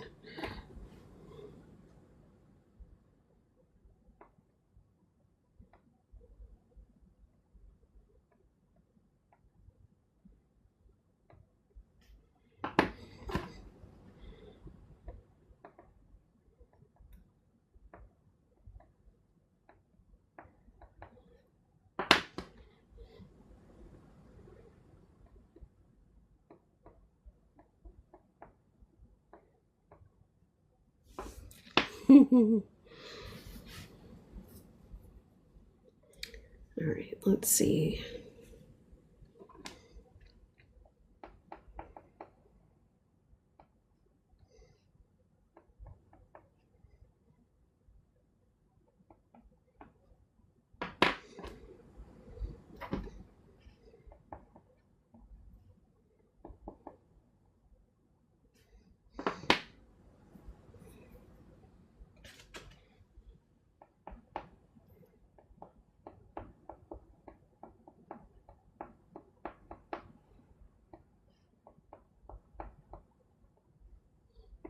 It's like I start to just get in this zone, and then before I know it, everything's just so quiet.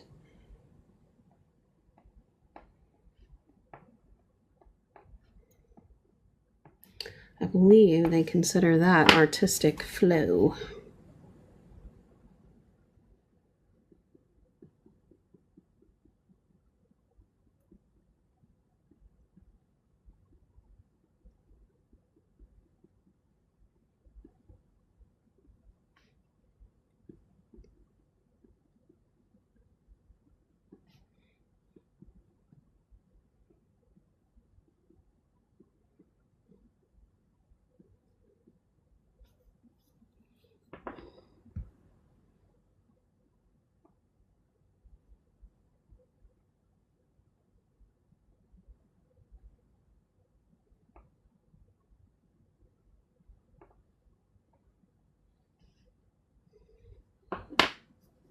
Yep.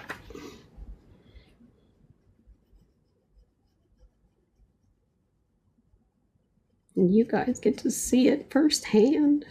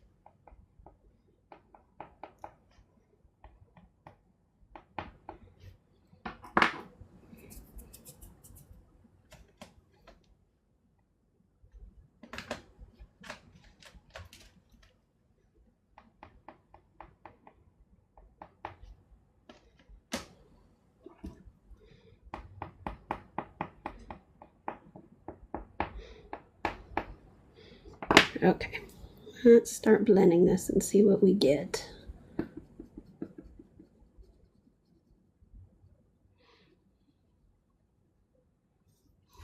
Oh, I think I missed some stuff. Let's see here, might not be online next week. We'll be busy babysitting grandkids. No problem, Charlene. That is going to be so much fun for you. I am taking you on a ride, everybody. We're going to Easton, Maryland. Yay! If you were to have gone from start to finish uninterrupted, how long would you say this would take you? Ooh, probably 6 hours, 8 hours, something like that. My keyboard is broken, or I am. That's funny. Yeah. That's why I don't just take the time to do these on my own. But this one happens to already be spoken for by Talia. So now I have to finish it.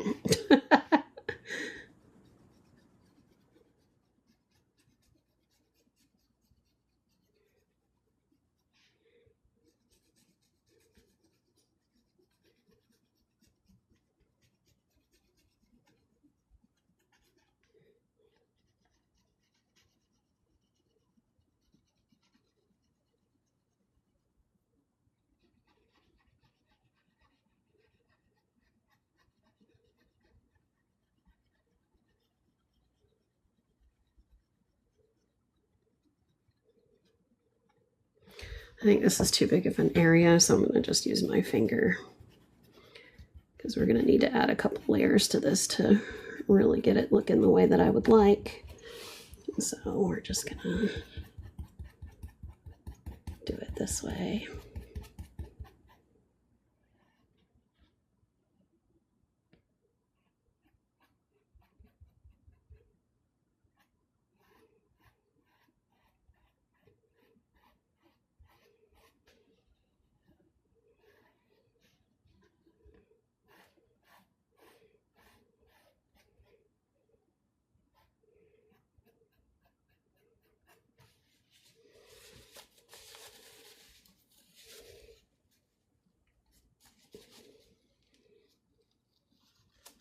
Okay, and now we shall add more layers.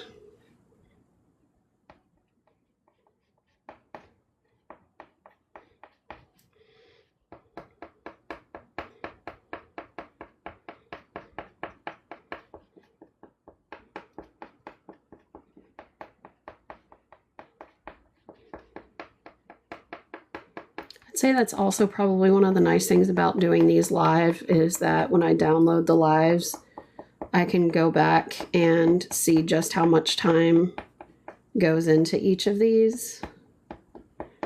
So like I'm doing this one called the Peacock Sessions right now, and I'm already at 8.5 hours for that one that I showed on the clipboard earlier. So I can more accurately price what I may want to sell it for should I go to sell it.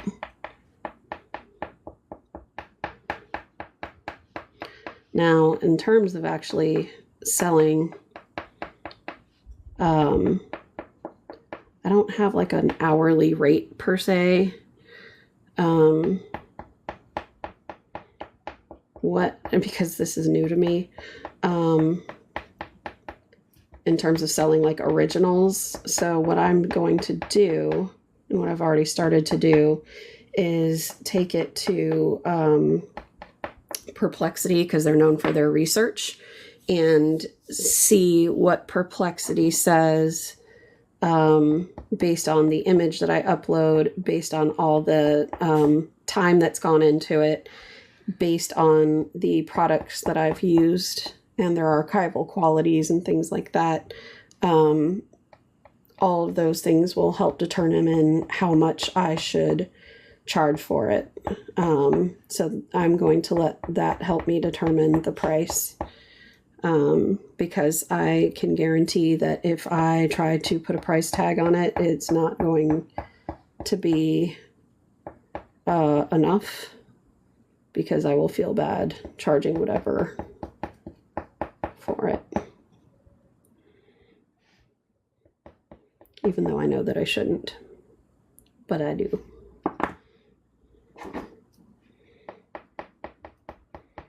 But I don't mind charging less for prints, but I don't always create art prints from things like this.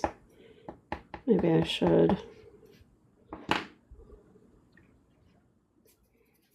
I even bring in a little bit of this.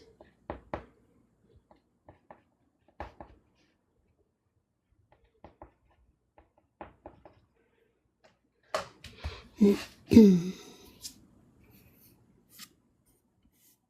go. All right. Bring this in back here again.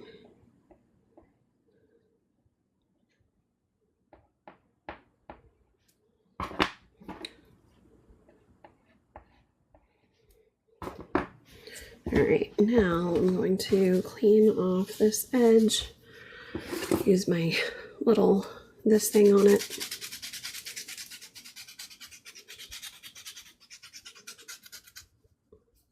Probably also use ChatGPT and Claude just to get a consensus between the three.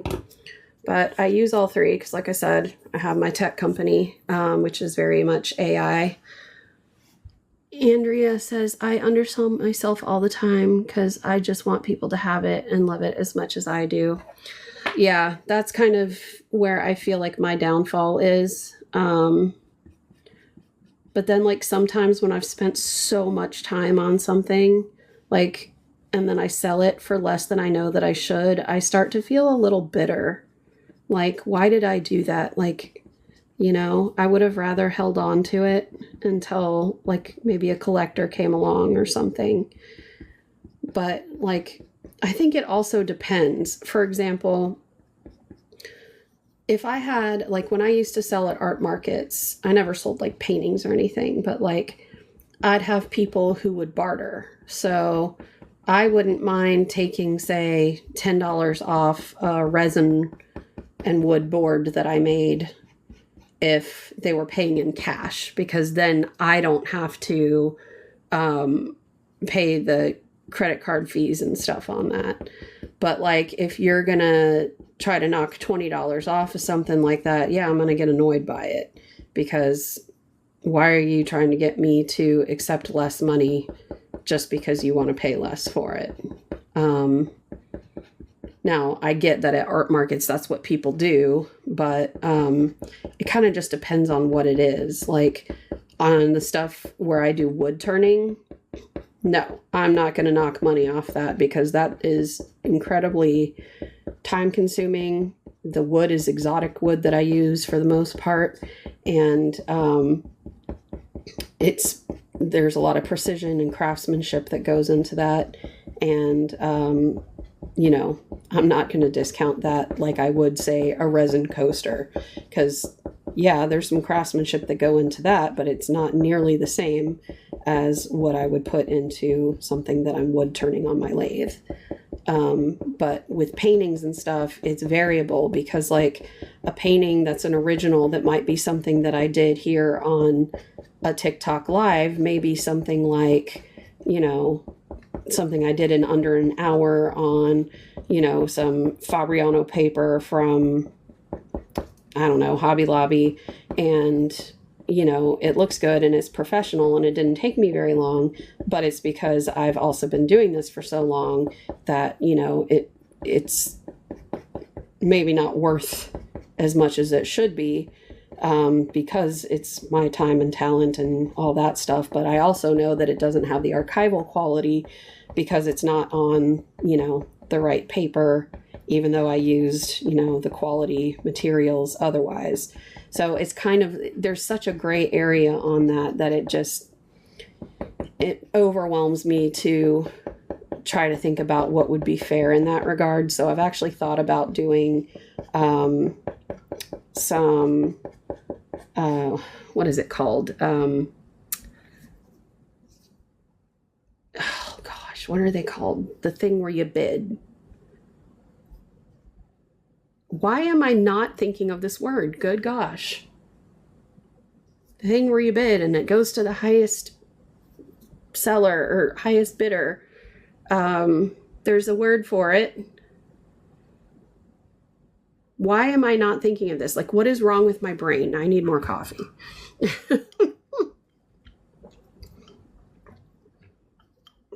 Auction, TikTok auction. But apparently I have to be a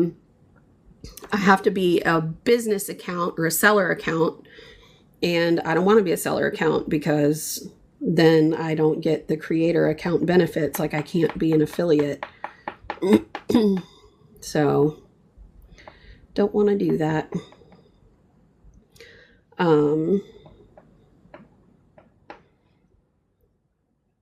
So yeah, that's kind of the whole sitch. So I thought about maybe hosting an event off of TikTok that I could do that with, but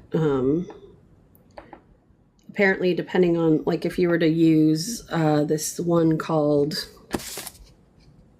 Whatnot, apparently that's more like bargain driven, so you're not going to get like actual people who want to pay what you think that your work is worth. So I don't know. I feel like I'm rambling, you know.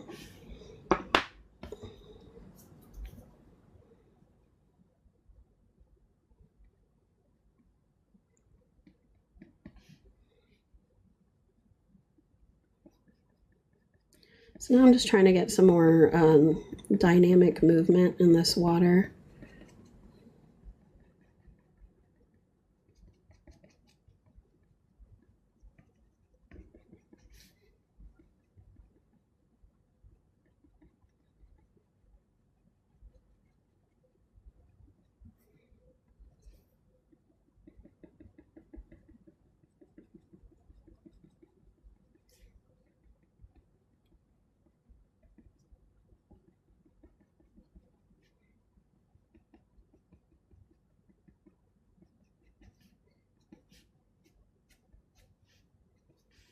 Okay, so I like the way this looks so far.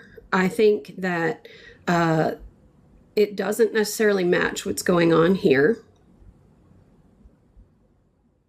I know, right? Thanks, Andrea.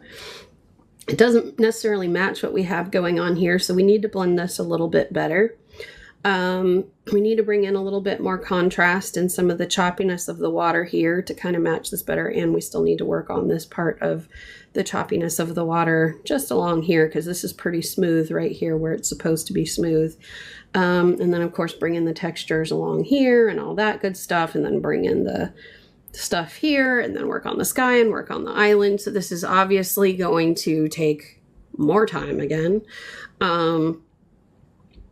But I think for today, what I want to do is just continue blending this so that this all kind of comes together a little bit better. And I think what is throwing me off most about this is like these dark patches here. So I'm gonna see about just trying to blend these a little bit better, or smudge them out a little bit more so I can put some more color over them. And I think that color is going to be more peach.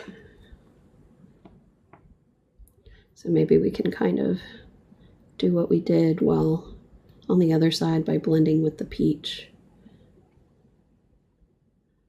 Like this. And then we'll just take this and gently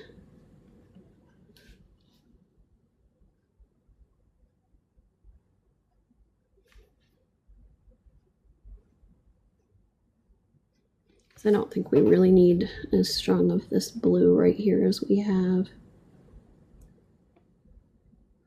And as strong as this purple right here.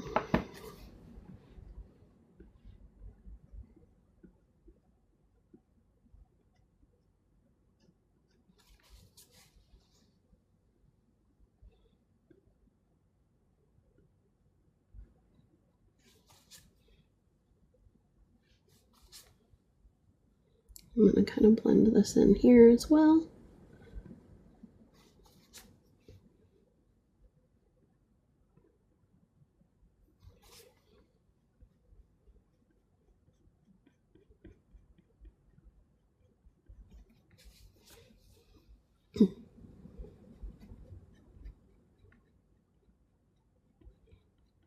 Oh, my iPad just died.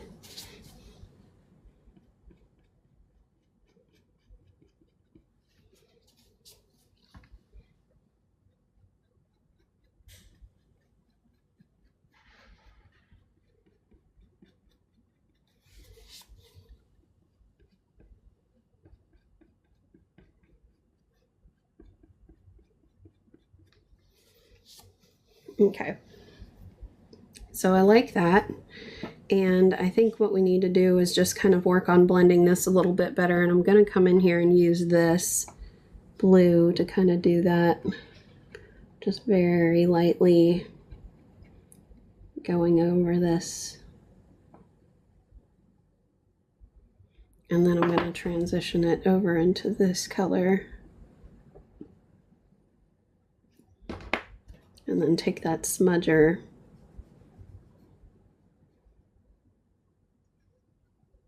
and kind of just go over all three together.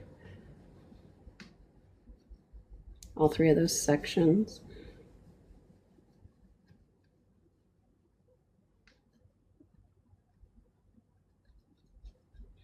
All right, so obviously this looks like it stops right here because it does. We stopped kind of going, you know, doing that choppy thing here, but we're going to continue that this way as we continue to work with this water as we go.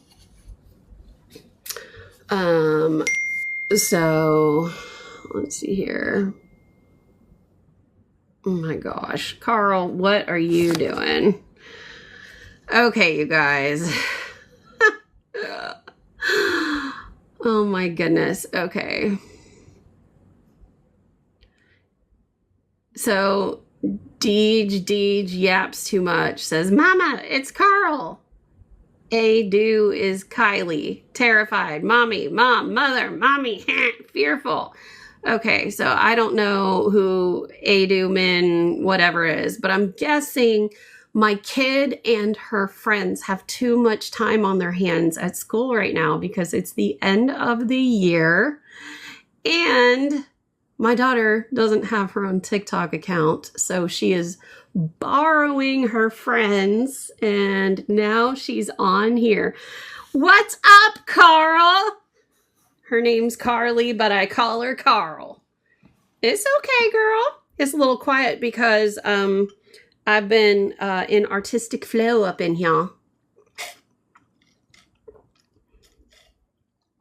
That's not Lexi's phone. Can't be Lexi's phone because Lexi's phone has the username Dave Grohl because, you know, me and Dave are tight. Close family, friends and all.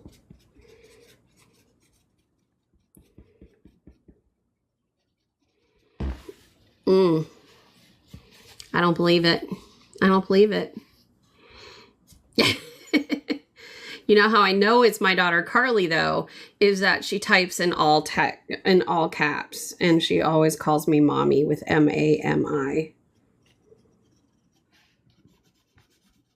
I don't know if I like the way that this is blended like that.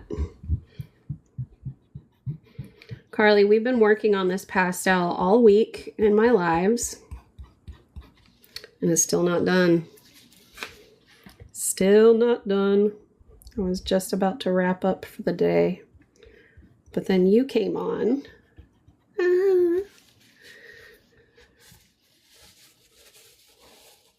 Oh, there's Dave. See, me and Dave, we go way back. Oh, thanks, Kylie. This is aight. It's getting there. It's a long multi-step process. I'd show you the inspo picture, but my iPad died just a minute ago. My art is yum, isn't it? You want to see some more of my art that's yum? Oh, the one that I'm totally in love with right now is this one. It's so plain, but I love it. And then that's its sister piece because this is what I was going to do to it, but I loved it so much that I didn't want to hurt it, so I made an extra one. And yes, I call it the sister piece. Yep. And then here's another one I did last week. And let's see here. We've got this one. Actually, it goes like this. We've got this one.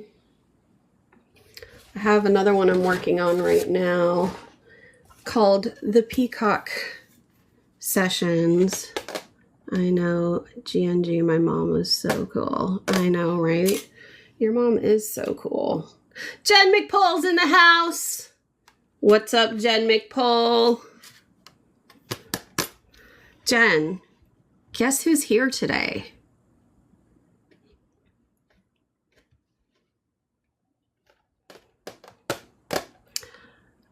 My slacker daughter and her friends at school right now because they're not doing anything because it's the end of the year. So my daughter hijacked her friend's phone and they just hopped in.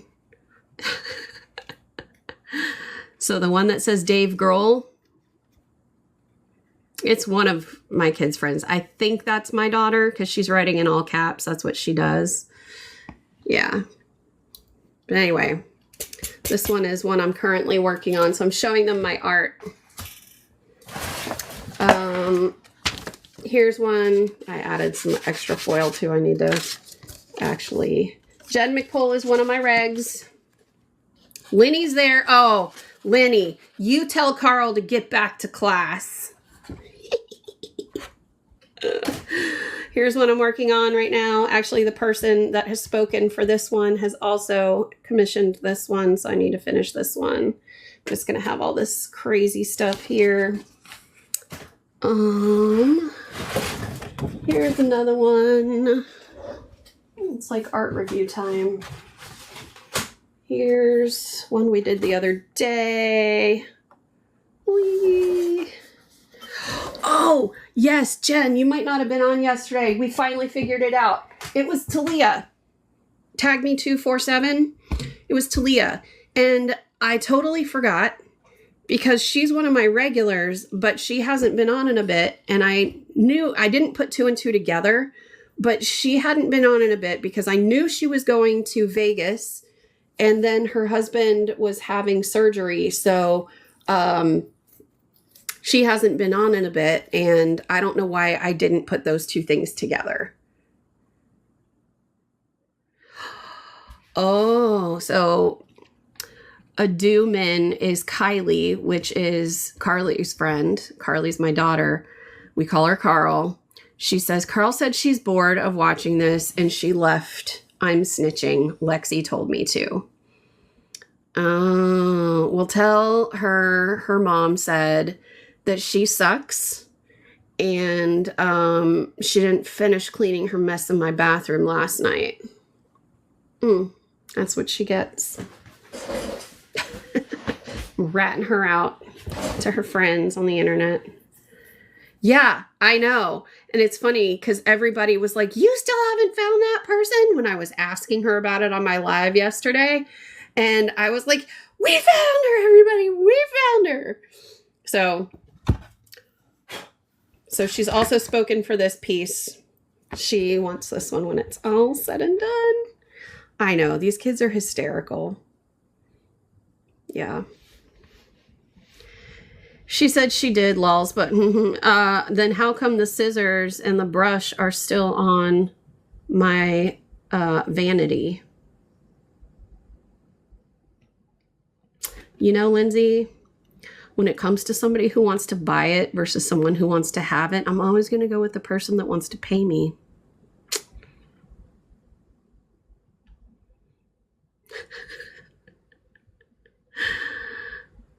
You're right, I didn't.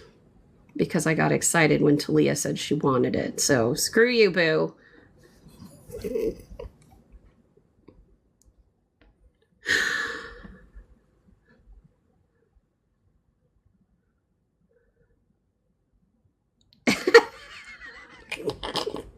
I'll make you one better. All better. And it'll be special because it'll be from one of you and Kevin's cruise pictures. But she's out of here, so she didn't hear me say that. Poor Lindsay. Poor Lindsay. All right. Do a caricature. Oh my gosh. You know who can do caricatures is Carl. But apparently she's not on here anymore to hear me say that, so.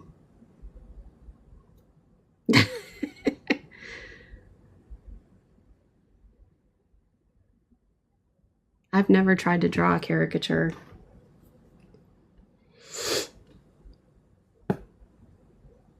I think I've been looking at this piece too long. I keep trying to decide what I'm going to do next to it, but I think I'm done with it for now.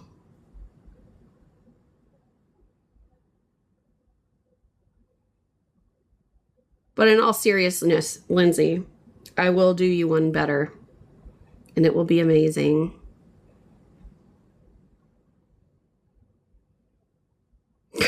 Pigs in a blanket in the sky. Bye, Charlene. Thanks for hanging out this morning. It was nice to see you here.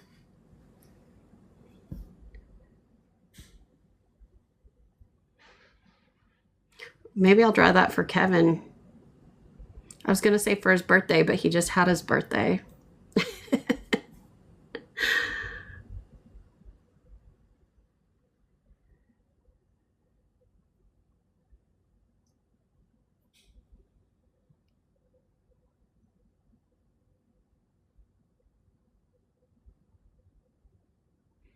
Lindsay, what's for lunch today?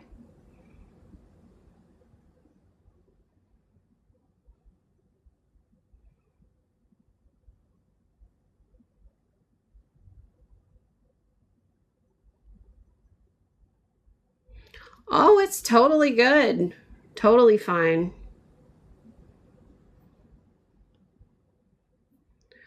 I've been eating chicken sausage links with cabbage every day for lunch, and I'm tired of that. Yeah.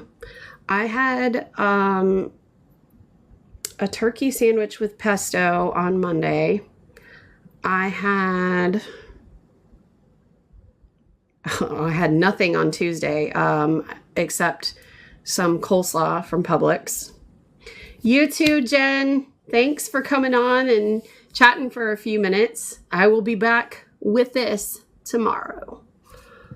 I can't have cheese, Andrea. I can't do dairy because I'm a little bitch. More like my gut is a little bitch, and so are my eosinophil counts. And let's see here. I had yesterday, by the way, I meant to tell you about this, Lindsay. Aldi has these brisket meals, like little brisket trays. They're probably not the greatest thing to eat, but oh my gosh, they are so good. We talk about like poor man's meals, like, you know, the Salisbury steak microwave meals, the banquet ones. Anyway, so Colby likes to buy those and stick them in the freezer. There was literally nothing around here to eat. So I had, Andrea, I went for a corn dog yesterday instead, but he bought these crappy ass corn dogs that weren't the normal brand that he buys from Aldi, and I know that brand sucks. So I didn't have any corn dogs. So instead I went to search in the freezer in the garage, and I saw that brisket, and I was like, I'm going to eat the brisket. It was good, but I was so bloated the rest of the day. I was like, dang it. And then last night I went out to eat with my friend Jill, different Jill than my TikTok lover Jill. And I got a Connie salad. It was good. But I was up on the scale this morning, so I want a buffalo chicken sandwich. Yeah, I just want something good. Something tasty that I don't gotta feel bad about. Suppose I could have had sushi last night, but I figured the Connie salad was like sushi. Wendy's sucks. But I figured it was like a sushi roll without the rice. Or Arby's. Our Chick-fil-A is not open yet, boo. We need an Arby's. Arbs. Or maybe we go to Chipotle again. I didn't eat any rice. I literally had all protein yesterday. But you know, it was probably the day before, because the day before was when I had literally nothing except a couple spoons of coleslaw for lunch because I was busy filming. $29, no. And then for dinner, I had 3 pieces of lumpia that Clara's friend's mom made for me. And Colby bought some Tyson chicken nuggets, or chicken tenders, the frozen kind. They sucked, but I had 3 of them. Probably not the greatest, but...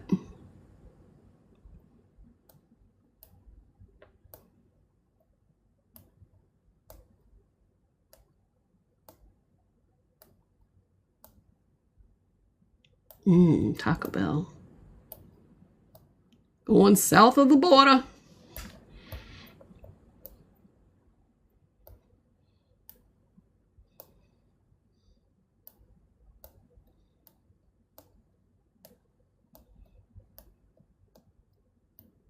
All right, boo. Let's take this conversation offline because I do think we need to get something good. But I don't want these people to have to sit here and listen to us talk about our food endeavors and get jealous that you and I get to go get food in person together. because we're awesome.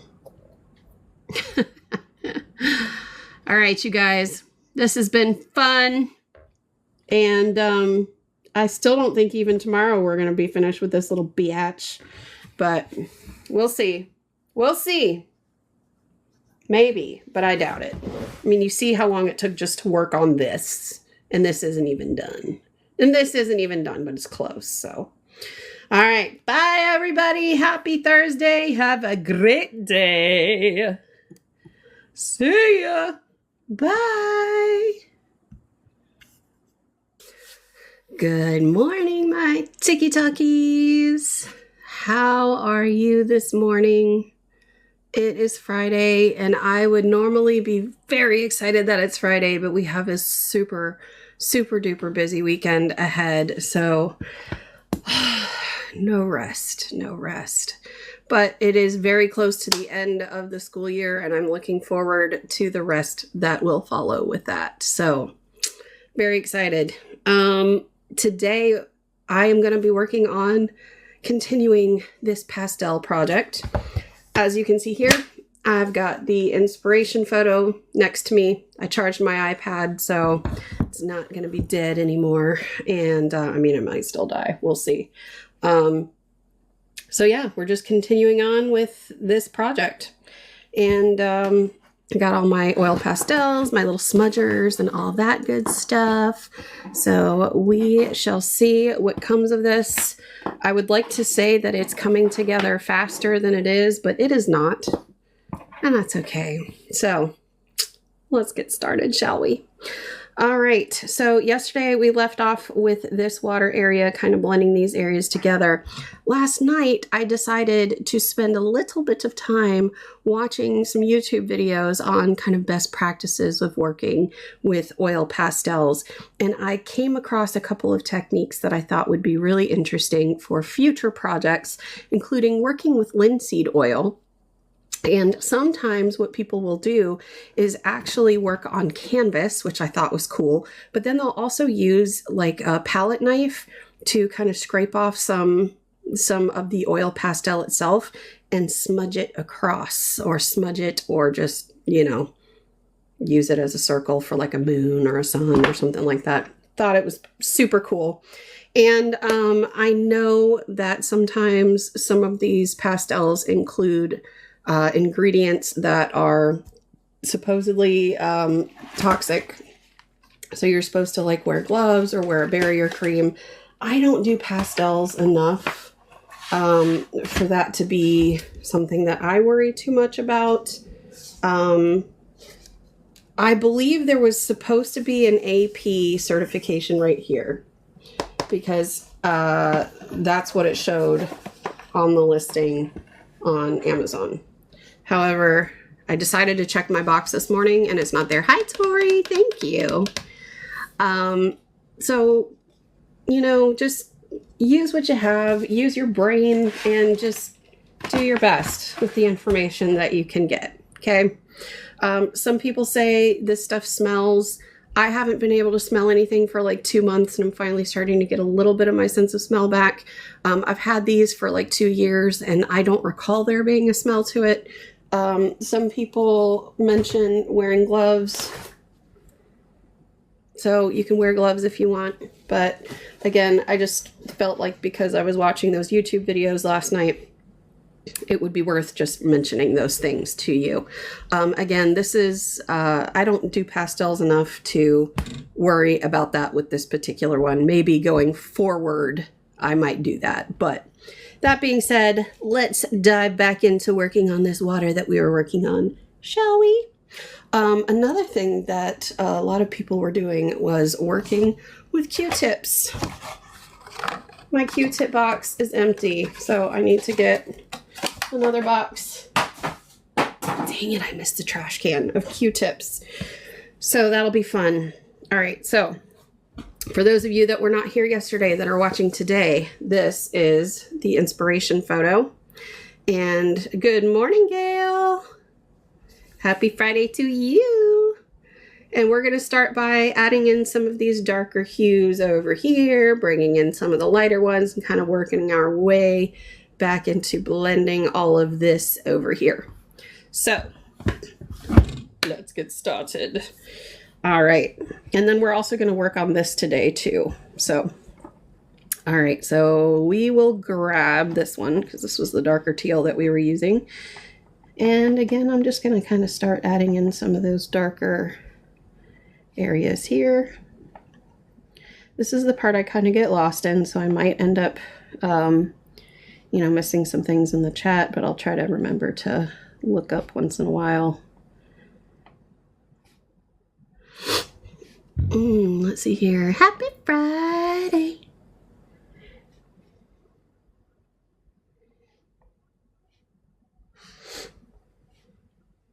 My kids are so excited to get out of school, and I am so excited for them to be out of school because this whole end of year running around to every sort of little thing is just starting to just drive me crazy. My oldest daughter's in 8th grade, and so she'll be going on to high school next year, and all of her 8th grade end of year stuff, it's like extra because, oh, hi, Rob, long time no see. I don't have the bat signal today. But hers are like extra because she's at magnet school for the arts. So they do all sorts of like extra end of the year stuff that's just like, good gosh.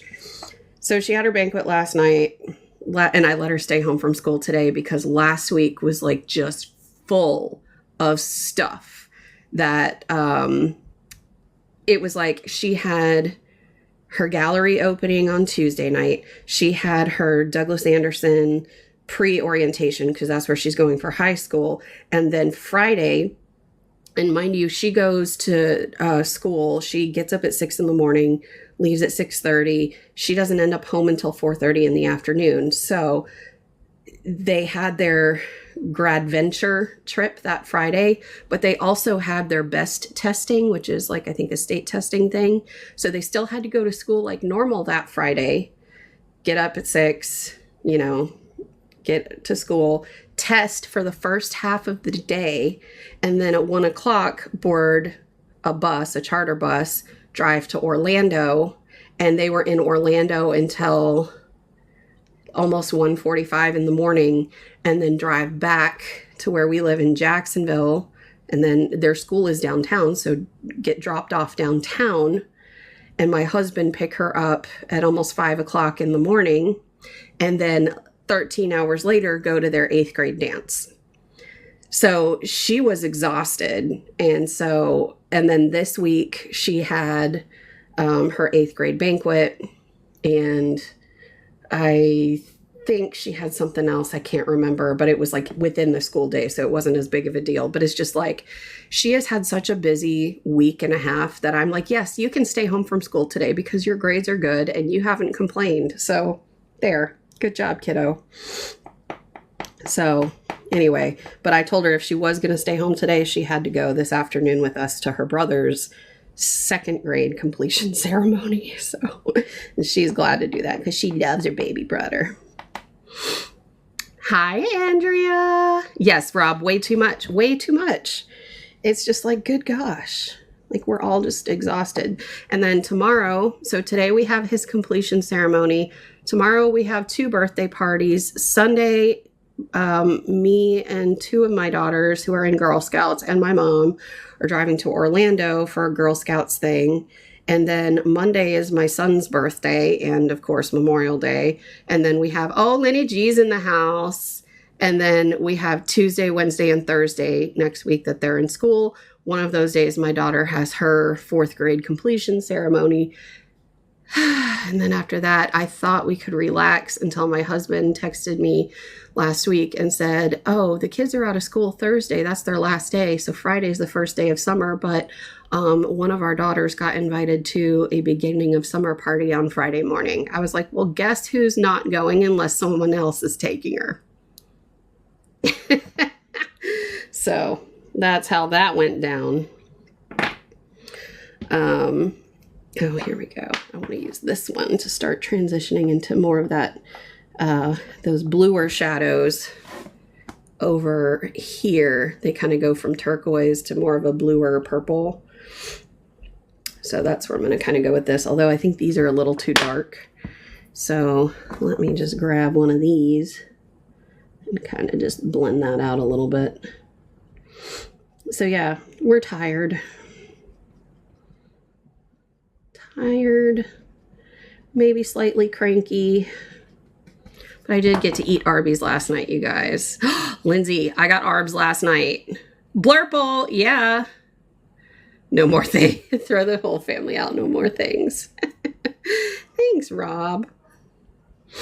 Yeah, we got Arbs last night without you. Beezy, you cranky? Never. I don't know what else. Right. Speaking of cranky, you guys see my shirt? I've had this for a while, but you know I complain about my stepmother-in-law, who I don't have a relationship with, but it says, "You aren't what I envision." Wait, what does it say? I can't even read it backwards. What does it say?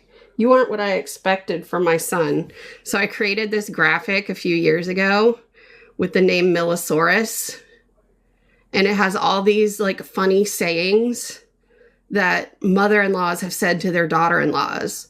Like, "She must not like your milk," or "Your baby must not like your milk," or "Your milk must be sour," or, you know, just stupid crap like that. Anyway, I pulled this out of my basket today because I haven't done my laundry in a while. And this has been sitting in my clean laundry basket in our loft. And I'm finally out of clothes in my dresser. And I was like, oh, I'll just grab this one. And I was like, hey, that might be fitting for today because, you know, I love putting, you know, information out there about my relationship with my in-laws. Not. Actually, I kind of do. Makes me feel a little bit better, a little more seen, a little more understood. I'm still not liking this blue, so I think I'm going to try and go in with some of this purple too. And that is so not the right purple. We're just going to blend. Blend. So anyways, nobody made you tell us that, by the way, LMAO. You know what? Whatever. Oh, Kevin and I need to ask you and Colby something. Is it because you want to marry us? Oh gosh. Do you want Colby to be your sperm donor? Do you want me to carry your child? Because I can't. I don't have a uterus, remember?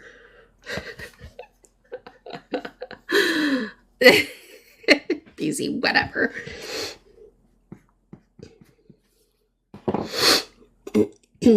Okay, let me go back to the drawing board on this whole shadow sitch. Maybe this purple might be a little bit, nope, too vibrant. Let's try this one. That one might be okay. Still not convinced. This one might be a little too light. Yep. All right, we're just going to have to make a decision here, guys. We'll go with the dark one again. Again, no one is forcing you to overshare. You know what, BZ? I like to overshare because I think that's why people like me. You know what? You can go overshare your mom and tell her I said hi while you do it. Tell her last night was amazing. No, I don't think they like me. I know they like me. As a matter of fact, I know they love me. You leave Tamra out of this. You tell Tamra that she's going to be saying, a lot more when I see her tonight. Sick.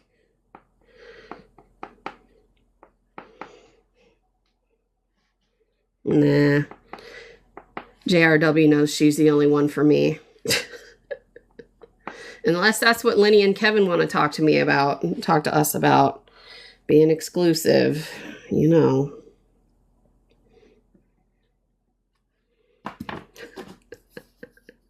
Why do I come here? Because you like the abuse and you know it because you have childhood trauma. Or not childhood trauma. You have unresolved trauma. I forget what you worded it the other day.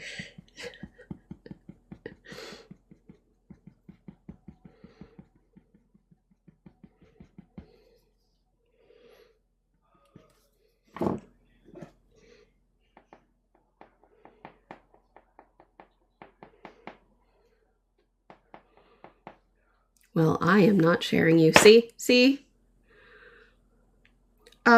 Lindsay, you already know the answer is going to be to send Calvin over here. We love Calvin, and we've already told you that we were bitter when you decided that he wasn't allowed over here while you were out because he got overstimulated by our freaking rambunctious clan of children. So, bring him. It doesn't have to be for less than 24 hours. It can be for as long as you want. We love Calvin. And I think he loves us. I think we keep him young. I think we keep Beezy young too.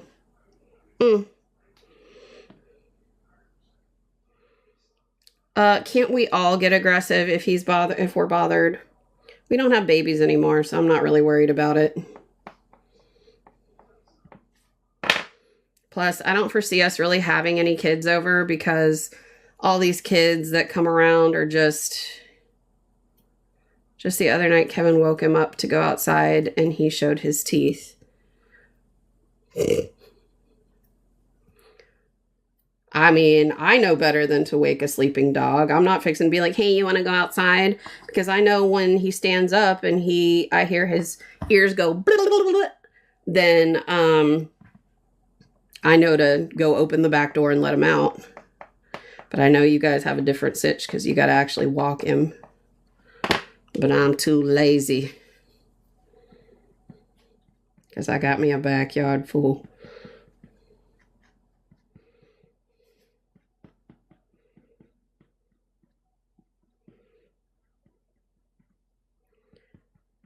Beezy, are you still here?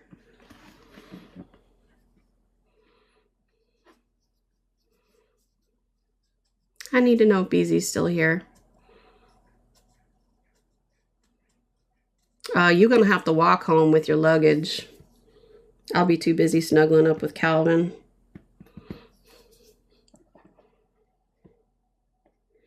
I think that can be arranged.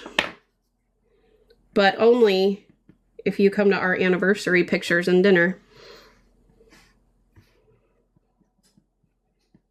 Do we have a deal?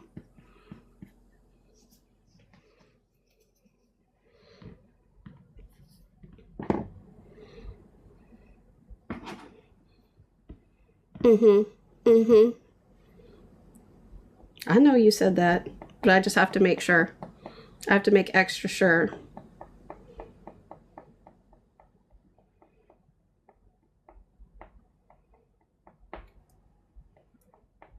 Then you have a deal.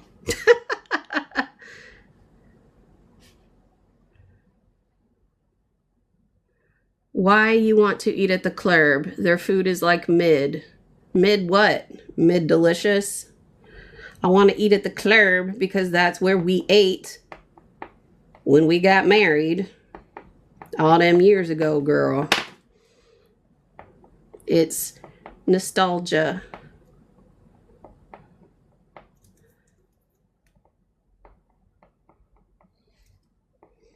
Okay, I feel like I'm really overdoing this part right here, and I don't know why.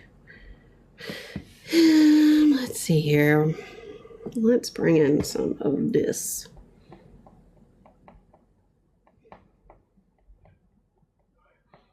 Did you see the menu? It's like sandwiches, boo. It ain't no Arby's.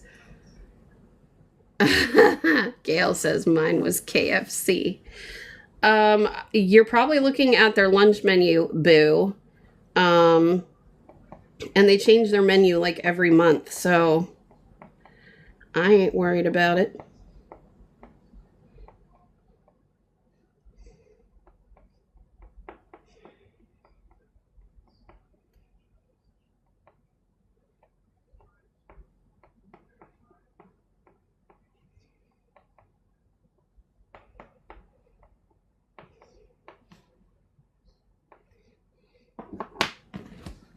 Let's see here.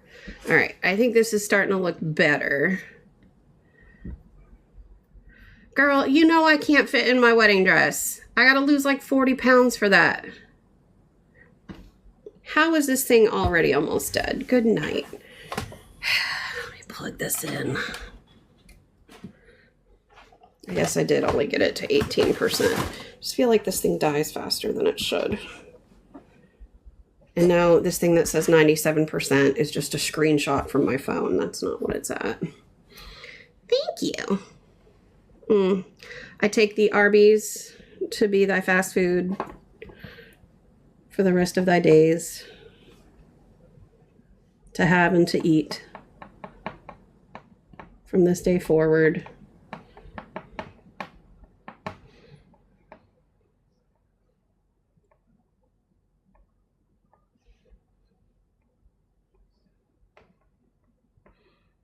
Eat it, Stanley. At least I didn't just put the butt end of broccoli in my mouth.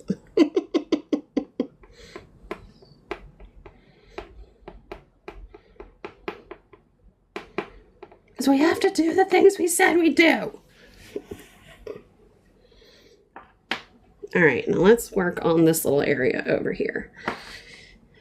And this little area, because this has a little too much purple in it.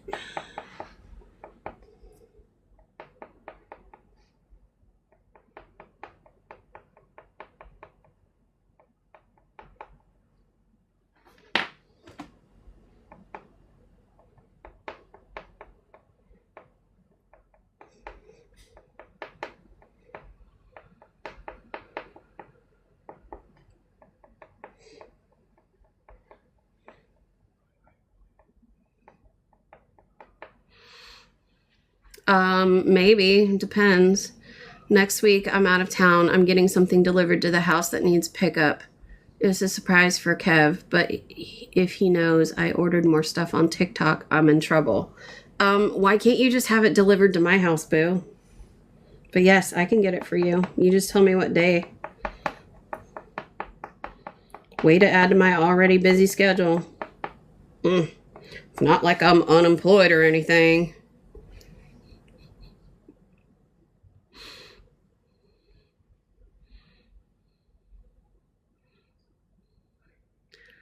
Just moved in close to art. What do you mean, Gail? I don't get it. I'll send you coffee money. Girl, you don't need to send me coffee money. Plus, I still owe you coffee for helping me film that bathing suit video. Actually, I tried to buy her Chipotle, but then she snuck in and paid for her own before I was finished with my order. Fool. Yep.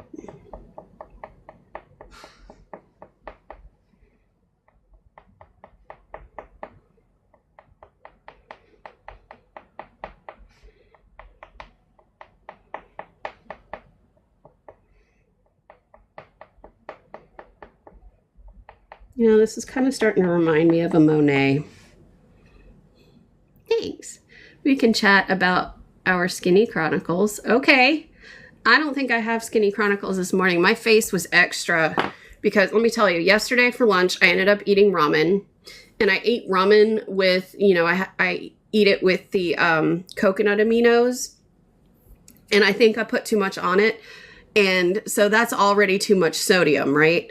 And then last night I had, because I don't, okay, just for those of you watching, when I eat ramen, I don't use the little packets and I don't eat it with the soupy stuff. I just boil the noodles, just plain noodles, and I put coconut aminos on there. And so there's, the coconut aminos does have some sodium, but I accidentally used too much. And boy, it was good though. And then last night I had Arby's, so I woke up with what I call sodium face because I get these dimples right here on the side of my face when I've had too much sodium. So, yeah, go me. Okay, so I think this might be a little too blue, but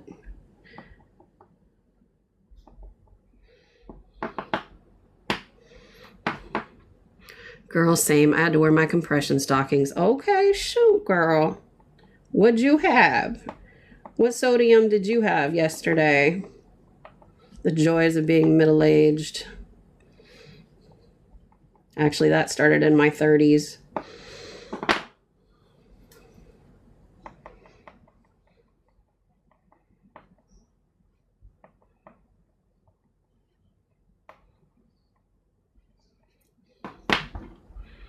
I just gained 6 pounds of water. Yeah, basically.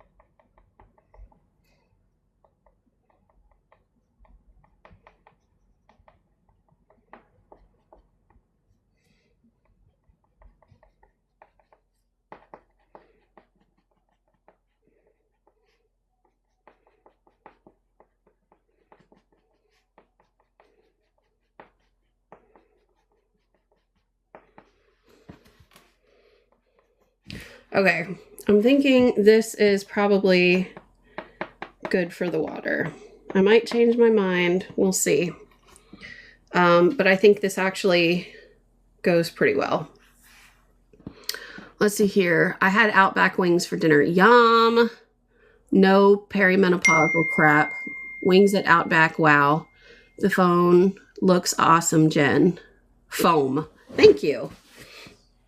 Let me turn this off because I keep forgetting to put on Do Not Disturb in the mornings. And then I get text messages. All right, there we go.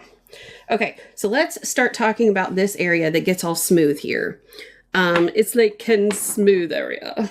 All right, so what I notice about this area first, if I zoom in here, is that it's got this kind of transitionary area of kind of light blue, light gray, light pink, kind of smoothed out right here. So I'm gonna just kind of start to bring in some of that. This is actually even too dark, so let me just start going over that here.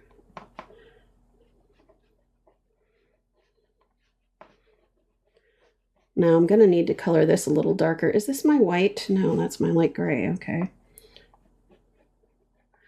I think I need, like, I want one shade darker than this, but I don't want it to be gray. I want it to be more blue. So I think what I'll need to do is kind of build it between a blue and a light gray. So I'm just gonna lightly do that and then use this to kind of smudge.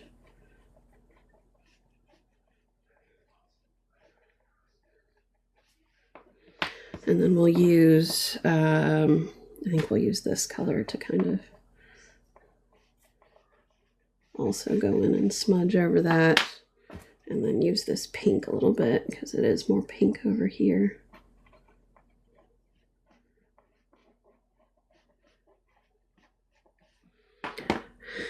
Let's see here. I thought it was my bell. Nope, it was mine. Dang it.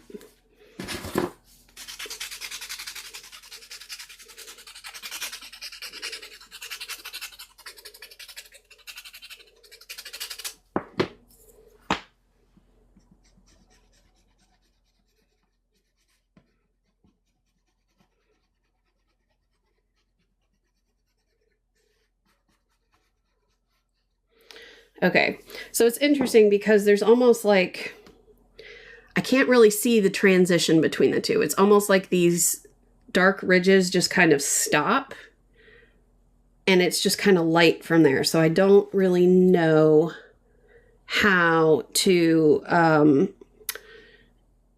transition that. So let me grab this and see if I can maybe just add a couple of little smudgy dark spots. And then I can take this and kind of just darken those a little bit.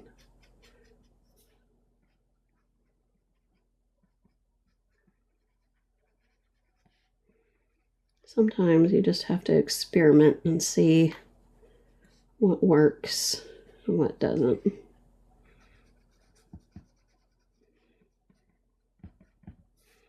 Just want that to smear just a smidge. There.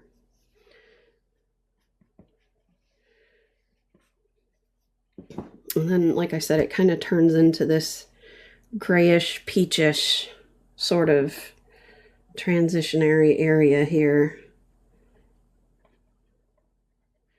And it's almost like the water. It's not as choppy, but it is as fragmented. And then, of course, we get this kind of foaming up like this. And it's not going to be identical to, obviously, this over here, but we're going to make it look nice, as always. Let's see here. Shimmering. What is the sandpaper? I actually don't know what this is called. Let me see. I think I still have the box.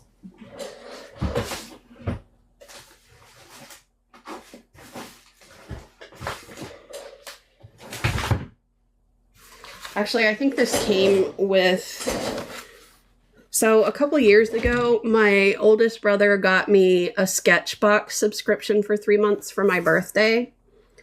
And it has, like, whatever this is, sharpening block, I guess.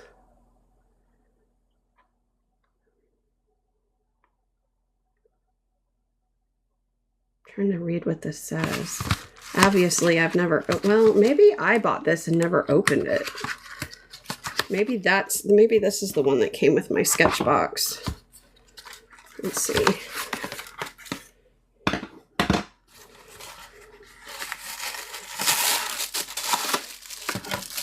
This might be charcoal. Yes, this is charcoal. Never mind. I got that wrong. So that is basically sandpaper that allows you to remove and shape your little nubby things. I forget what these are called. There's a word for them. I think it starts with a T, but I just call them my smudgers, my little nubby things. And so I just take this. It helps not only clean them off, but it helps to keep them at a point. I've seen some people like try to take this and remove the outer layer. I think some of them are meant to do that, but I don't do that. I think these are meant to do that, because you can see they're like rolled like that, but I also don't know how that works, because then you lose your point altogether. So that doesn't really make sense to me. But I'm also not a professional with these things. So yeah. Anyway. All right. Let's see here. Let's go back in with our pink.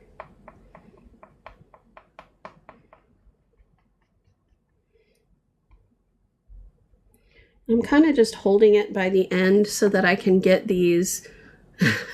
Exactly. That's why I like doing this, because sometimes it's like we're just learning alongside each other. What I like is it kind of gives this feeling of moving water, so it's not like perfectly, you know, straight lines or anything like that. You kind of just get that those little, I don't know, they just look like ripples instead of intentional lines. I might grab this again and kind of lighten that up.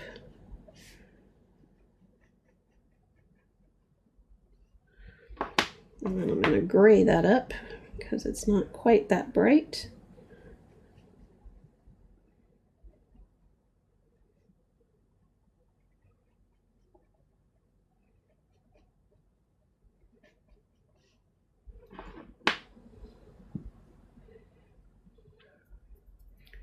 Grab this and kind of make some shadows.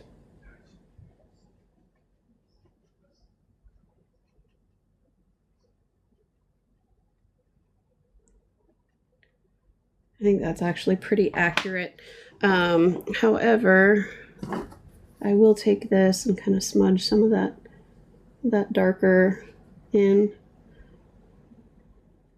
so it's not so harsh.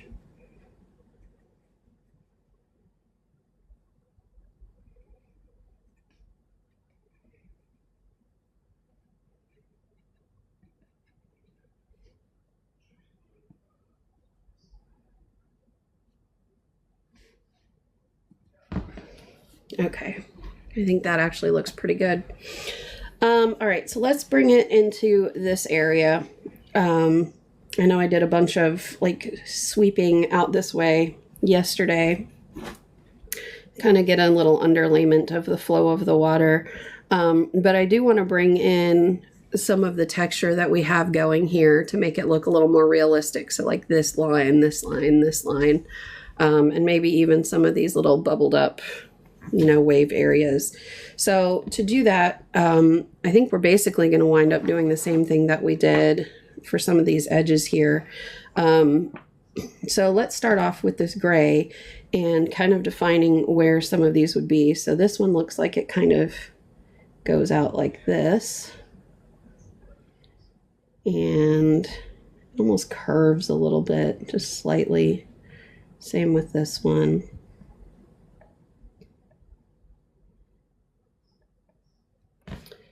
Zoom out here so I can see a little bit better. This one sort of has one that like goes like this and then like another overlapping one. And then a little one right here. And then there's just kind of this little overlap, you know, that kind of happens there. So then with that, I'm going to just kind of give this a little smudge. Nothing major, just a little shadow smudge.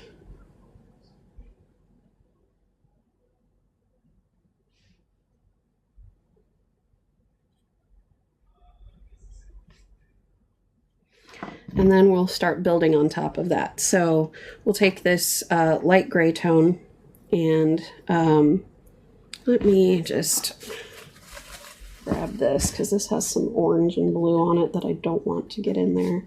So I'm just gonna clean that. There we go.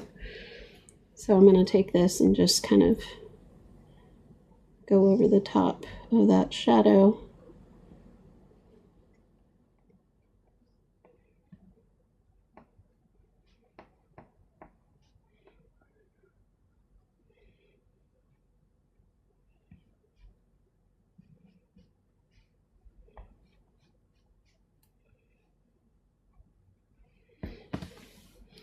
And then as I'm noticing some of those, I see some darker areas that look a little bit more like this dark blue. That's kind of some of these little choppy bits. So I'm just going to sort of add a bit of that.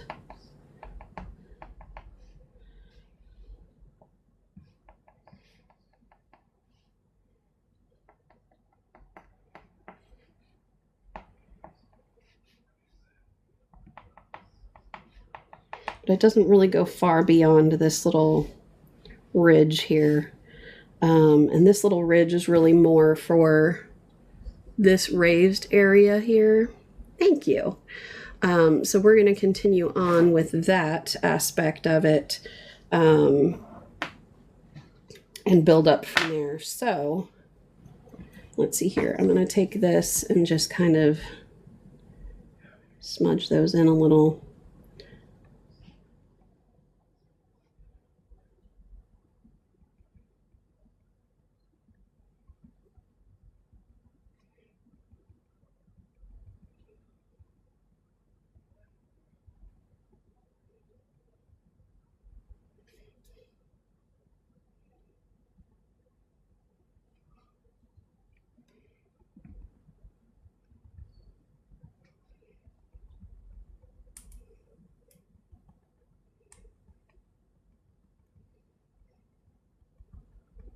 And I'm just going to use what's left over on this to kind of just tap in a little bit on this side.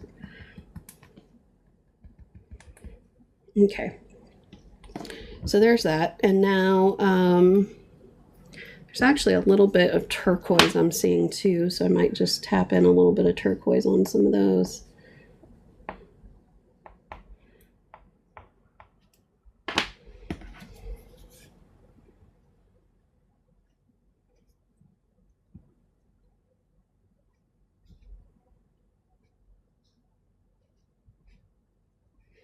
All right, so let's go back to that lighter gray tone, and now we're going to start to kind of refine a little bit.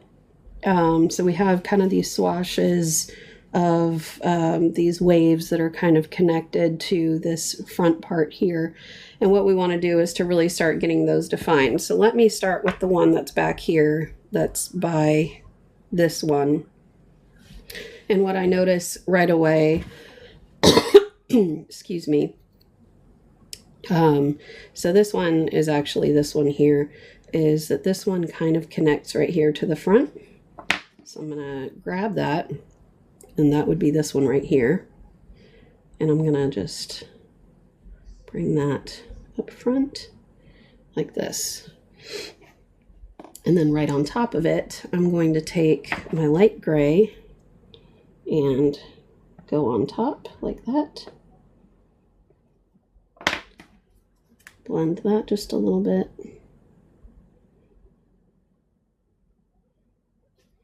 And then go in with the peach.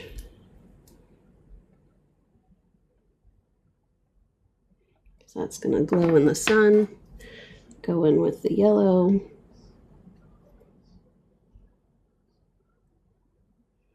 May have lost the shadow a little bit on the bottom, and that's okay. We'll just add it back. And then some of that white, like that.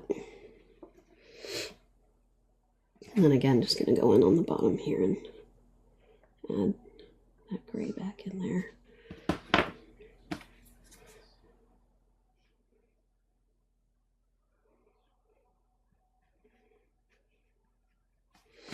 And I think right towards the bottom of it, I'm going to maybe blend. Let me kind of smear this off here. I'm going to kind of blend this a bit better because I do want this to stay looking nice and vibrant, because it does kind of look weird just kind of chopping into that area. So let's kind of just bring back some of that orange right there. And we'll bring in kind of this white circular shape that almost makes it look like it's overlapping there. Like that. And then take this darker tone here and just pull it like that. Hopefully that looks good. Oh, Jill's in the house. I just finished my live and hoped you were still on. No way, you weren't on all night long.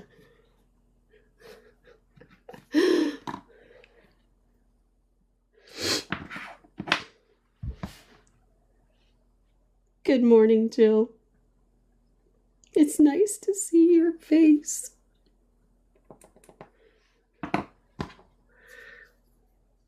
What in the holy beautiful is this? This is oil pastels, my dear. We have been working on it all freaking week, and never have I been more excited to try to be done with something, because I am a starter, not a finisher. And that's what she said, by the way. And this has gone on way longer than I had anticipated. So, you know.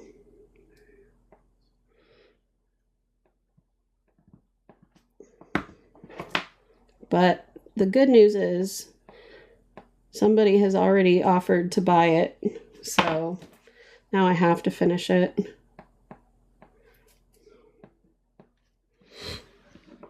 Thank you. And I had actually forgotten that I had told Lindsay I'd give it to her. So the other day she's like, what? When I had said, you know, that I was going to sell it to Leah. She was like, what? I thought you were going to give it to me. I was like, well, when someone offers to pay, you get bumped, boo. But anyway, but I told her I'd make her one and that I was really sorry. I forgot. So, oh, look at you sending me a flower. Okay. Okay, boo. I saw you texted me this morning. I haven't had a chance to look at it yet, though. I'm sorry. All right, so that's kind of that little bumpy area right there that turned out way bigger than it needed to be, but whatever. But I do see that there's kind of this little shadow here too, kind of where the water is, I guess, rippling right there. It's a nice little shadow. Yeah, I was really hoping to be done with this today, but that's not going to happen at this rate. And let's see here. Looks like there's some highlights over here, so we're going to start kind of making those around here.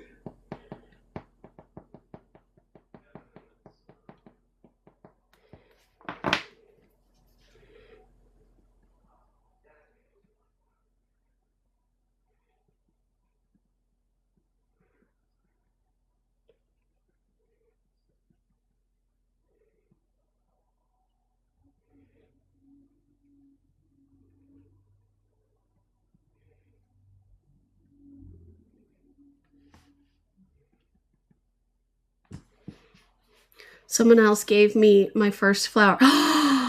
No. I should have given you a flower last night. It was funny because when I got on your live last night, first of all, I don't know if that was your first live or not, but when I realized what you were talking about on your live, I was like, okay, this is a serious live. I can't just like get on here and like do that sort of thing and then make a joke about it. Oh, what a bitch. Anyway, so I thought about doing that, but then I was like, no, because I don't want to like interrupt this serious moment. Which one? Was it Beezy? I'll kill him. Just kidding. Am I allowed to say that, or am I going to get like banned for bullying? Oh, Katie. I talked to her for a while last night. But that was sweet of her. All right, I guess if somebody's going to give you your first flower, it should be Katie. But yeah, so because of the more, you know, serious nature of your live last night, I decided not to, because I didn't want to make you feel like you had to acknowledge it in the same way that like we did on my live when you sent me a flower. And I know. And I was like, is that going to make it awkward? Is she going to feel like she needs to say something? Or is she going to like on the back, like after this, going to be like, oh, you shouldn't have done that. You know, like this is a serious topic, you know, or whatever. So I'm just like, eh. And then my husband started talking to me, so I had to jump off, and I meant to get back on, but then I started talking to Katie, so it ended up not happening. Anyway, so it was a whole thing. Dang it! Well, you know what? It was a co-hosted one, so maybe if you do one all by yourself, then I can send you your first flower. Really? Dang it. You know what, though? I technically sent you your first in-person TikTok flower. But you let me know when you go live for the first time by yourself. And I'll send you a flower. I'll send you a couple of them.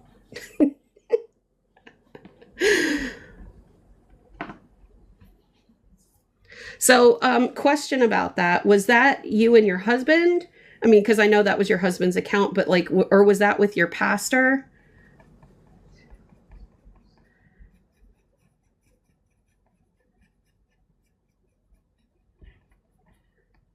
Okay, just you and hubby. Gotcha.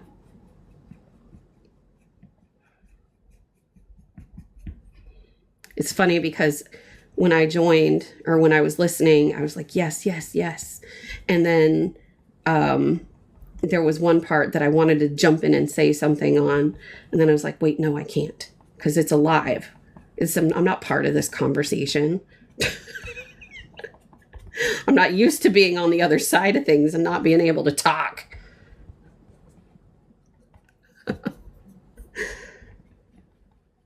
Not used to being on the keyboard side. But then again, like I said, I was like, I don't want to say anything, and like, I don't want to ruin the integrity of your replays and all of that stuff. So I was just like, not ruin the integrity of your replays. You know what I mean? Like, we have this like relationship where we talk about, oh, Crafted by Curiosity's here. Hello. Meredith's here. And so like, I didn't want to like bring that energy into yours. And then like, maybe you thought that I would expect it. How do I put this? Like, I know when to be me, and I know when to like turn it off. You know what I mean? I know when to like, I don't want to say watch my mouth. I know when to like be not my 14-year-old self, if that makes sense.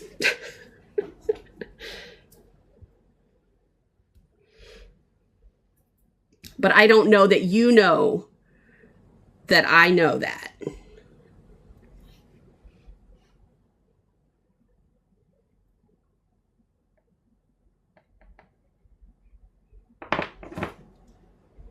Because, you know, we TikTok lovers. We still getting to know each other. You know what I mean? My best self. Well, you still wouldn't get my best self because I don't even get my best self. You know what I'm saying? I don't even know who would... Like, I don't even know what my best self looks like. Oh, so they don't know that we know they know we know. So, just kidding.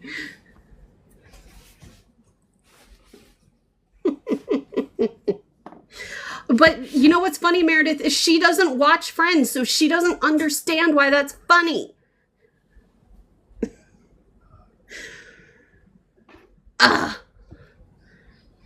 Culture gap. All right, fine. Fine. I didn't know you remembered that part.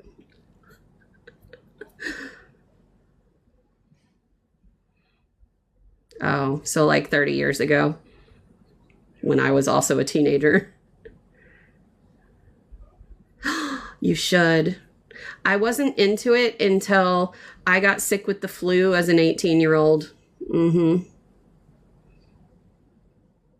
I do have a harder time watching it now. It used to be like my all-time favorite. But I think I've just gotten to the point where like the whininess of Ross and Rachel in the beginning years just drove me nuts.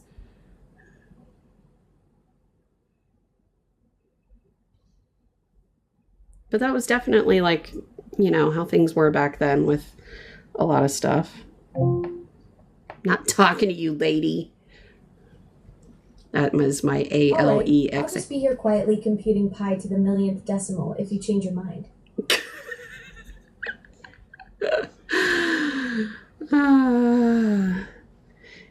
Yeah, I would prefer to watch The Office now.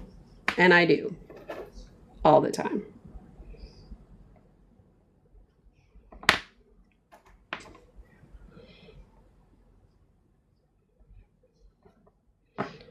So now I'm just kind of adding just some highlights in places kind of around that same area just to make sure that it kind of comes together. It's not going to look as choppy as this is because I kind of want to keep it that smooth, pretty, oceany look.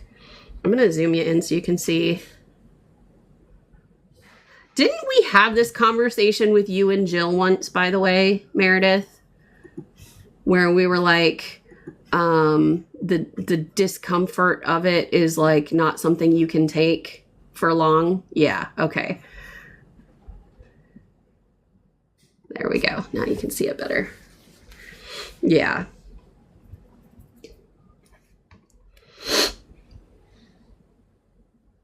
And I'm like, okay, fine, whatever. Well, I'm also rude.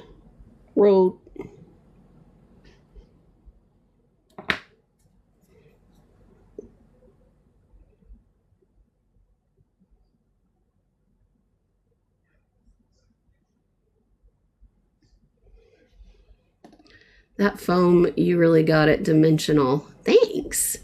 Yeah, it's still going to be more dimensional after this. So right now I'm working on this section. I got to go all the way down. Why is this giving me a low battery warning? You're plugged in, you moron.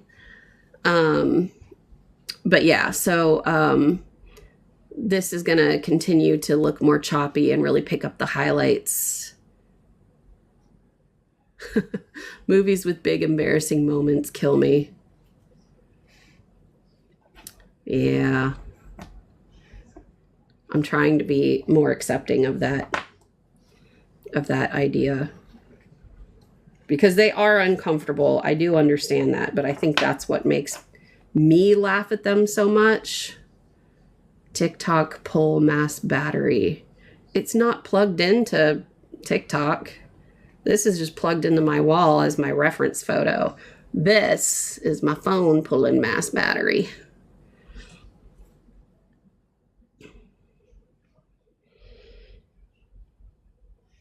All right, let's see here. So we got this little area good.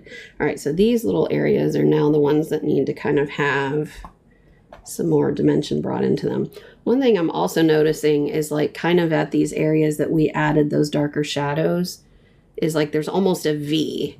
So I know you can't see it because of this being zoomed into here, not here, but there's almost like where there's this darker shadow that we added here, there's almost this V of a light shadow that kind of comes off of it over there, which is pretty interesting. So we might play into that a little bit. And just smooth those out a little bit more. Okay, so let's take a look at this and see how we want to integrate that. Because this one doesn't have quite as much in terms of highlight on it from the sun. Has a little bit just in the back and it's not quite as strong. So I'm not going to add any white to it. I'll add just a smidge of this yellow like that. But what it does have is more of this kind of light gray. So we'll bring in some of this highlight kind of over here and up here. We're going to bring in some lacing around some of this shadowing that we added, which is really going to start to pull some of this together. It's going to be the same over here.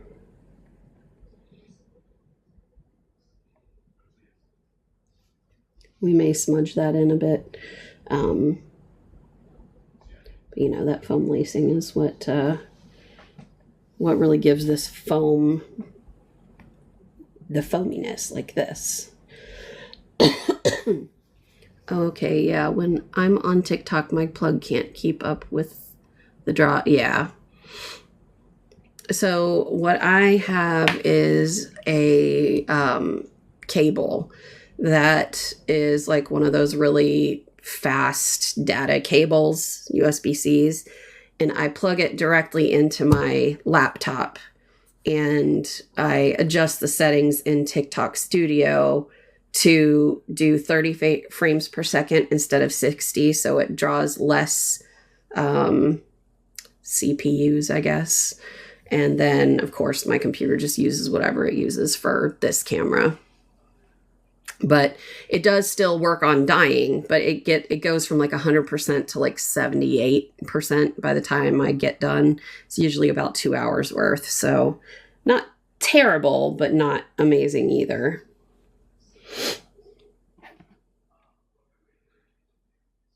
All right, so I'm just going to continue kind of adding these little lacy bits here.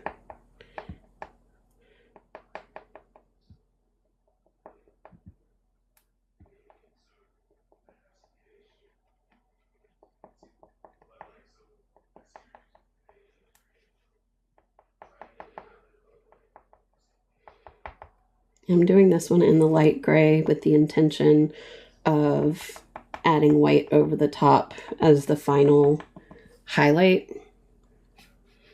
And then again, I'm going to kind of just go back here and kind of add some more of that gray tone back here where it's kind of smooth. Because it's not really frothy back there in the same way. But I think we kind of get the gist of that with these darker shadows that we have here. So I'm going to go ahead and just start kind of tap smudging some of these darker shadow areas. Where that lacing is kind of going to be.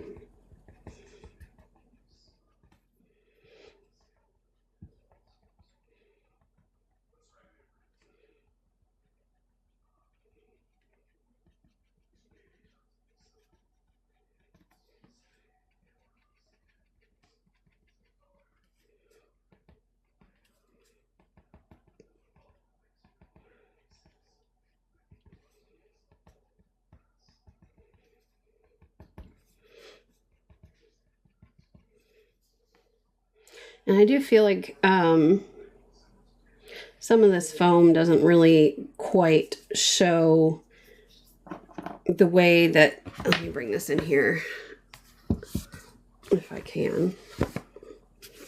I feel like some of this is not really showing the way that the foam kind of collects into this area and then brings this shadowed line here, and that's okay. What I'm going to do is bring in some of that white now and try to draw that out into those shadows.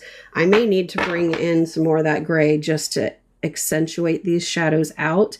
But in order to do what I just mentioned, I'm going to use this and just continue to add that foamy look by kind of concentrating it into that shadow, kind of like this.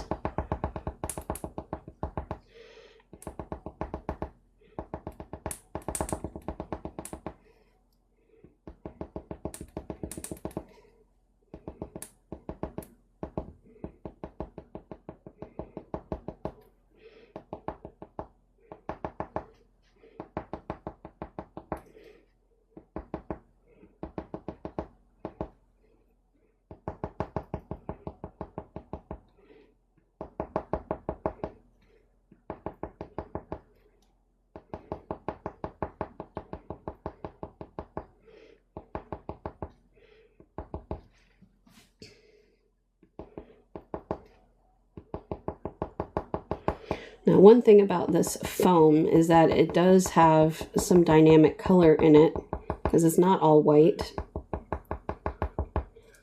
So one thing that we can do to kind of mitigate it all being white is to bring in some of that gray to, whoops, I didn't mean to do that. Smudge that one out a little. And kind of tap in there with that light gray. Even some lavender. Just some of this light colored lavender would do it.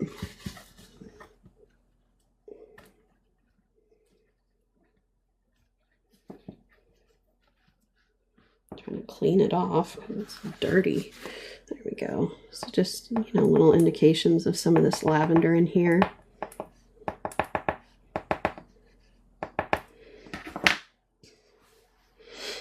And then you can kind of tap along that line where that shadow was.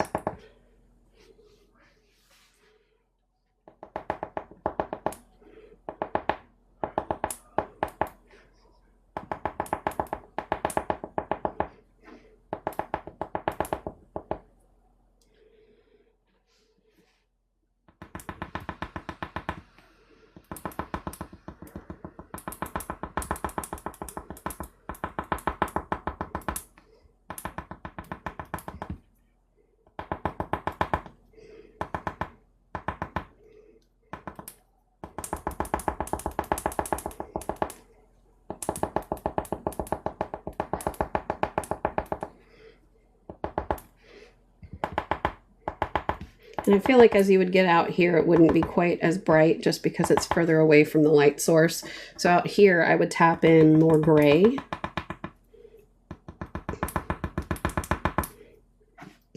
That's my light gray. Okay.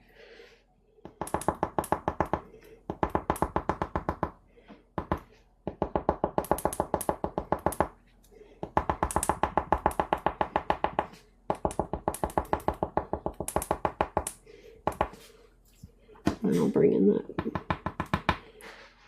purple.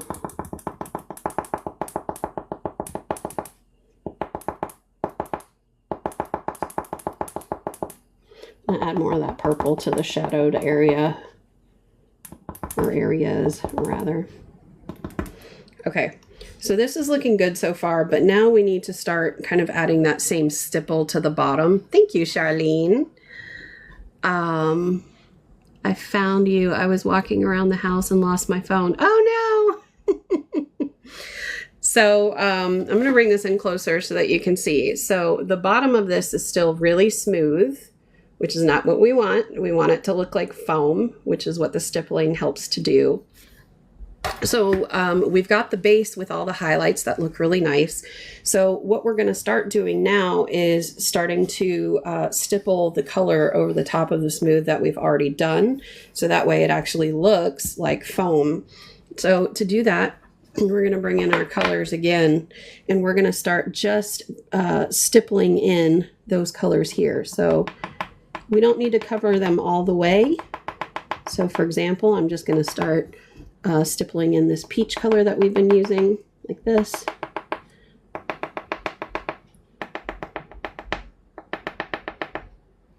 And then I'm going to grab the yellow that we've been using. And again, these wouldn't be quite as bright of highlights because they're further away. And there would become more yellow as I get closer because they would be closer to the highlight. And for whatever reason, this is not... There we go.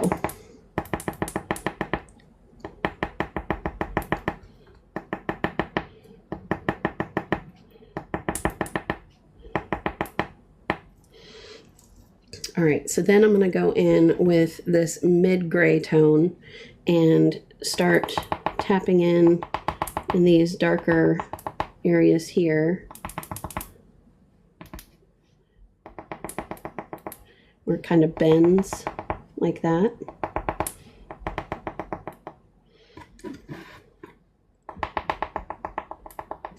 And then I'm going to take that lighter and kind of stipple in between.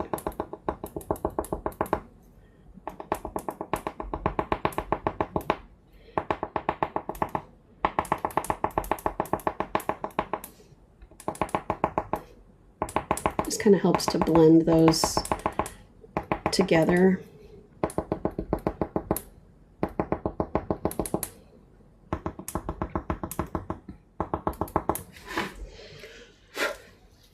Okay, and then you know what, this one needs a little bit more right here.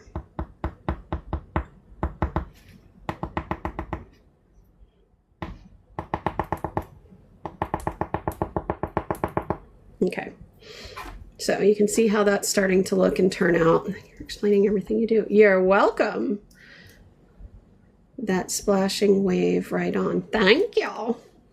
And then I have this darker one, this darker gray. It might be a little too dark for this bottom edge, but I'm going to do it anyway, just to see what it looks like. I'm going to take this little thing and I'm going to use that same stippling action to blend it and just see how that looks. I may not end up liking it. It's a little too thick. So I think I'll abandon that idea and instead go back over it with this.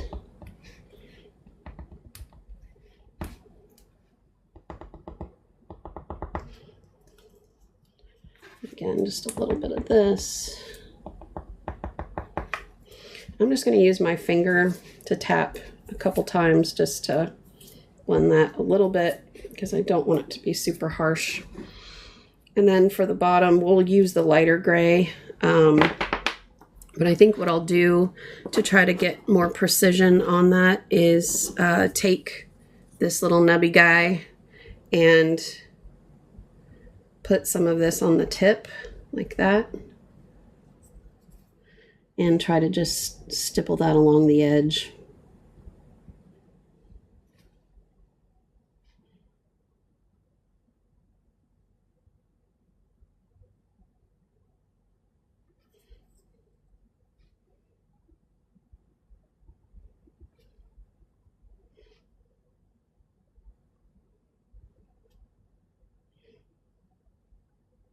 Because some of this edge is okay. I don't feel like I need to be super precise with the edge.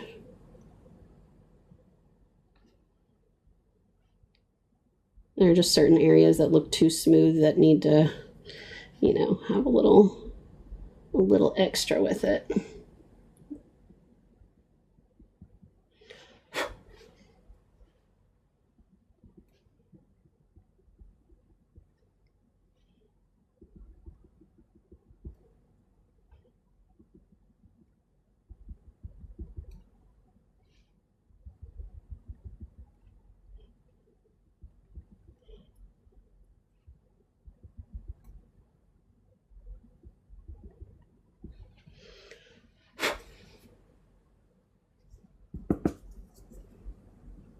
Oops.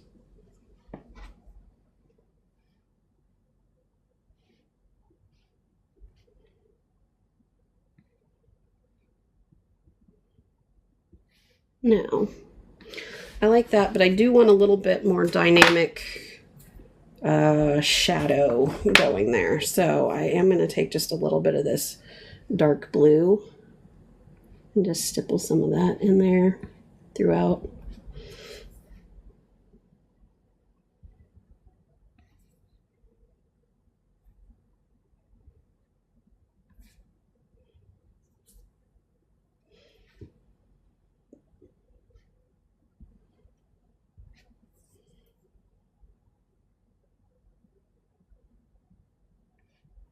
Maybe even some dark purple.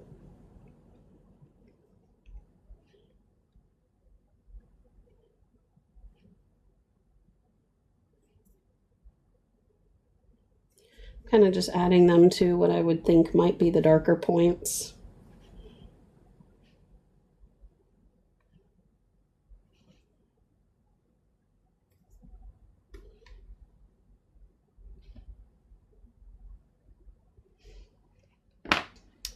And we'll use this purple.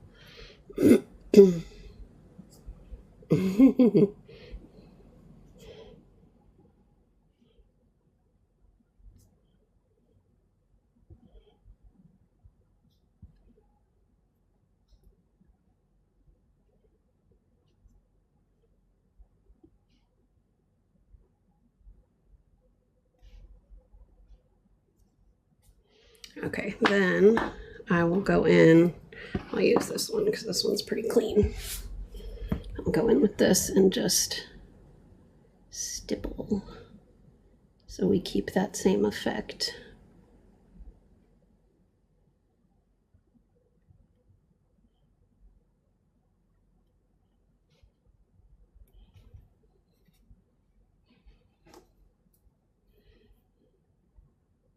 And we still haven't even done this side of the part of the water and foam yet.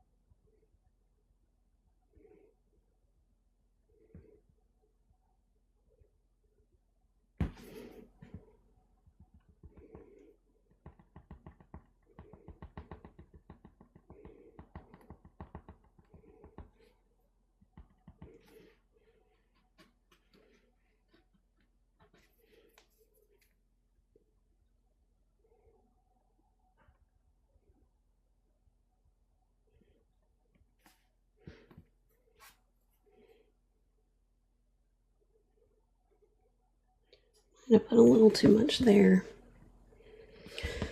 So I'll go back in with this lighter gray and just kind of stipple over some of that.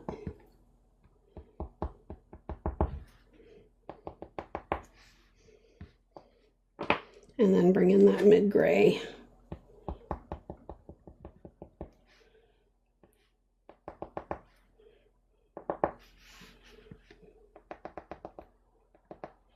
I feel like it's a lot of titrating back and forth until you finally get it the way you want it.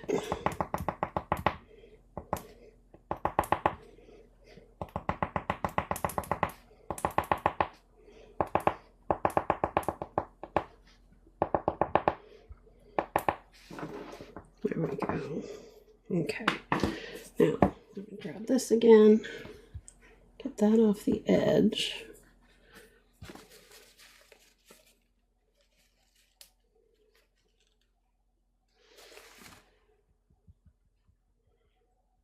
And just kind of pressing that into the paper.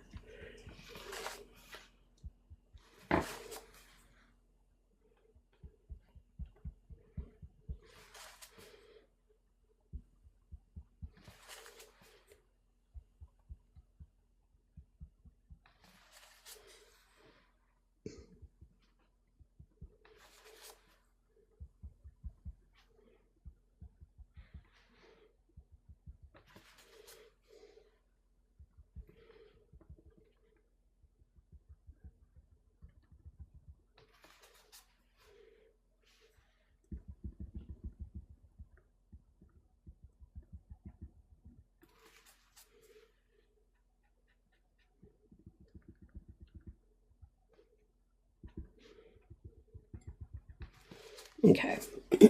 Now, one thing that I'm not liking about this in particular is these highlight areas. I feel like they went from being nice and blended to being more just kind of plopped on there. So what I think I'm going to do is kind of just do my best to blend these a little more like a smudge versus the stipple, just on the edges. So that way we can kind of have the best of both worlds.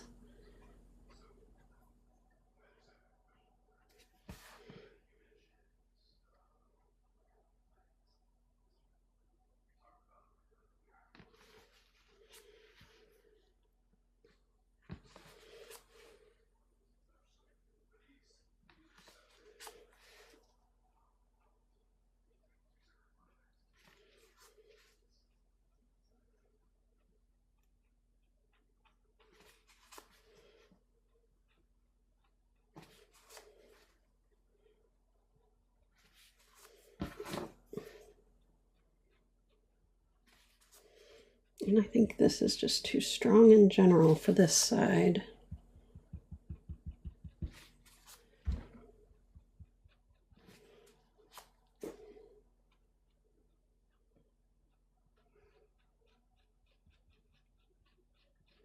So I think I'm going to just kind of blend that in like this.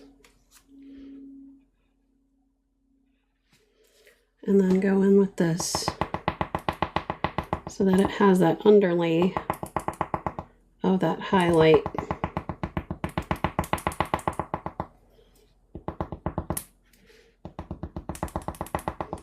But it still holds the gray tones that are on that side of the image.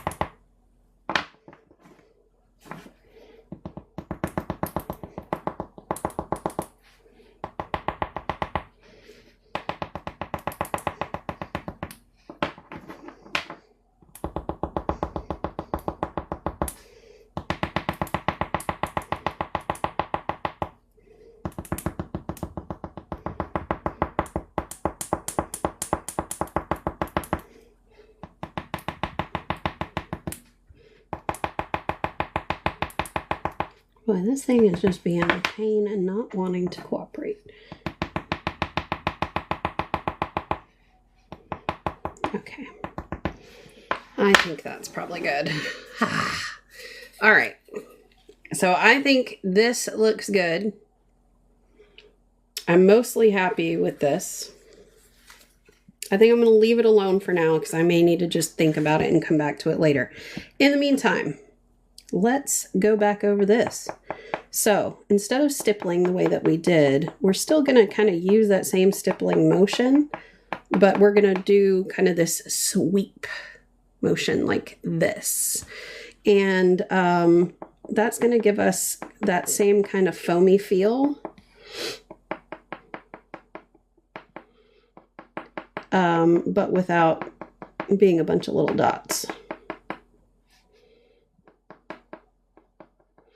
And I don't want to lose the highlights that we put in here that reflect the sun. So I'm just going to be careful of those.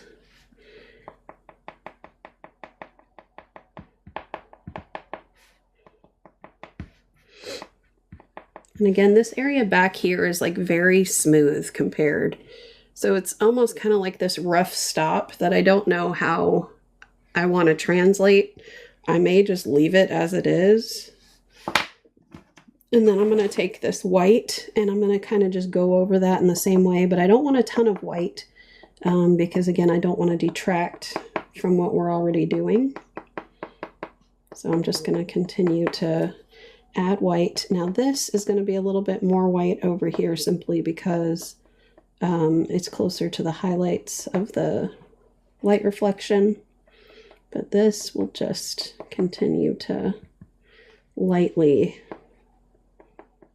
use around our little shadows we put in there. And kind of start to fade it off over here to where there's hardly any indication of it. So you can see how that really brings that out. It's making you want to chai. That's so funny. So yeah, I think that is pretty good. I was going to say I might bring in some purple to it, but I think the underlay brings in plenty of purple, so I'm not concerned about that.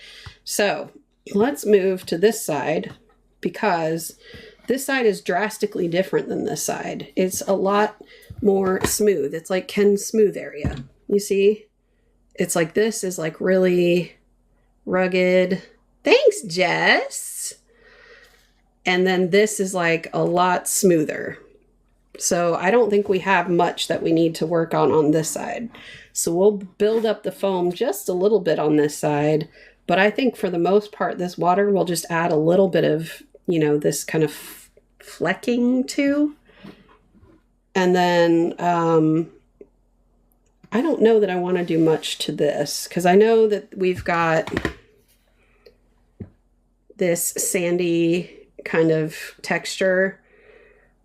But you guys, I'm getting tired of working on this thing. I'd rather work on this in the sky and call it a day. So I'll do something more to it, but I don't know that I want to put all that texture in there. But we'll see. We'll see. I think I'm getting tired of it. Like I said, I'm a starter, not a finisher. That's what she said. Okay, over here. Let's start on the froth. The froth over here is not as much reflective as it is over here from this vantage point. So the darks I'm happy with.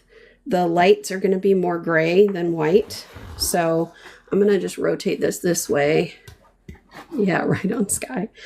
And so what I'll do is just start bringing in this light gray stippling. And I'm going to lay it down kind of over the dark that we just added because it's very, very thin.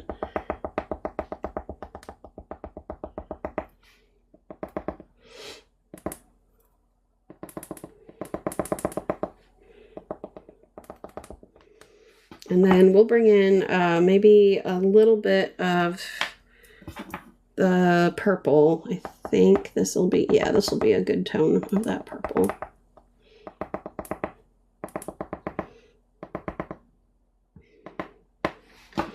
And I think I'll use this and maybe press this in a little bit more instead of like just tapping and, you know, trying to stipple with this. I'll kind of drag just a hair, get a little bit more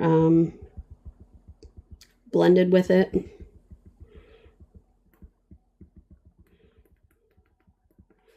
You'll still see like the individual marks, but they won't be as defined as these.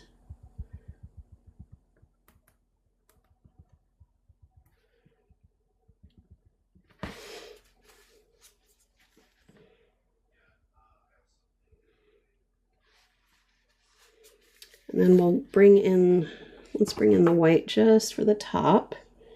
And sometimes it's hard to see where the pastel is actually going to hit, and then it doesn't hit in the right spot and it pisses me off.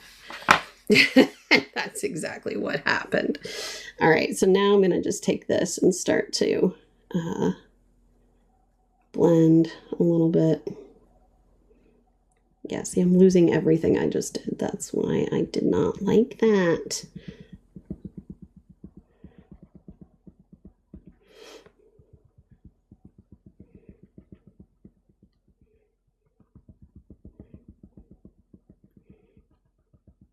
All right, we're going to have to do that one again.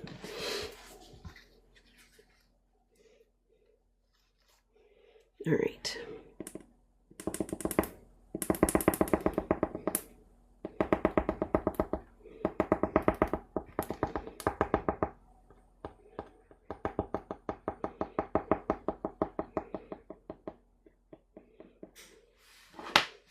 You know what? I kind of don't mind it just looking like that. I think that works. And then we'll bring in some of those darker tones, which I think are more purple on that side. So we'll start off with this over here.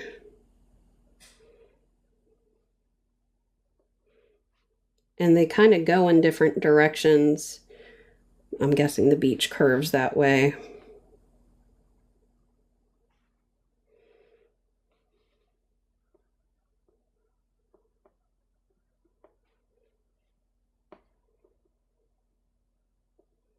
And we'll just keep it minimal. Pastels remind me of broken crayons. Yeah, they basically are. But they blend so much nicer than crayons. Or at least the oil ones do. I do like me these oil pastels. I'm not going to lie though, like it's been really fun to work on this week.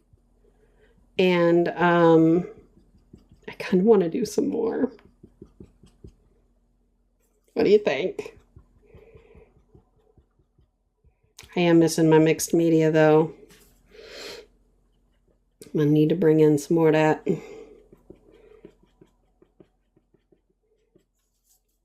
I also kind of feel like you guys just like watching me make whatever I'm making. Maybe I'm wrong. I don't know. I don't know.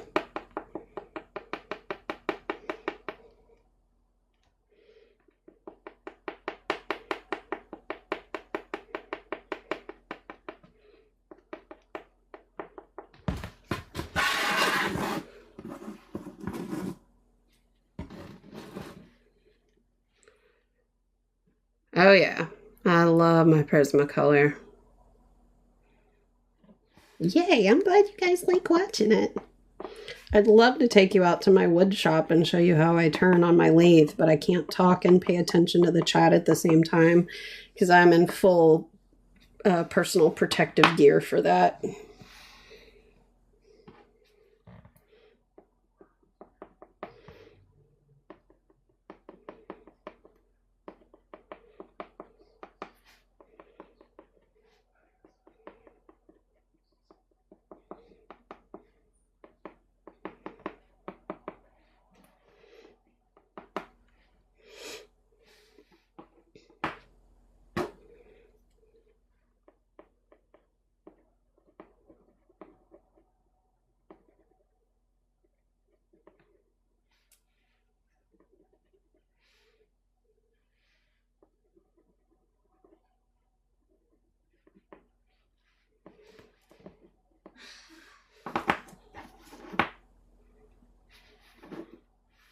But you know what, Jess? Everybody's got their own style. Cartoony is amazing. I can't do cartoony. And you know what? Lindsay told me yesterday to draw her and my little brother as a caricature. I can't draw caricatures. Like, I can't do caricatures. So, you know what? Everybody's got a strength. Everybody's got some talent somewhere. Let me jump into this picture real quick. BRB. Yeah. So, you know. All right. Now we need to work on this part right here because this part, it's lacking. It's lacking big time. But this is good for me right here. Like I'm happy with this area. So, let's talk about this area. This area needs some hoop. I don't think it needs much though. Okay. I think the help that it needs is going to be in the form of some grays. Going this way.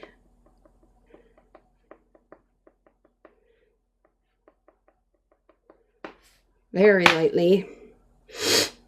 And we're going to get some purple.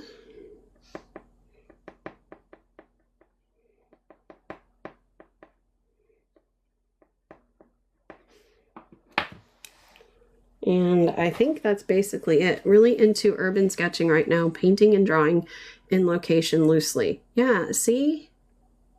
Lenny says you can't do it. Lies. I can't. I wouldn't even know where to start. I could draw you as a stick figure, though. I'm really good at that. You can tell them about our stick figure vacations. But yeah, I love going out and drawing. I'm not very good at it, but the going out and doing the whole, you know, architecture and just drawing what you see, or going out and painting, that's fun for me. I do enjoy that.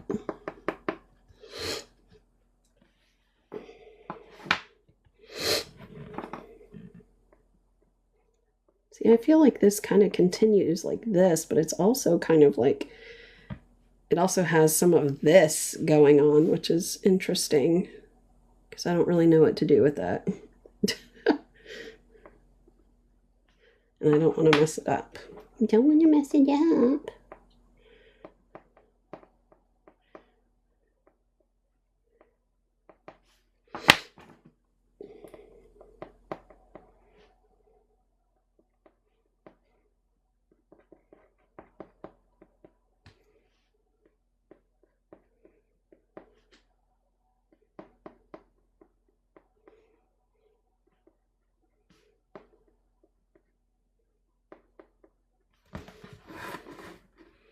I don't know, maybe something like that. My husband thought we had a woodpecker in the house. That's hysterical. I mean, aren't you the woodpecker, Jill? Well, am I so stupid? Okay, I don't know if I want to bring in this sand color, but I might want to bring it in just for like this ridge right here. It's kind of like beyond that. It kind of goes like this and goes here as well. And then I'm going to go over that with a little bit of this pastel in the peachy tone. And then this pastel in the purpley tone.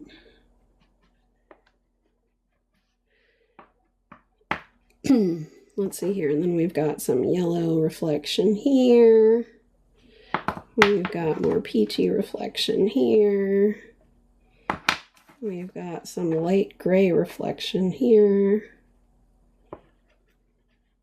We've got some light gray reflection here. We've got some light gray reflection here. What are you woofing about? What you woofing about, Fluffer?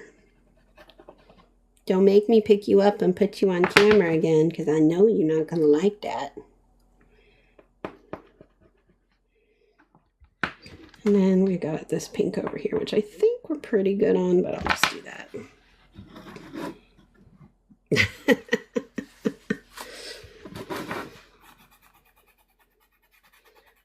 All right, so I'm just gonna kind of blend this like this.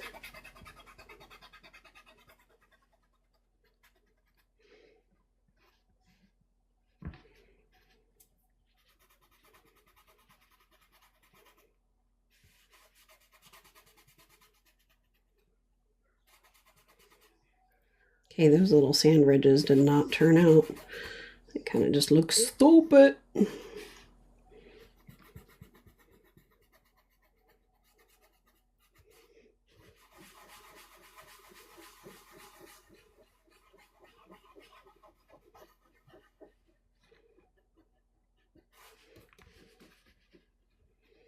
Dang it, I'm gonna have to do something to this part because I don't like it. I don't really like it. Okay, let's see here. Oh, I wonder who that could be. Jill. Thank you. Or Bastion. Jill has 2 accounts. So she's talking to me from her husband's account.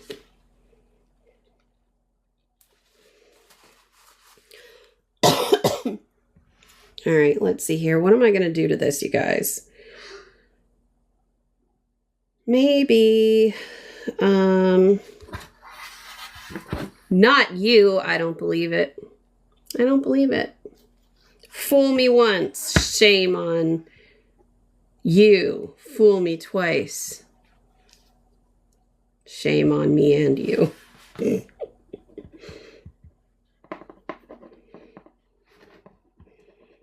Ooh, if it is your husband, can I embarrass you?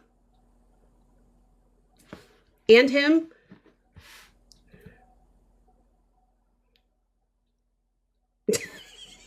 Thanks.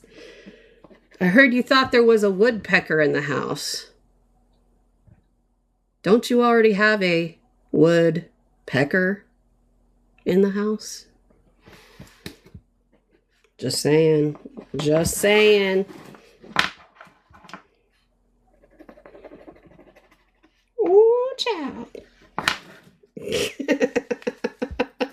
Jill, you have a job to do. To do.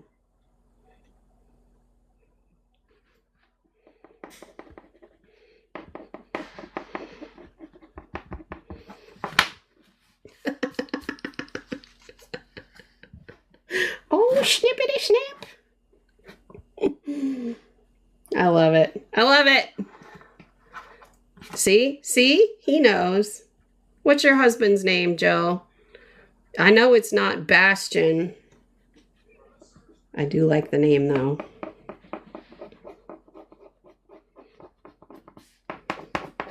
What's your name, sir?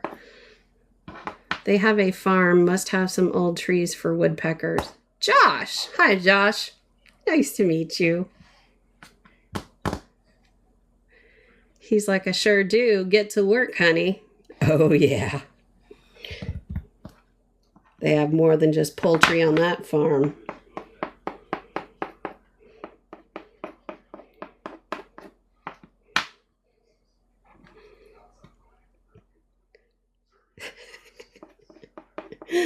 See, even Gail's getting in on this. She's like, hi, Josh.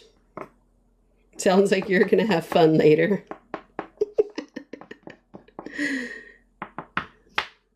Josh and Jill.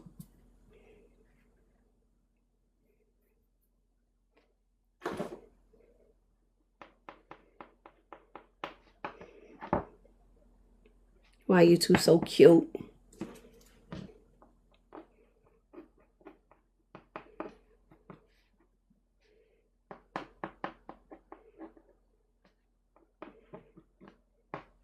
All right, I think this might go better. Josh and Jill went up a hill and came back down with a daughter. I know that's right. And that's why now there's only a woodpecker in the house.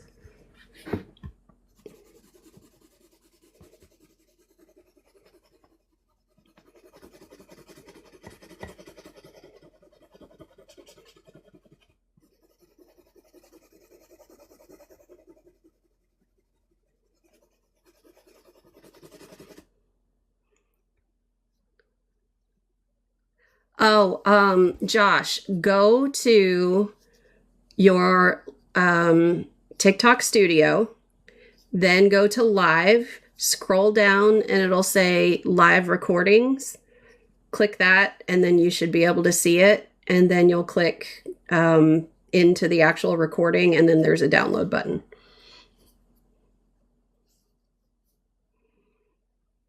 The angry cardinal. Oh my gosh. You guys, they have an angry cardinal that literally attacks their window all the time. And she sent me a video of it. It's hysterical. It's like, what does this bird have against their window? I don't know. Maybe they want Josh. That must be it. Although it is a male.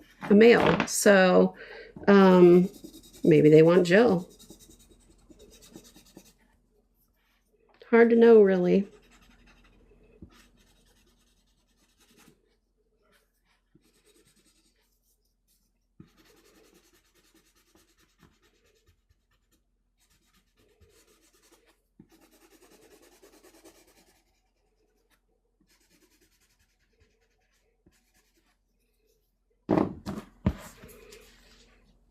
They don't like other males.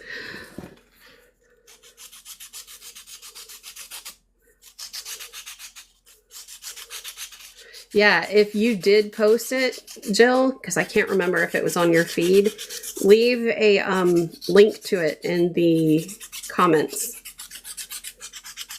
if you can. I think it'll let you leave links.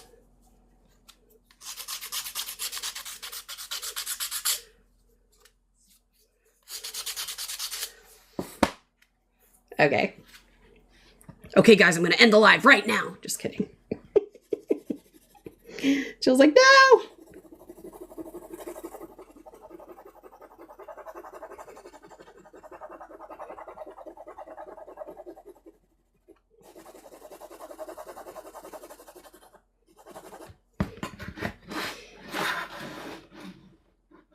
Okay, so I'm thinking for this, what I might like to do is actually bring in a bunch of white highlights right here that are smudged out quite a bit, that indicate like that flatness of water. But, you know, the reflection is really just strong. So let's see what that looks like. I'm not going to blend it out a ton. I just want it to blend out enough to look like there's flat water there. Let's see.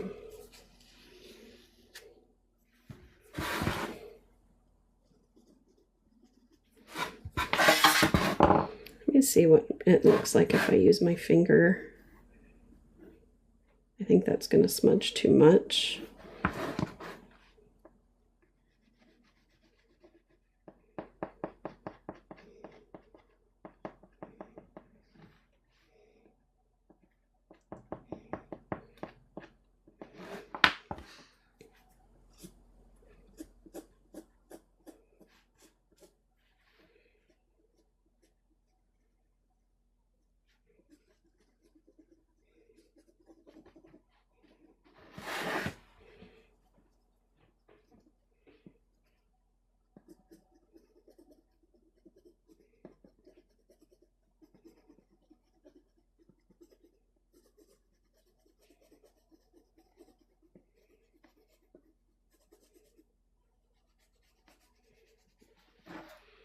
Okay, I think that looks good.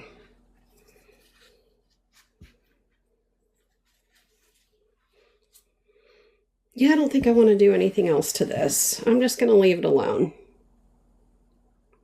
Otherwise, I'm going to drive myself crazy with it. All right, now let's do this part.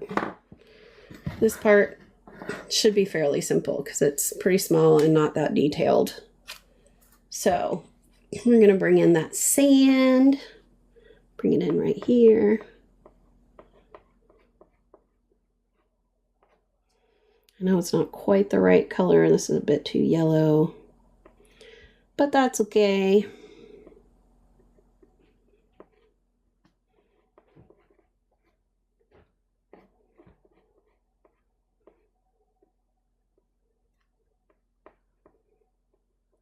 bring it out on the horizon there.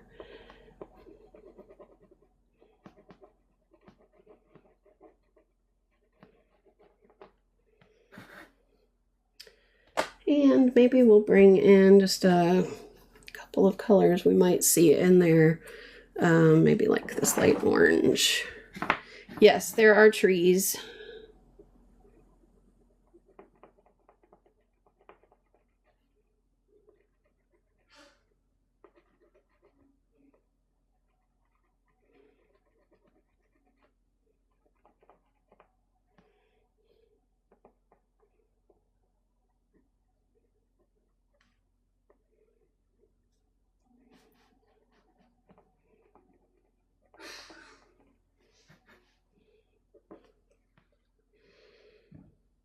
I'll put that there. Then there's some darker tones that I think maybe the gray could maybe bring in and help with.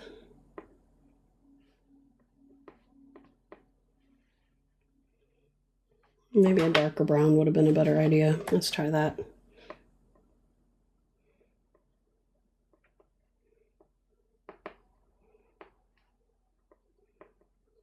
All right, I'm going to smudge this pretty good because it is looking a little too mustard and poopy to me.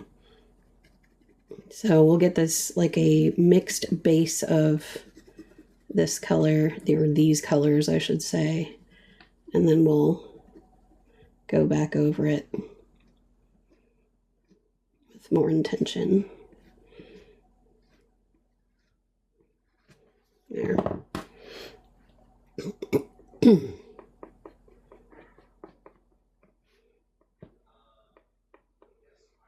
Okay. Excuse me. Alright, so I'm just gonna kind of do that. And let's go back in with this ugly color. I really wish I had more of just like a color like this, but with less yellow in it. But I don't. What's a girl to do? Yeah, that's ugly. I don't like that. Let's just do this light yellow and see if I can sand it up just a little bit more. It's better.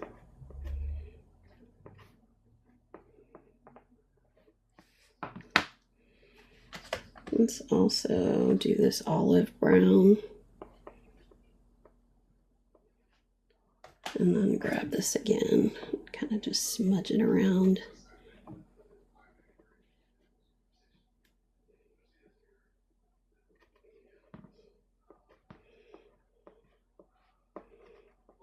Okay, I'd say that's pretty good.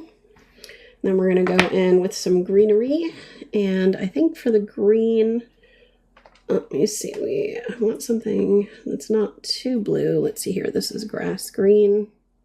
It's not quite the right tone. This is dark green. Close if I don't have something better. Emerald green. Still not quite right. I just did grass green. Okay, never mind. Moss green. Sure. Okay. So moss green, and we're going to mix it in with some other colors too. And actually, before I do that, let me grab this gray, because there's like a little resort back here that's just barely visible. So I'm just going to put the indication of it across here as kind of this line, and we'll go over it and cover it with all of this good stuff. Okay, so we're going to start by doing this.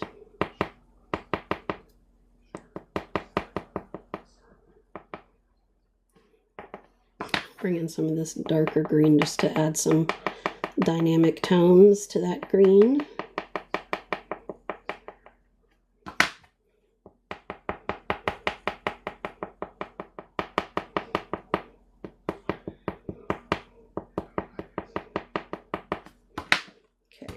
Now I'm going to blend those a bit.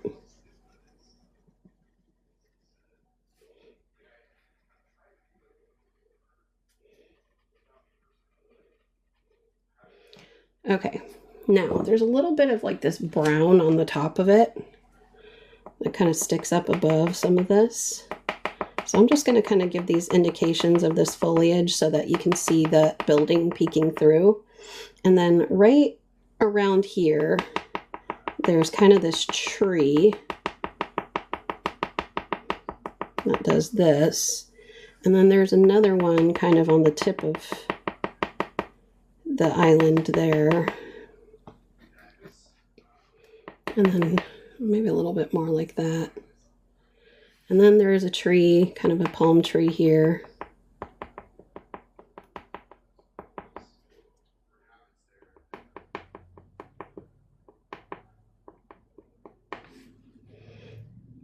And then there's a few smaller palm trees here.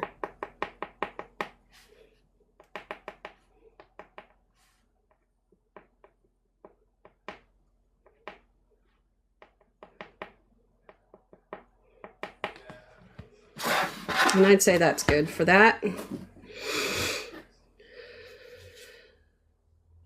I'm guessing with pink you meant for the sand. You would probably be right with the pink. You know what? Let me try this salmon pink and see what that does.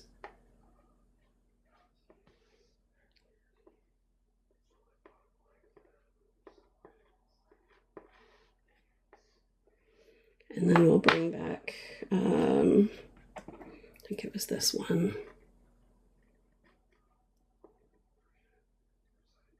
Kind of smudge it around with this and see how that kind of helps or not.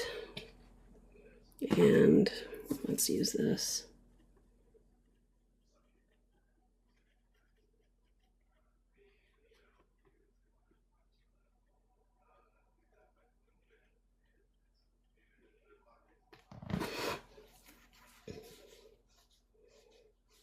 You know, one thing I'm noticing is that there's some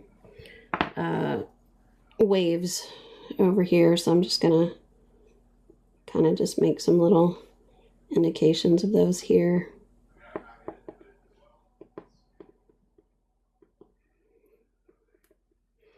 Maybe add a little bit of white to it.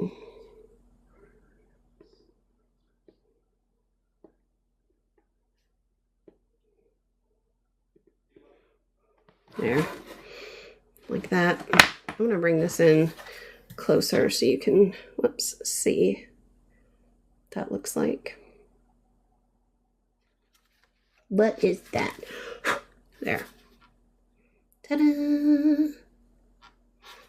Now, might like just a little bit more dynamic color in here. So let's just maybe tap some little darky browny tones.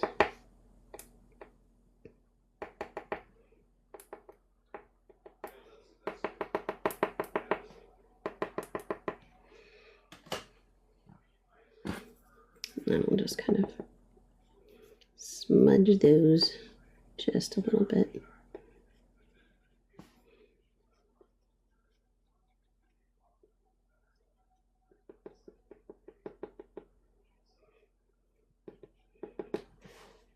There.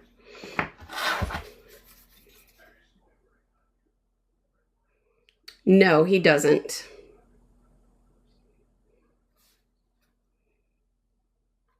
It'll download to his camera roll. You're welcome.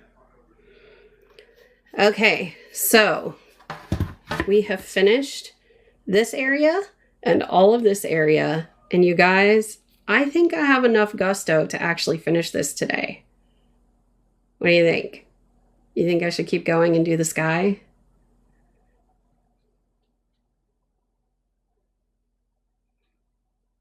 I know, right? Got caught in a TikTok romance. Thanks.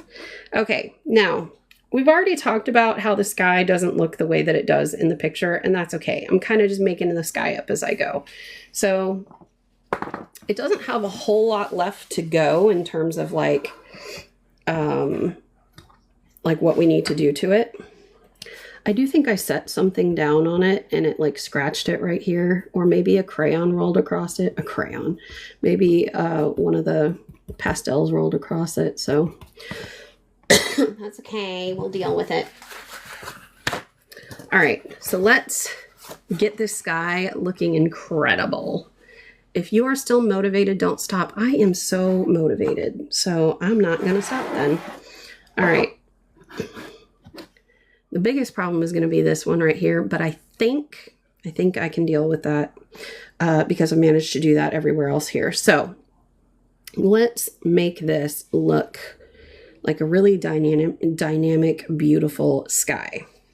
So let's start by bringing in that yellow sun right here.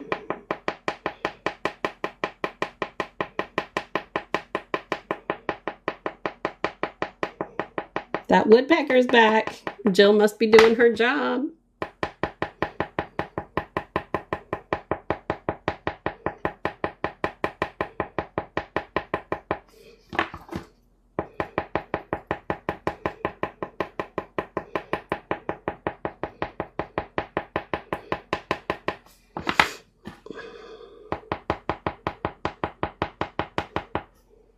I don't like that one. Let's do this one instead.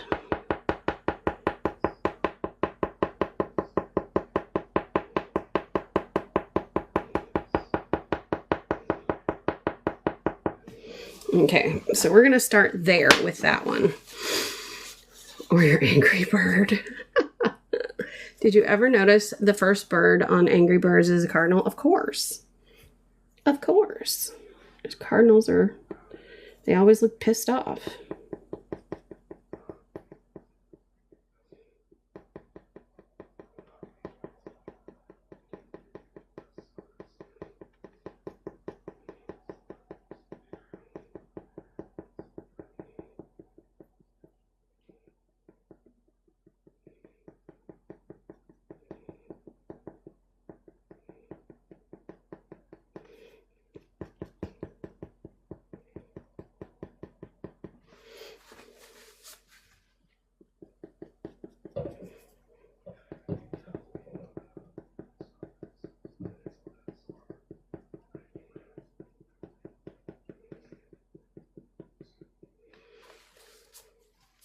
I think I want my bigger one for this. Alicia Jens, thank you so much. I don't know that I've seen your name around here before. Are you new to my lives? I apologize if this is not your first time and I am not remembering your name. Oof, welcome. Oh, why am I so cool? You get a welcome burp. Who else has gotten a welcome burp from me? No, I was here with the snowman torn paper. Oh, yeah. Well, welcome back. It's nice to have you with us today.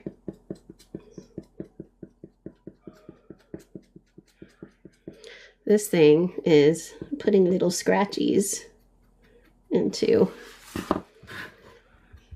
my sun. So this is probably the more difficult of the parts of this one, because when I put the color down for this, I put too much and then I overdid it with the blending, so the paper doesn't want to hold it. So as I blend it with my finger, you can see it's actually removing some of that. You pop in every once in a while. That's what he said. So I think what might be a better option here is to see if I can get, I think I may have had a Q-tip somewhere.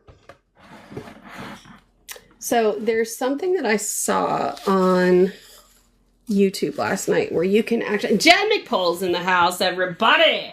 Welcome, Jen. Nice to see you with us today. Okay, shoot. I saw that you could use linseed oil. I think this is it.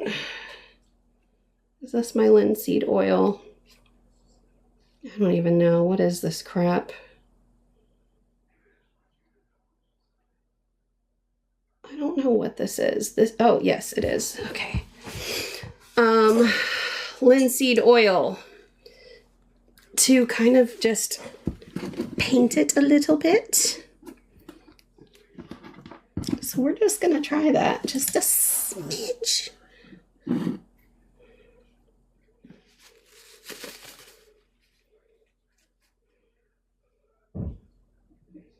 This stuff is thick.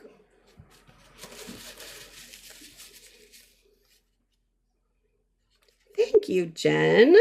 You are so sweet. Why are all of you so sweet to me? Okay, this does not seem to be quite doing what I hoped it was gonna do.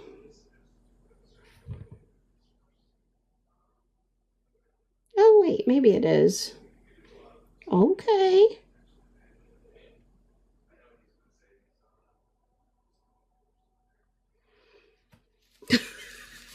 That's a very blocky looking sun. All right, let me see. Do I hear my Carl? For those of you that have just joined, my 8th grader, I allowed her to stay home today. Hi. Ah. Nice to see you alive and well. Bro.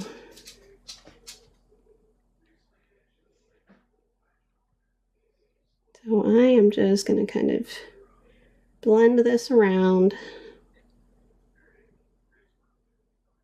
Work it into a circle. Remove some of what's there.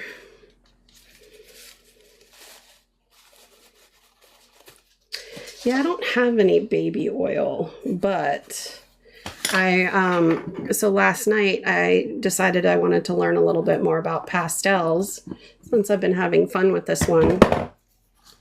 And I was like, okay, let me watch some videos. Well, I ended up only watching one video, and it was somebody who made this video about working with pastels, like tips and tricks and stuff. And they said that you could use linseed oil to kind of paint with it or move it around or whatever. So I thought, okay, well then let me try that, and that'll kind of help lift some of this color that is just so thick that I can't get it to stick in that area. And this I don't want in my sky.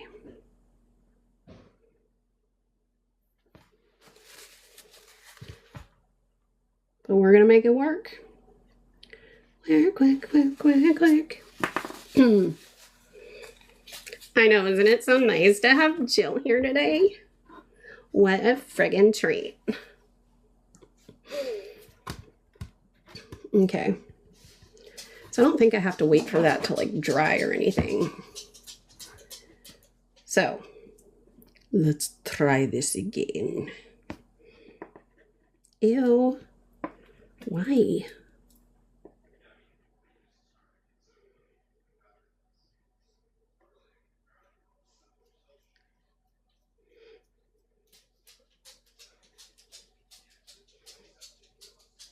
Okay, that's going well so far. Now let's bring in this kind of peachy tone here.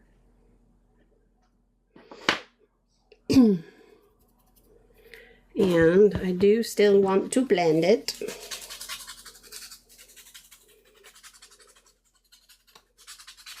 Ew. Gross. Carl! Oh, there you are. Hi. I know you're on a live, but Ellie stole this from me, and this is the third time, and it's broken. Do you really think that right now is the time to approach me with that? Well, I have the internet literally watching me. I was going to ask you to do me a favor. Can you bring me some Q-tips, please? Sure. Thanks.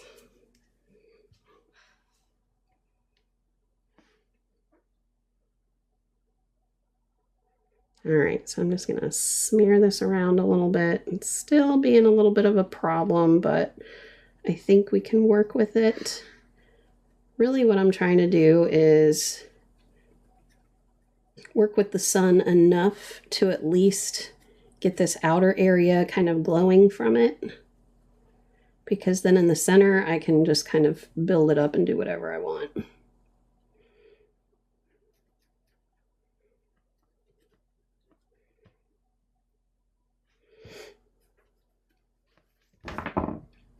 I'm going to just kind of smooth that out a little bit. There we go. Smooth this out a little bit more. See if I can smooth that inward a bit.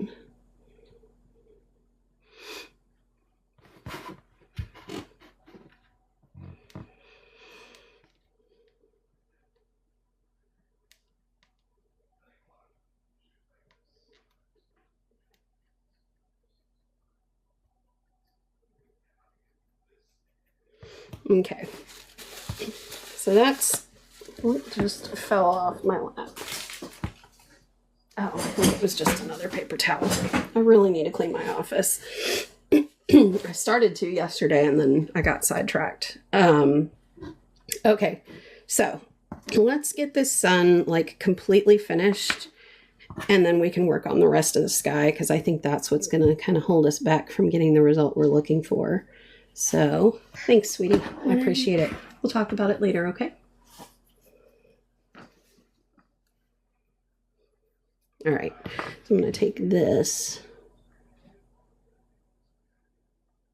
Oh yeah, that's working a lot better. Okay. Okay, short. I like that. All right. So let's do this. We're going to continue to color this yellow. And this is not going to be like a ball of sun. It's just going to be kind of this bright area in the sky, which if I bring this in to show you, you can see it's kind of like this overexposed area in the sky. So we're going to kind of just go with something similar to that. But now that we've got kind of that underlayment going, I think we'll be good to continue with this like this.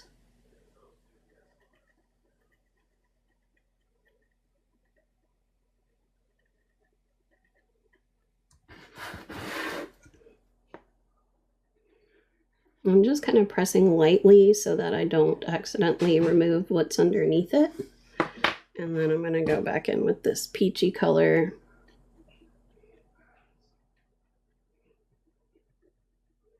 And just kind of go around it. I may end up having to do something different over here just to avoid mixing it with the plants that are over here.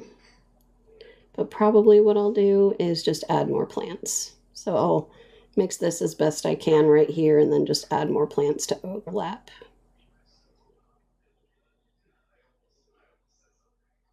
All right, now I'm going to go back to my Q-tip.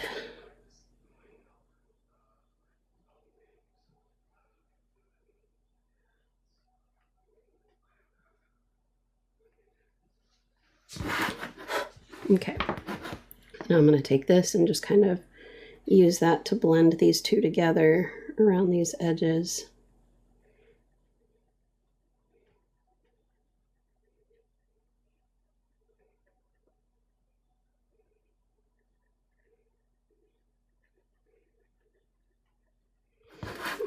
I know it's getting a little out of control, but I promise it'll be okay.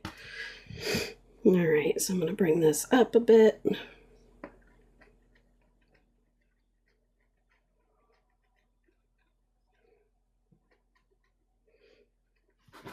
It's kind of like a Lego man's head with like some sort of strange hair.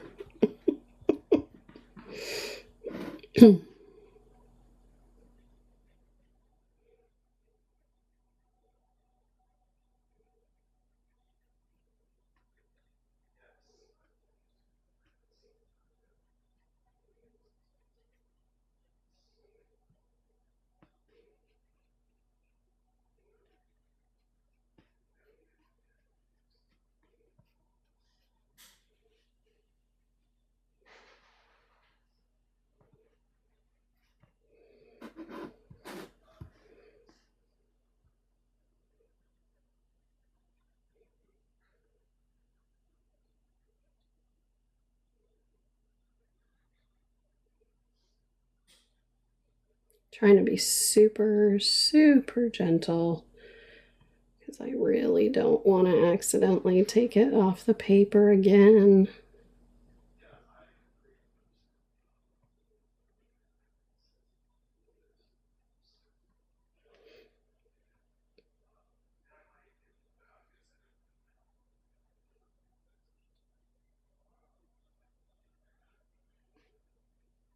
I kind of got an idea.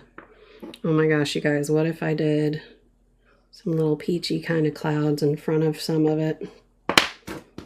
Okay, so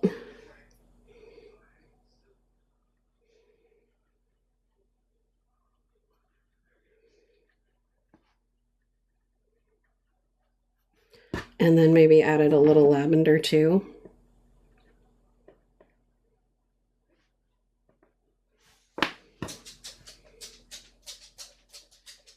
Okay. Oh, now I'm starting to lift. Don't lift.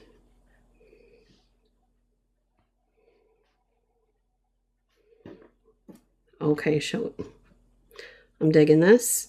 I'm going to, however, take it a little too far because that's what I do. And I'm going to just bring some like dimension to this cloud or these clouds so they're not just completely flat. And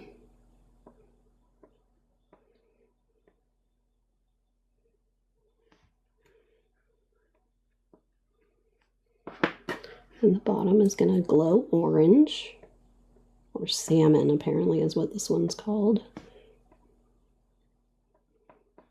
And then I'm going to get a clean Q-tip.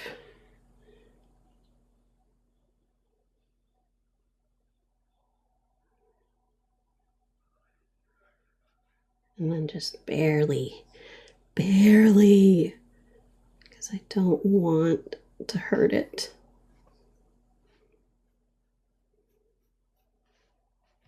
Okay, what do we think? Do we like that? Should I stop?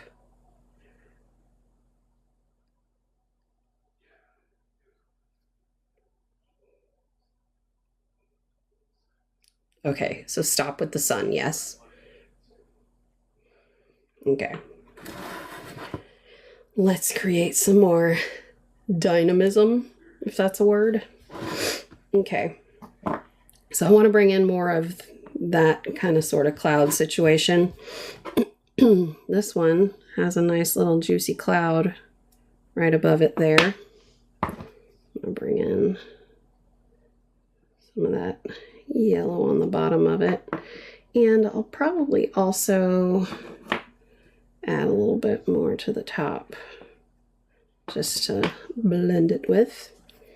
And I also want to bring in some more here and here and here and here. Hi, Phoebe.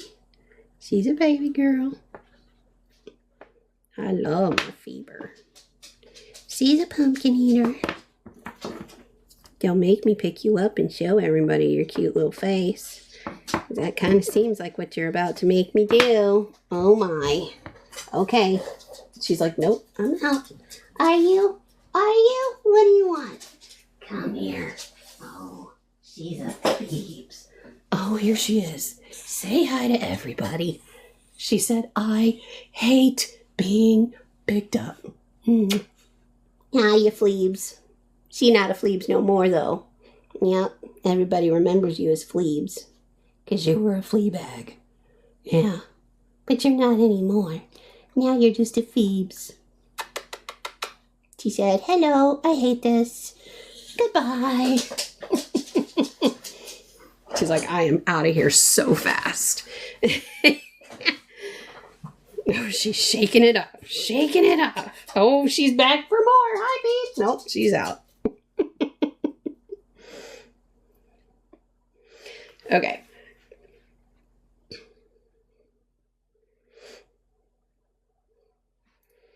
So I'm just kind of adding some little guys, little cloud guys. Oh, that's what got us started on singing the other day. Remember? Cloud guy. Jen McPole remembers. Okay.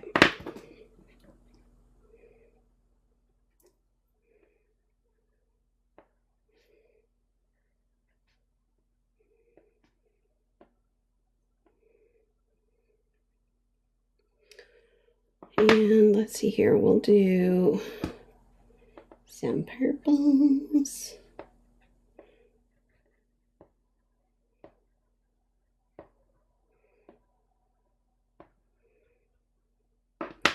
Bring in some pink.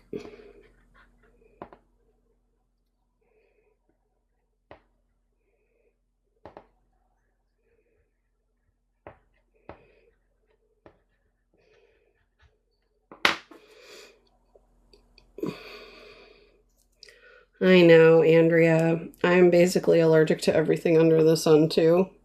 I actually am allergic to dogs, but there are certain types of dogs that I'm okay with as long as I wash my hands after I touch them, and I don't, like, touch my eyes. And she's one of them. She's my fleebs.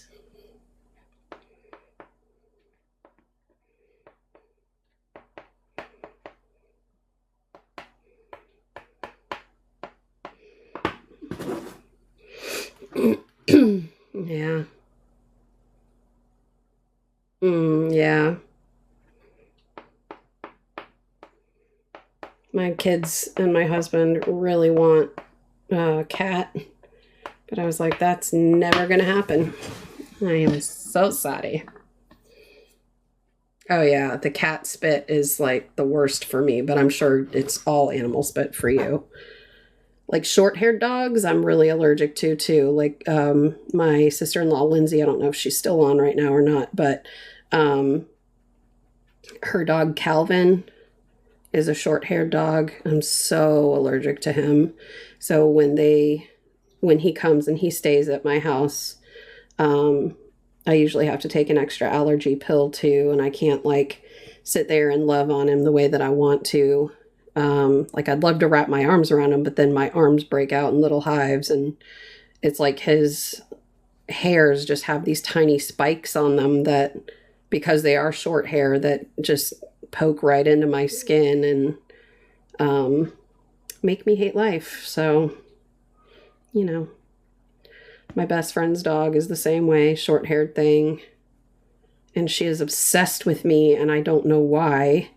And I'm like, girlfriend, I would love to just love on you the way that, you know, I love on other dogs, but I can't.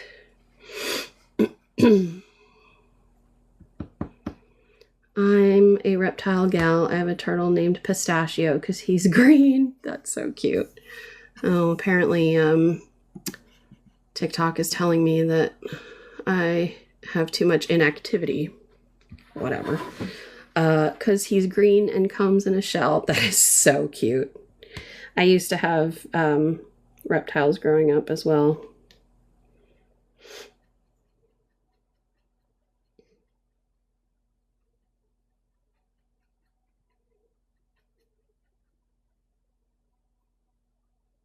Normally I would use my finger to do this, but because I laid down so many thick layers of pastel before, I'm just trying to be super careful with the sky so that it doesn't end up the way the sun ended up before we fixed it.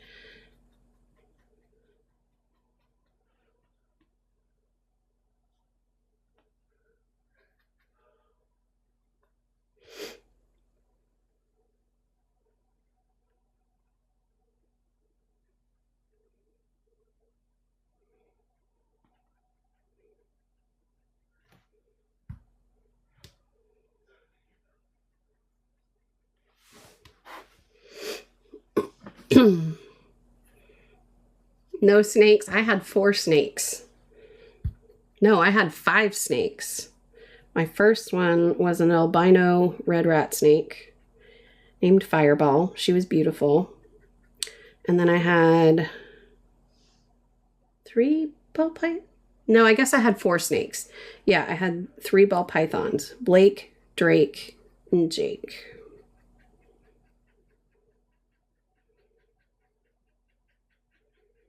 We also had turtles. We had a box turtle named Sherman. We had lots of like lizards, various types of lizards.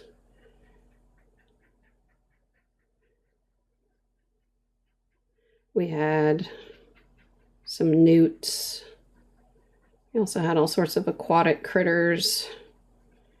I also had a Sicilian worm, an aquatic critter. That was really interesting. It was almost like a sea snake.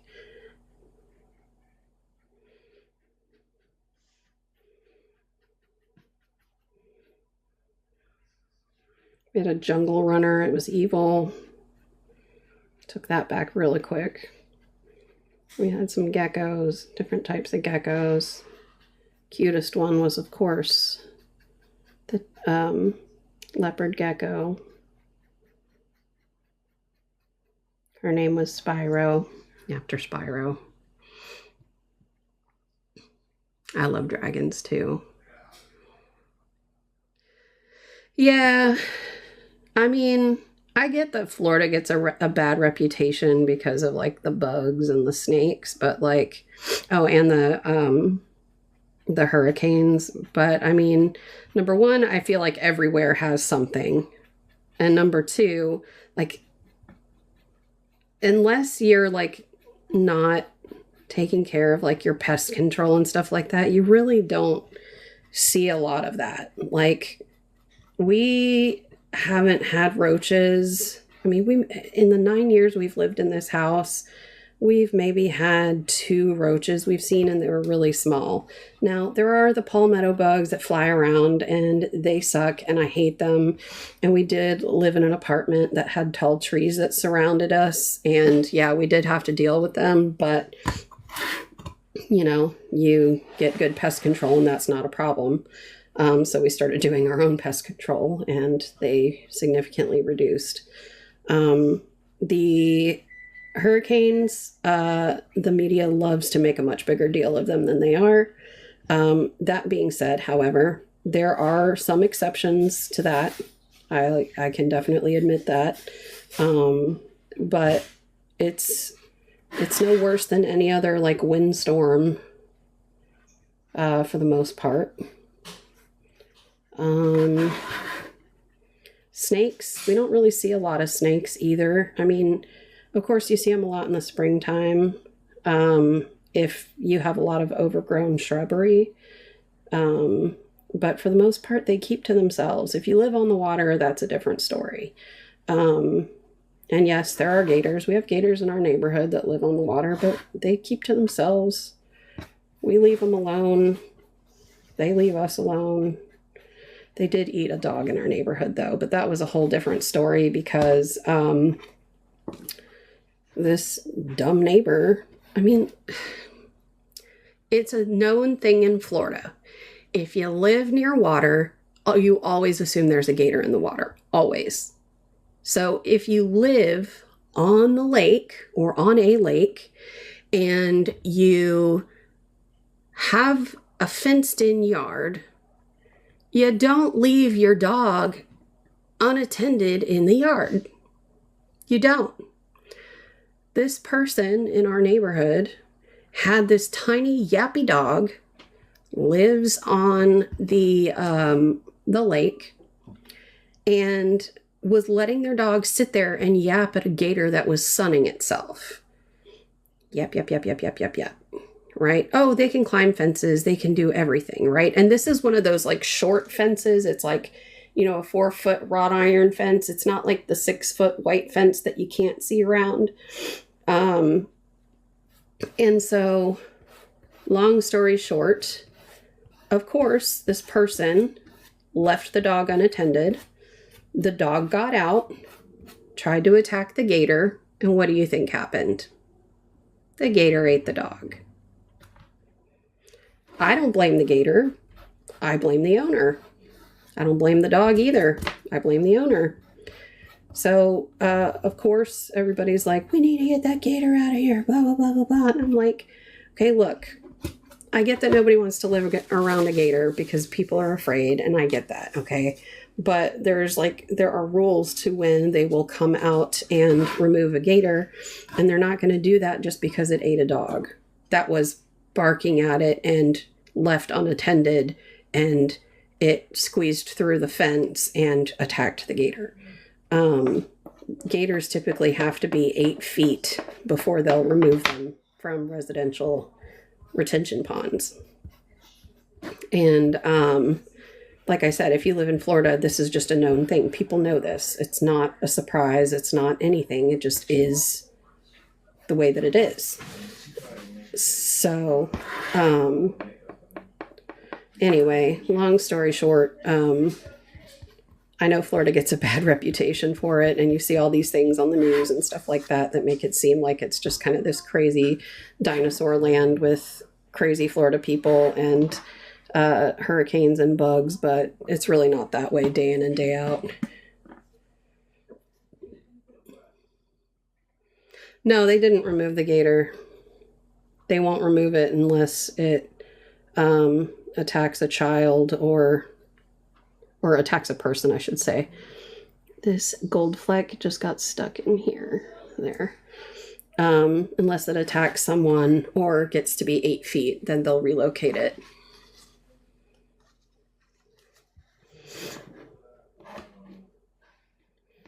Okay, so there's some of this that I'm not totally loving, like this part right here. And I'm just trying to, okay, let me close my door because apparently my husband and child are starting to argue. And it's annoying. Apparently she didn't sleep long enough for something because she's in a mood. Okay, anyway, there we go. So I just wanted to kind of take that rounded area and make it a little better. So I'm just going to start adding some of these little, you know, highlighted areas.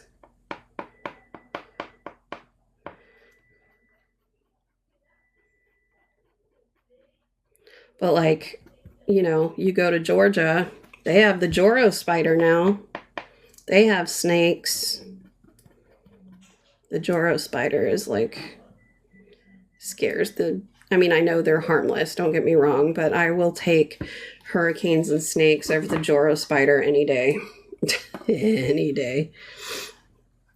You guys are so funny. 11,000. I appreciate you, Booze.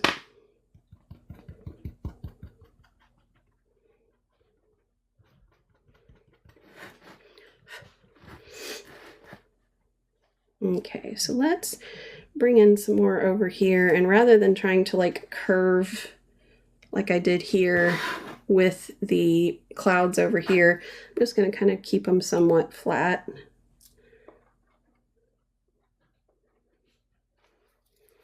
And I do want to bring in the peach to really bring in some dynamic range in color to some of this cloud structure. So I'm just going to start these sweeping motions.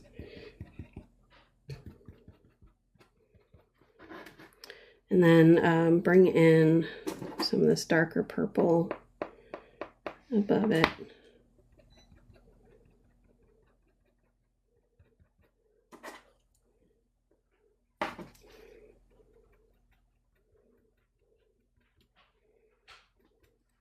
Dang, that little piece of foil that keeps wanting to stay in there.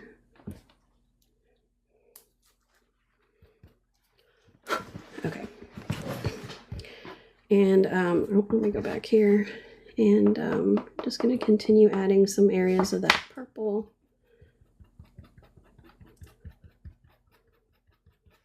And then I'm going to bring in some pink.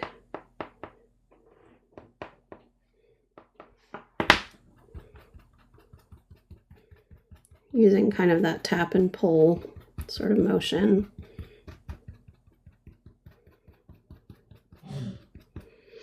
I'm also going to bring in, let's see here, maybe this darker blue here, just to kind of go over this part of the sky where it looks green, because I don't want that. And then grab this purple to go over that to make it blend better. Okay, and now again, purple.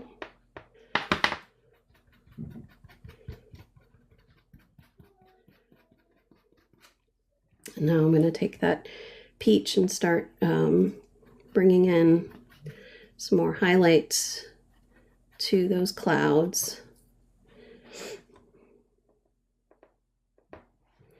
And as I build them up, I'm going to stop pulling them as much so that they start to look more like this, which I'm going to bring up close so you can see. Love making confetti. All right, there we go. Let's see. Add a little bit more of this dark purple. I might also bring in a little bit darker of a purple.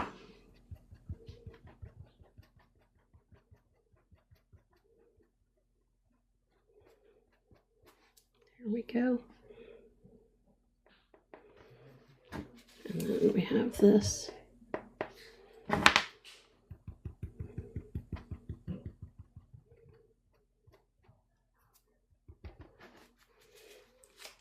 All right, so you can start seeing this highlight coming in on the bottom, which is really pretty.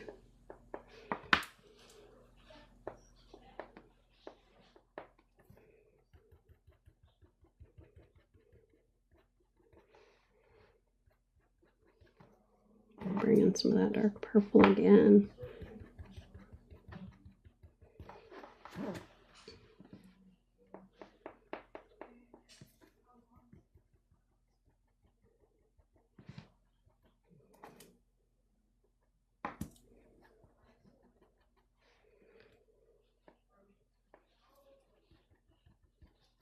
There we go.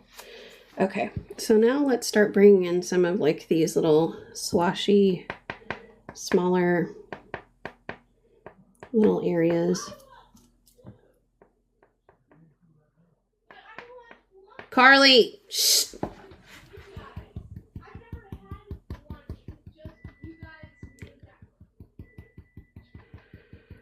Boy, she is something else today.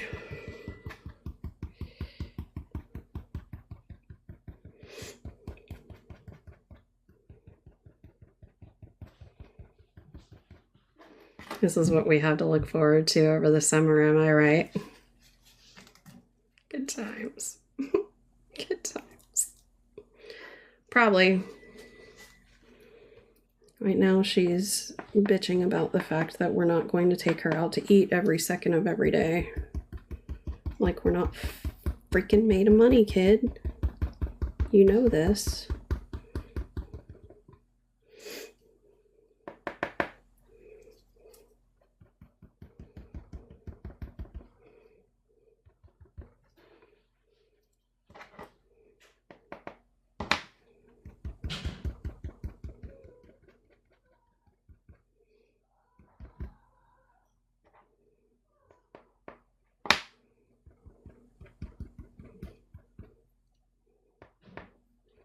Making me regret my decision letting you stay home from school.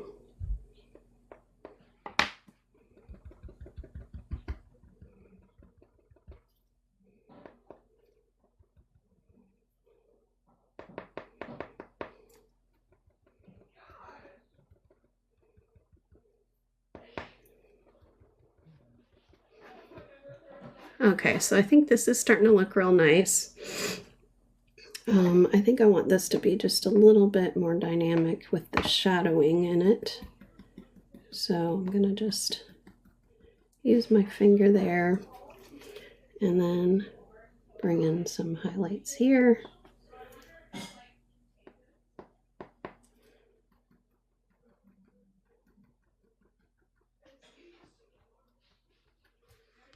I feel like I lost my purple shadow in there, so let's try that again. And I will bring in the Q-tip. Bring in the Q-tip.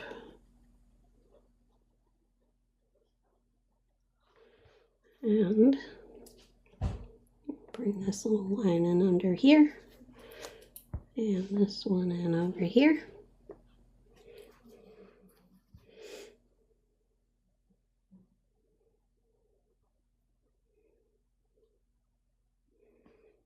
I'm like, you know what? When you get a job, you can go out to eat and buy yourself whatever you want.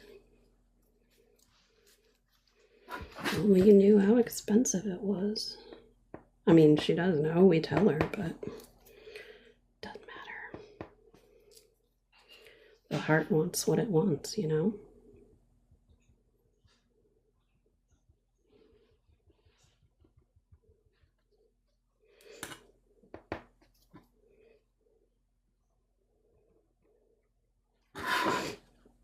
Okay, now let's start getting some more of that going in here. Apparently I've gone back to my Q-tip.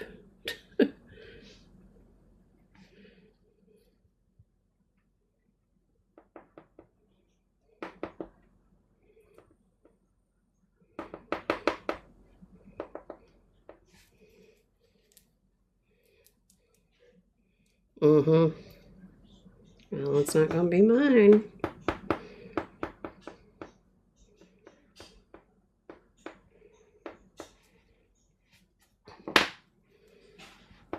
So I have a dear friend whose name is also Jill, but she is an in-person friend of mine, my makeup artist friend, esthetician friend, you probably remember. And we get together usually about once a month and go out to eat. And since I got laid off my job, I have told her, like, I can't really afford to do this anymore. And she has been kind enough to pay every time we go out to eat. And so I, of course, feel horrible about that. And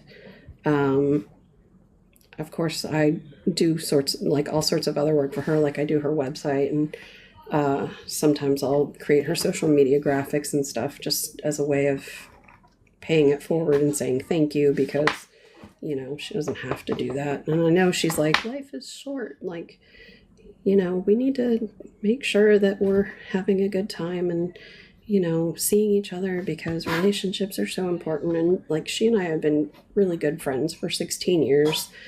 And like, she means the world to me.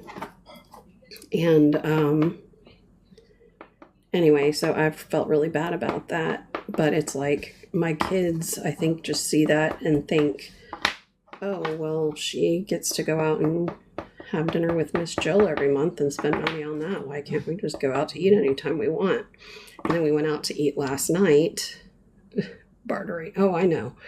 And then, oh, I barter all the time. I'm really good at it. Like, if I'm going to get something out of it, why not? You know, like, I'll barter with people. But it has to be something like I really want, you know?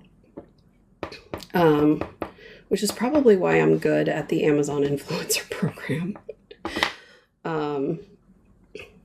But anyway, so I think my kids see that. Oh, and then we went out to eat last night, but we went out to eat to celebrate my daughter for her 8th grade banquet.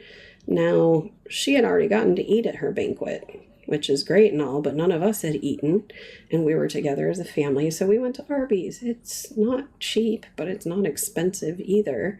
But we told her, yes, you can have a shake because you've already eaten. Well, girlfriend decided she wanted mac and cheese too. And I was like, so your $5 shake turned into a $5 shake and $5 mac and cheese. So your $5 is now $10. And that was on top of whatever banquet fee we already had to pay. So like, at what point do we just like, you know what I'm saying? Oh yeah, no, they will, because I'm going to make them. For sure. And I think that she will see very quickly how things add up. And I know me and Lindsay talk a lot, a big game over here. Like, what are we getting for lunch? Let's do this, let's do that. We don't actually go and do that. We've done it maybe twice. And it's usually because she's done a favor for me and I owe her money for it, or I owe her for it. Like, she'll film some of my videos for me and I consider that like a business transaction. You know, like, you've done a job and I appreciate it. And while I can't pay you what I think it's worth, I can buy you lunch, you know. But then my kids see something like that and they're like, oh, well, you can do this for so-and-so. Why can't we go out to eat? Well, you spoiled little brat. Because I said so. Because I effing said so. I'm such a good mom.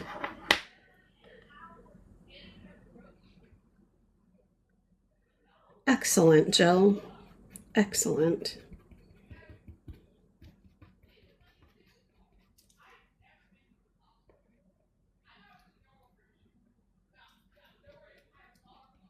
I don't know if you can hear my daughter in the background. She's talking so loud. I don't really even know why.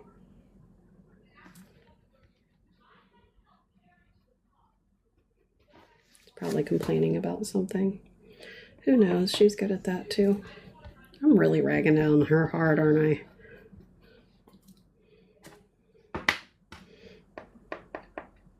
I don't know why I'm not getting this cloud right here.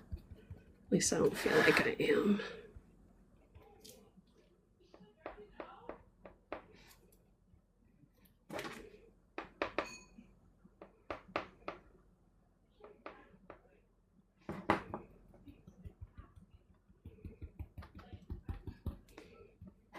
You guys are going to get to see a tape pull. You excited?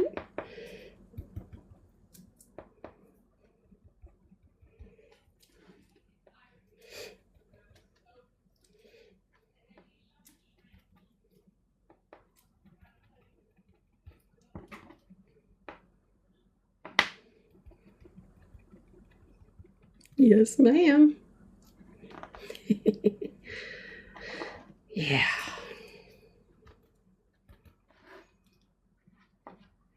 Okay.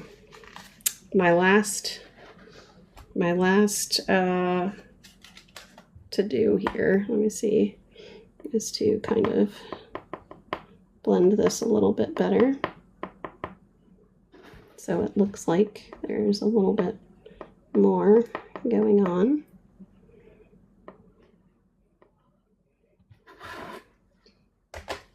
All right. I think this is done. It's done, you guys. Take it off. I think I need Jill to do the bow chicka bow wow, chicka bow wow, bow chicka bow wow, chicka bow wow. All right, let me just heat it up so it doesn't rip my paper.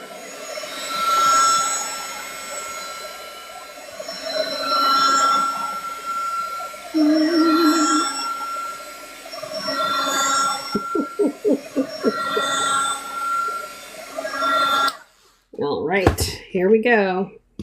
Jill's doing the song.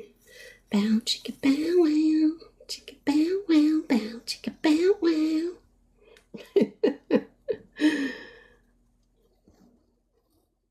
Okay, shoot. Now, one thing. I told you guys I never, you know, spray any sort of anything on these things when I'm done. But since this is going to go to Talia, I feel like I have to, or else it's going to get ruined. So the spray is a fixative, and I do have it. I just hate them. But I'm going to ask her first because it does seal it. But I feel like you also kind of lose this beautiful look that you get fixative. Yeah, it's non-yellowing. Jen McPole's back just in time for the tape pull. Bow chicka bow wow, chicka bow wow, bow chicka bow wow, chicka bow wow.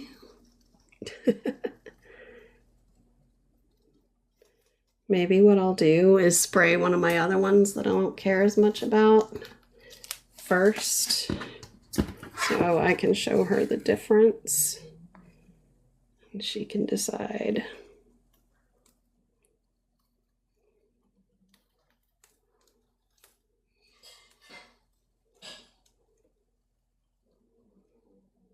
Okay, guys, we did it without ripping the paper.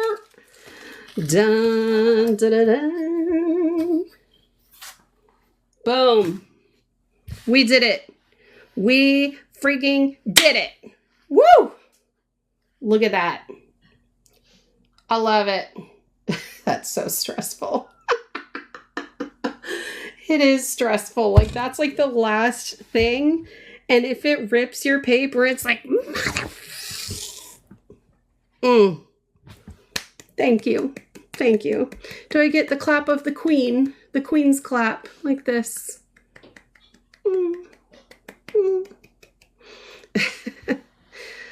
Well, this was certainly fun. I enjoyed this a lot, even though it took forever. I think we worked on this one all week long. And this was really fun. Dang it. This freaking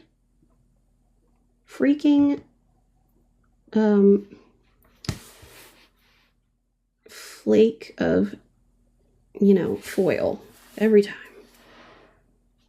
That's why we seal it, right? Okay, there we go. But yeah, I'm happy with that. Right? See, it's funny because one of the things I like about coming on here and doing this is that, like, it's easy. I grew 3 chin hairs in the process. Girl, I grew like 50. It was bad. But 14K year in the big fear. Aw, thank you. And I made 5 cents. I'm rich. But one thing I like about doing this is, like, you guys know I talk a lot about trusting the process.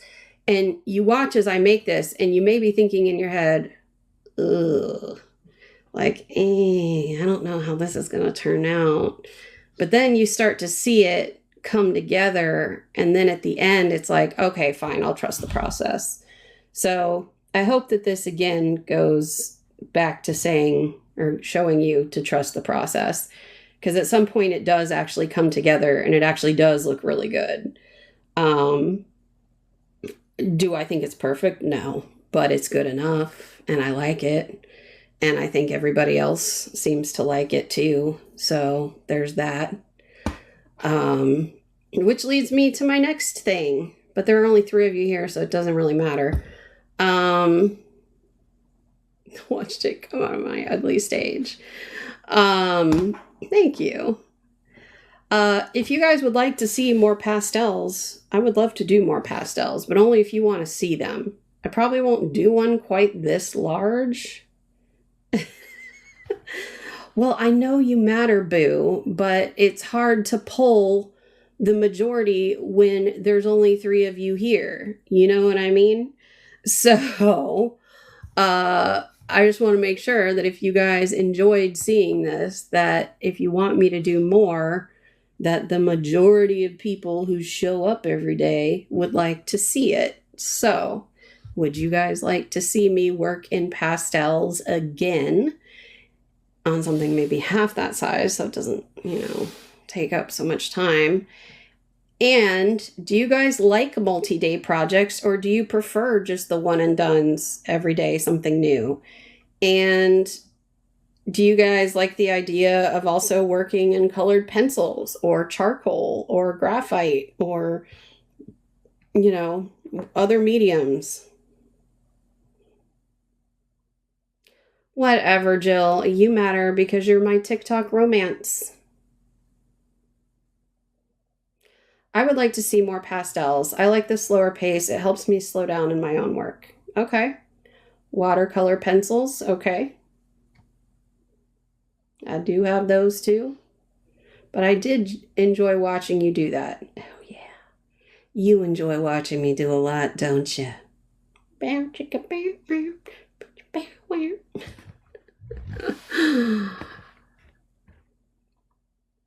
may take a picture of it, or because I can't scan it or else it'll get all messed up, and make an art print out of it because it is pretty.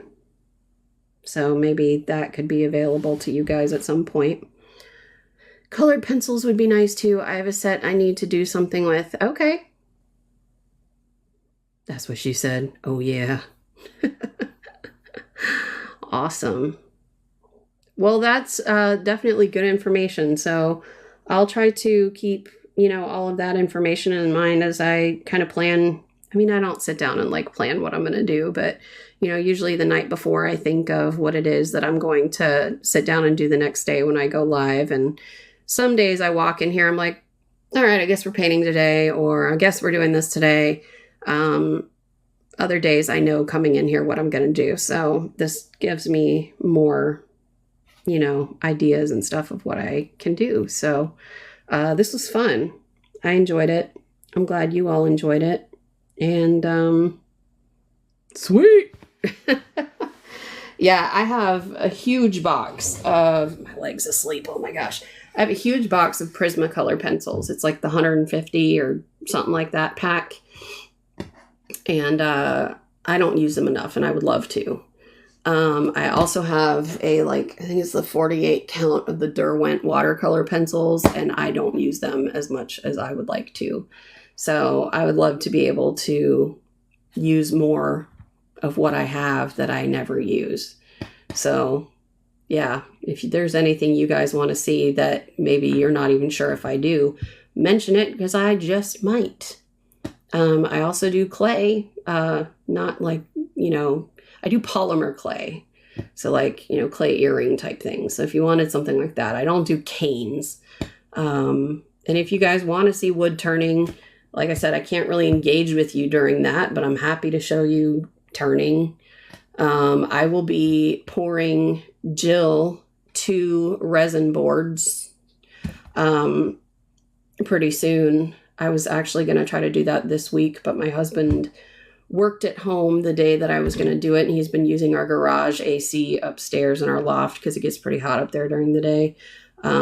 So it'll probably be after the kids get out of school, but the clay and the wood, okay. Wood turning saw video. So, I can definitely plan for those things.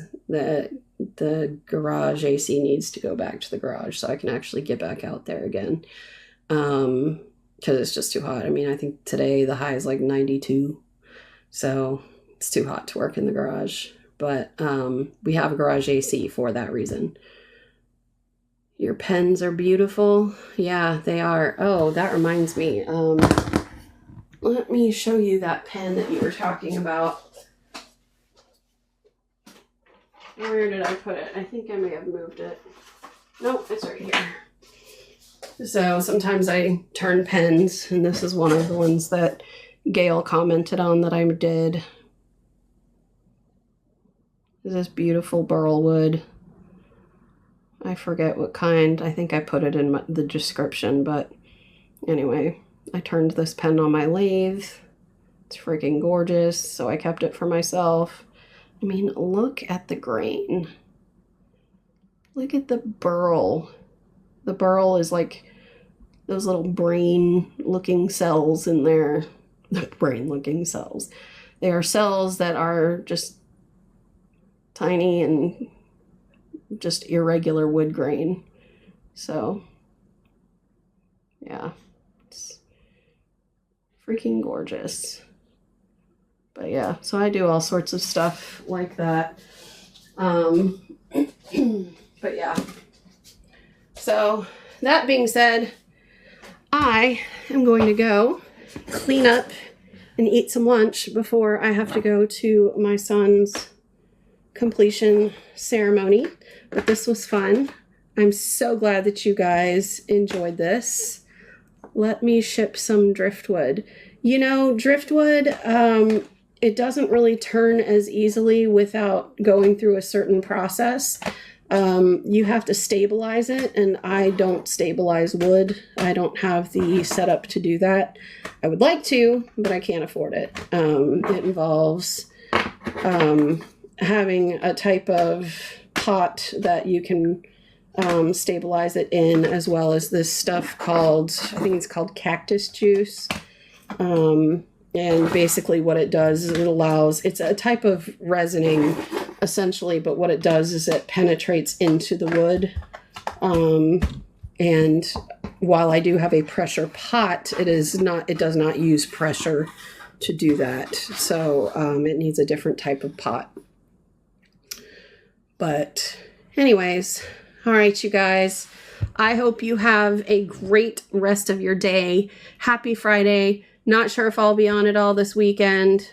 Won't be on Monday because it's my son's birthday and it's Memorial Day. But I'm sure I will be posting between now and then. So you all have a wonderful, wonderful weekend. Have a great Memorial Day. Thank you to all of you who have served our country. Jill, you are one of them, and your husband Josh as well. Thank you for your service. And we will reconvene next week. All right, you guys, take it easy.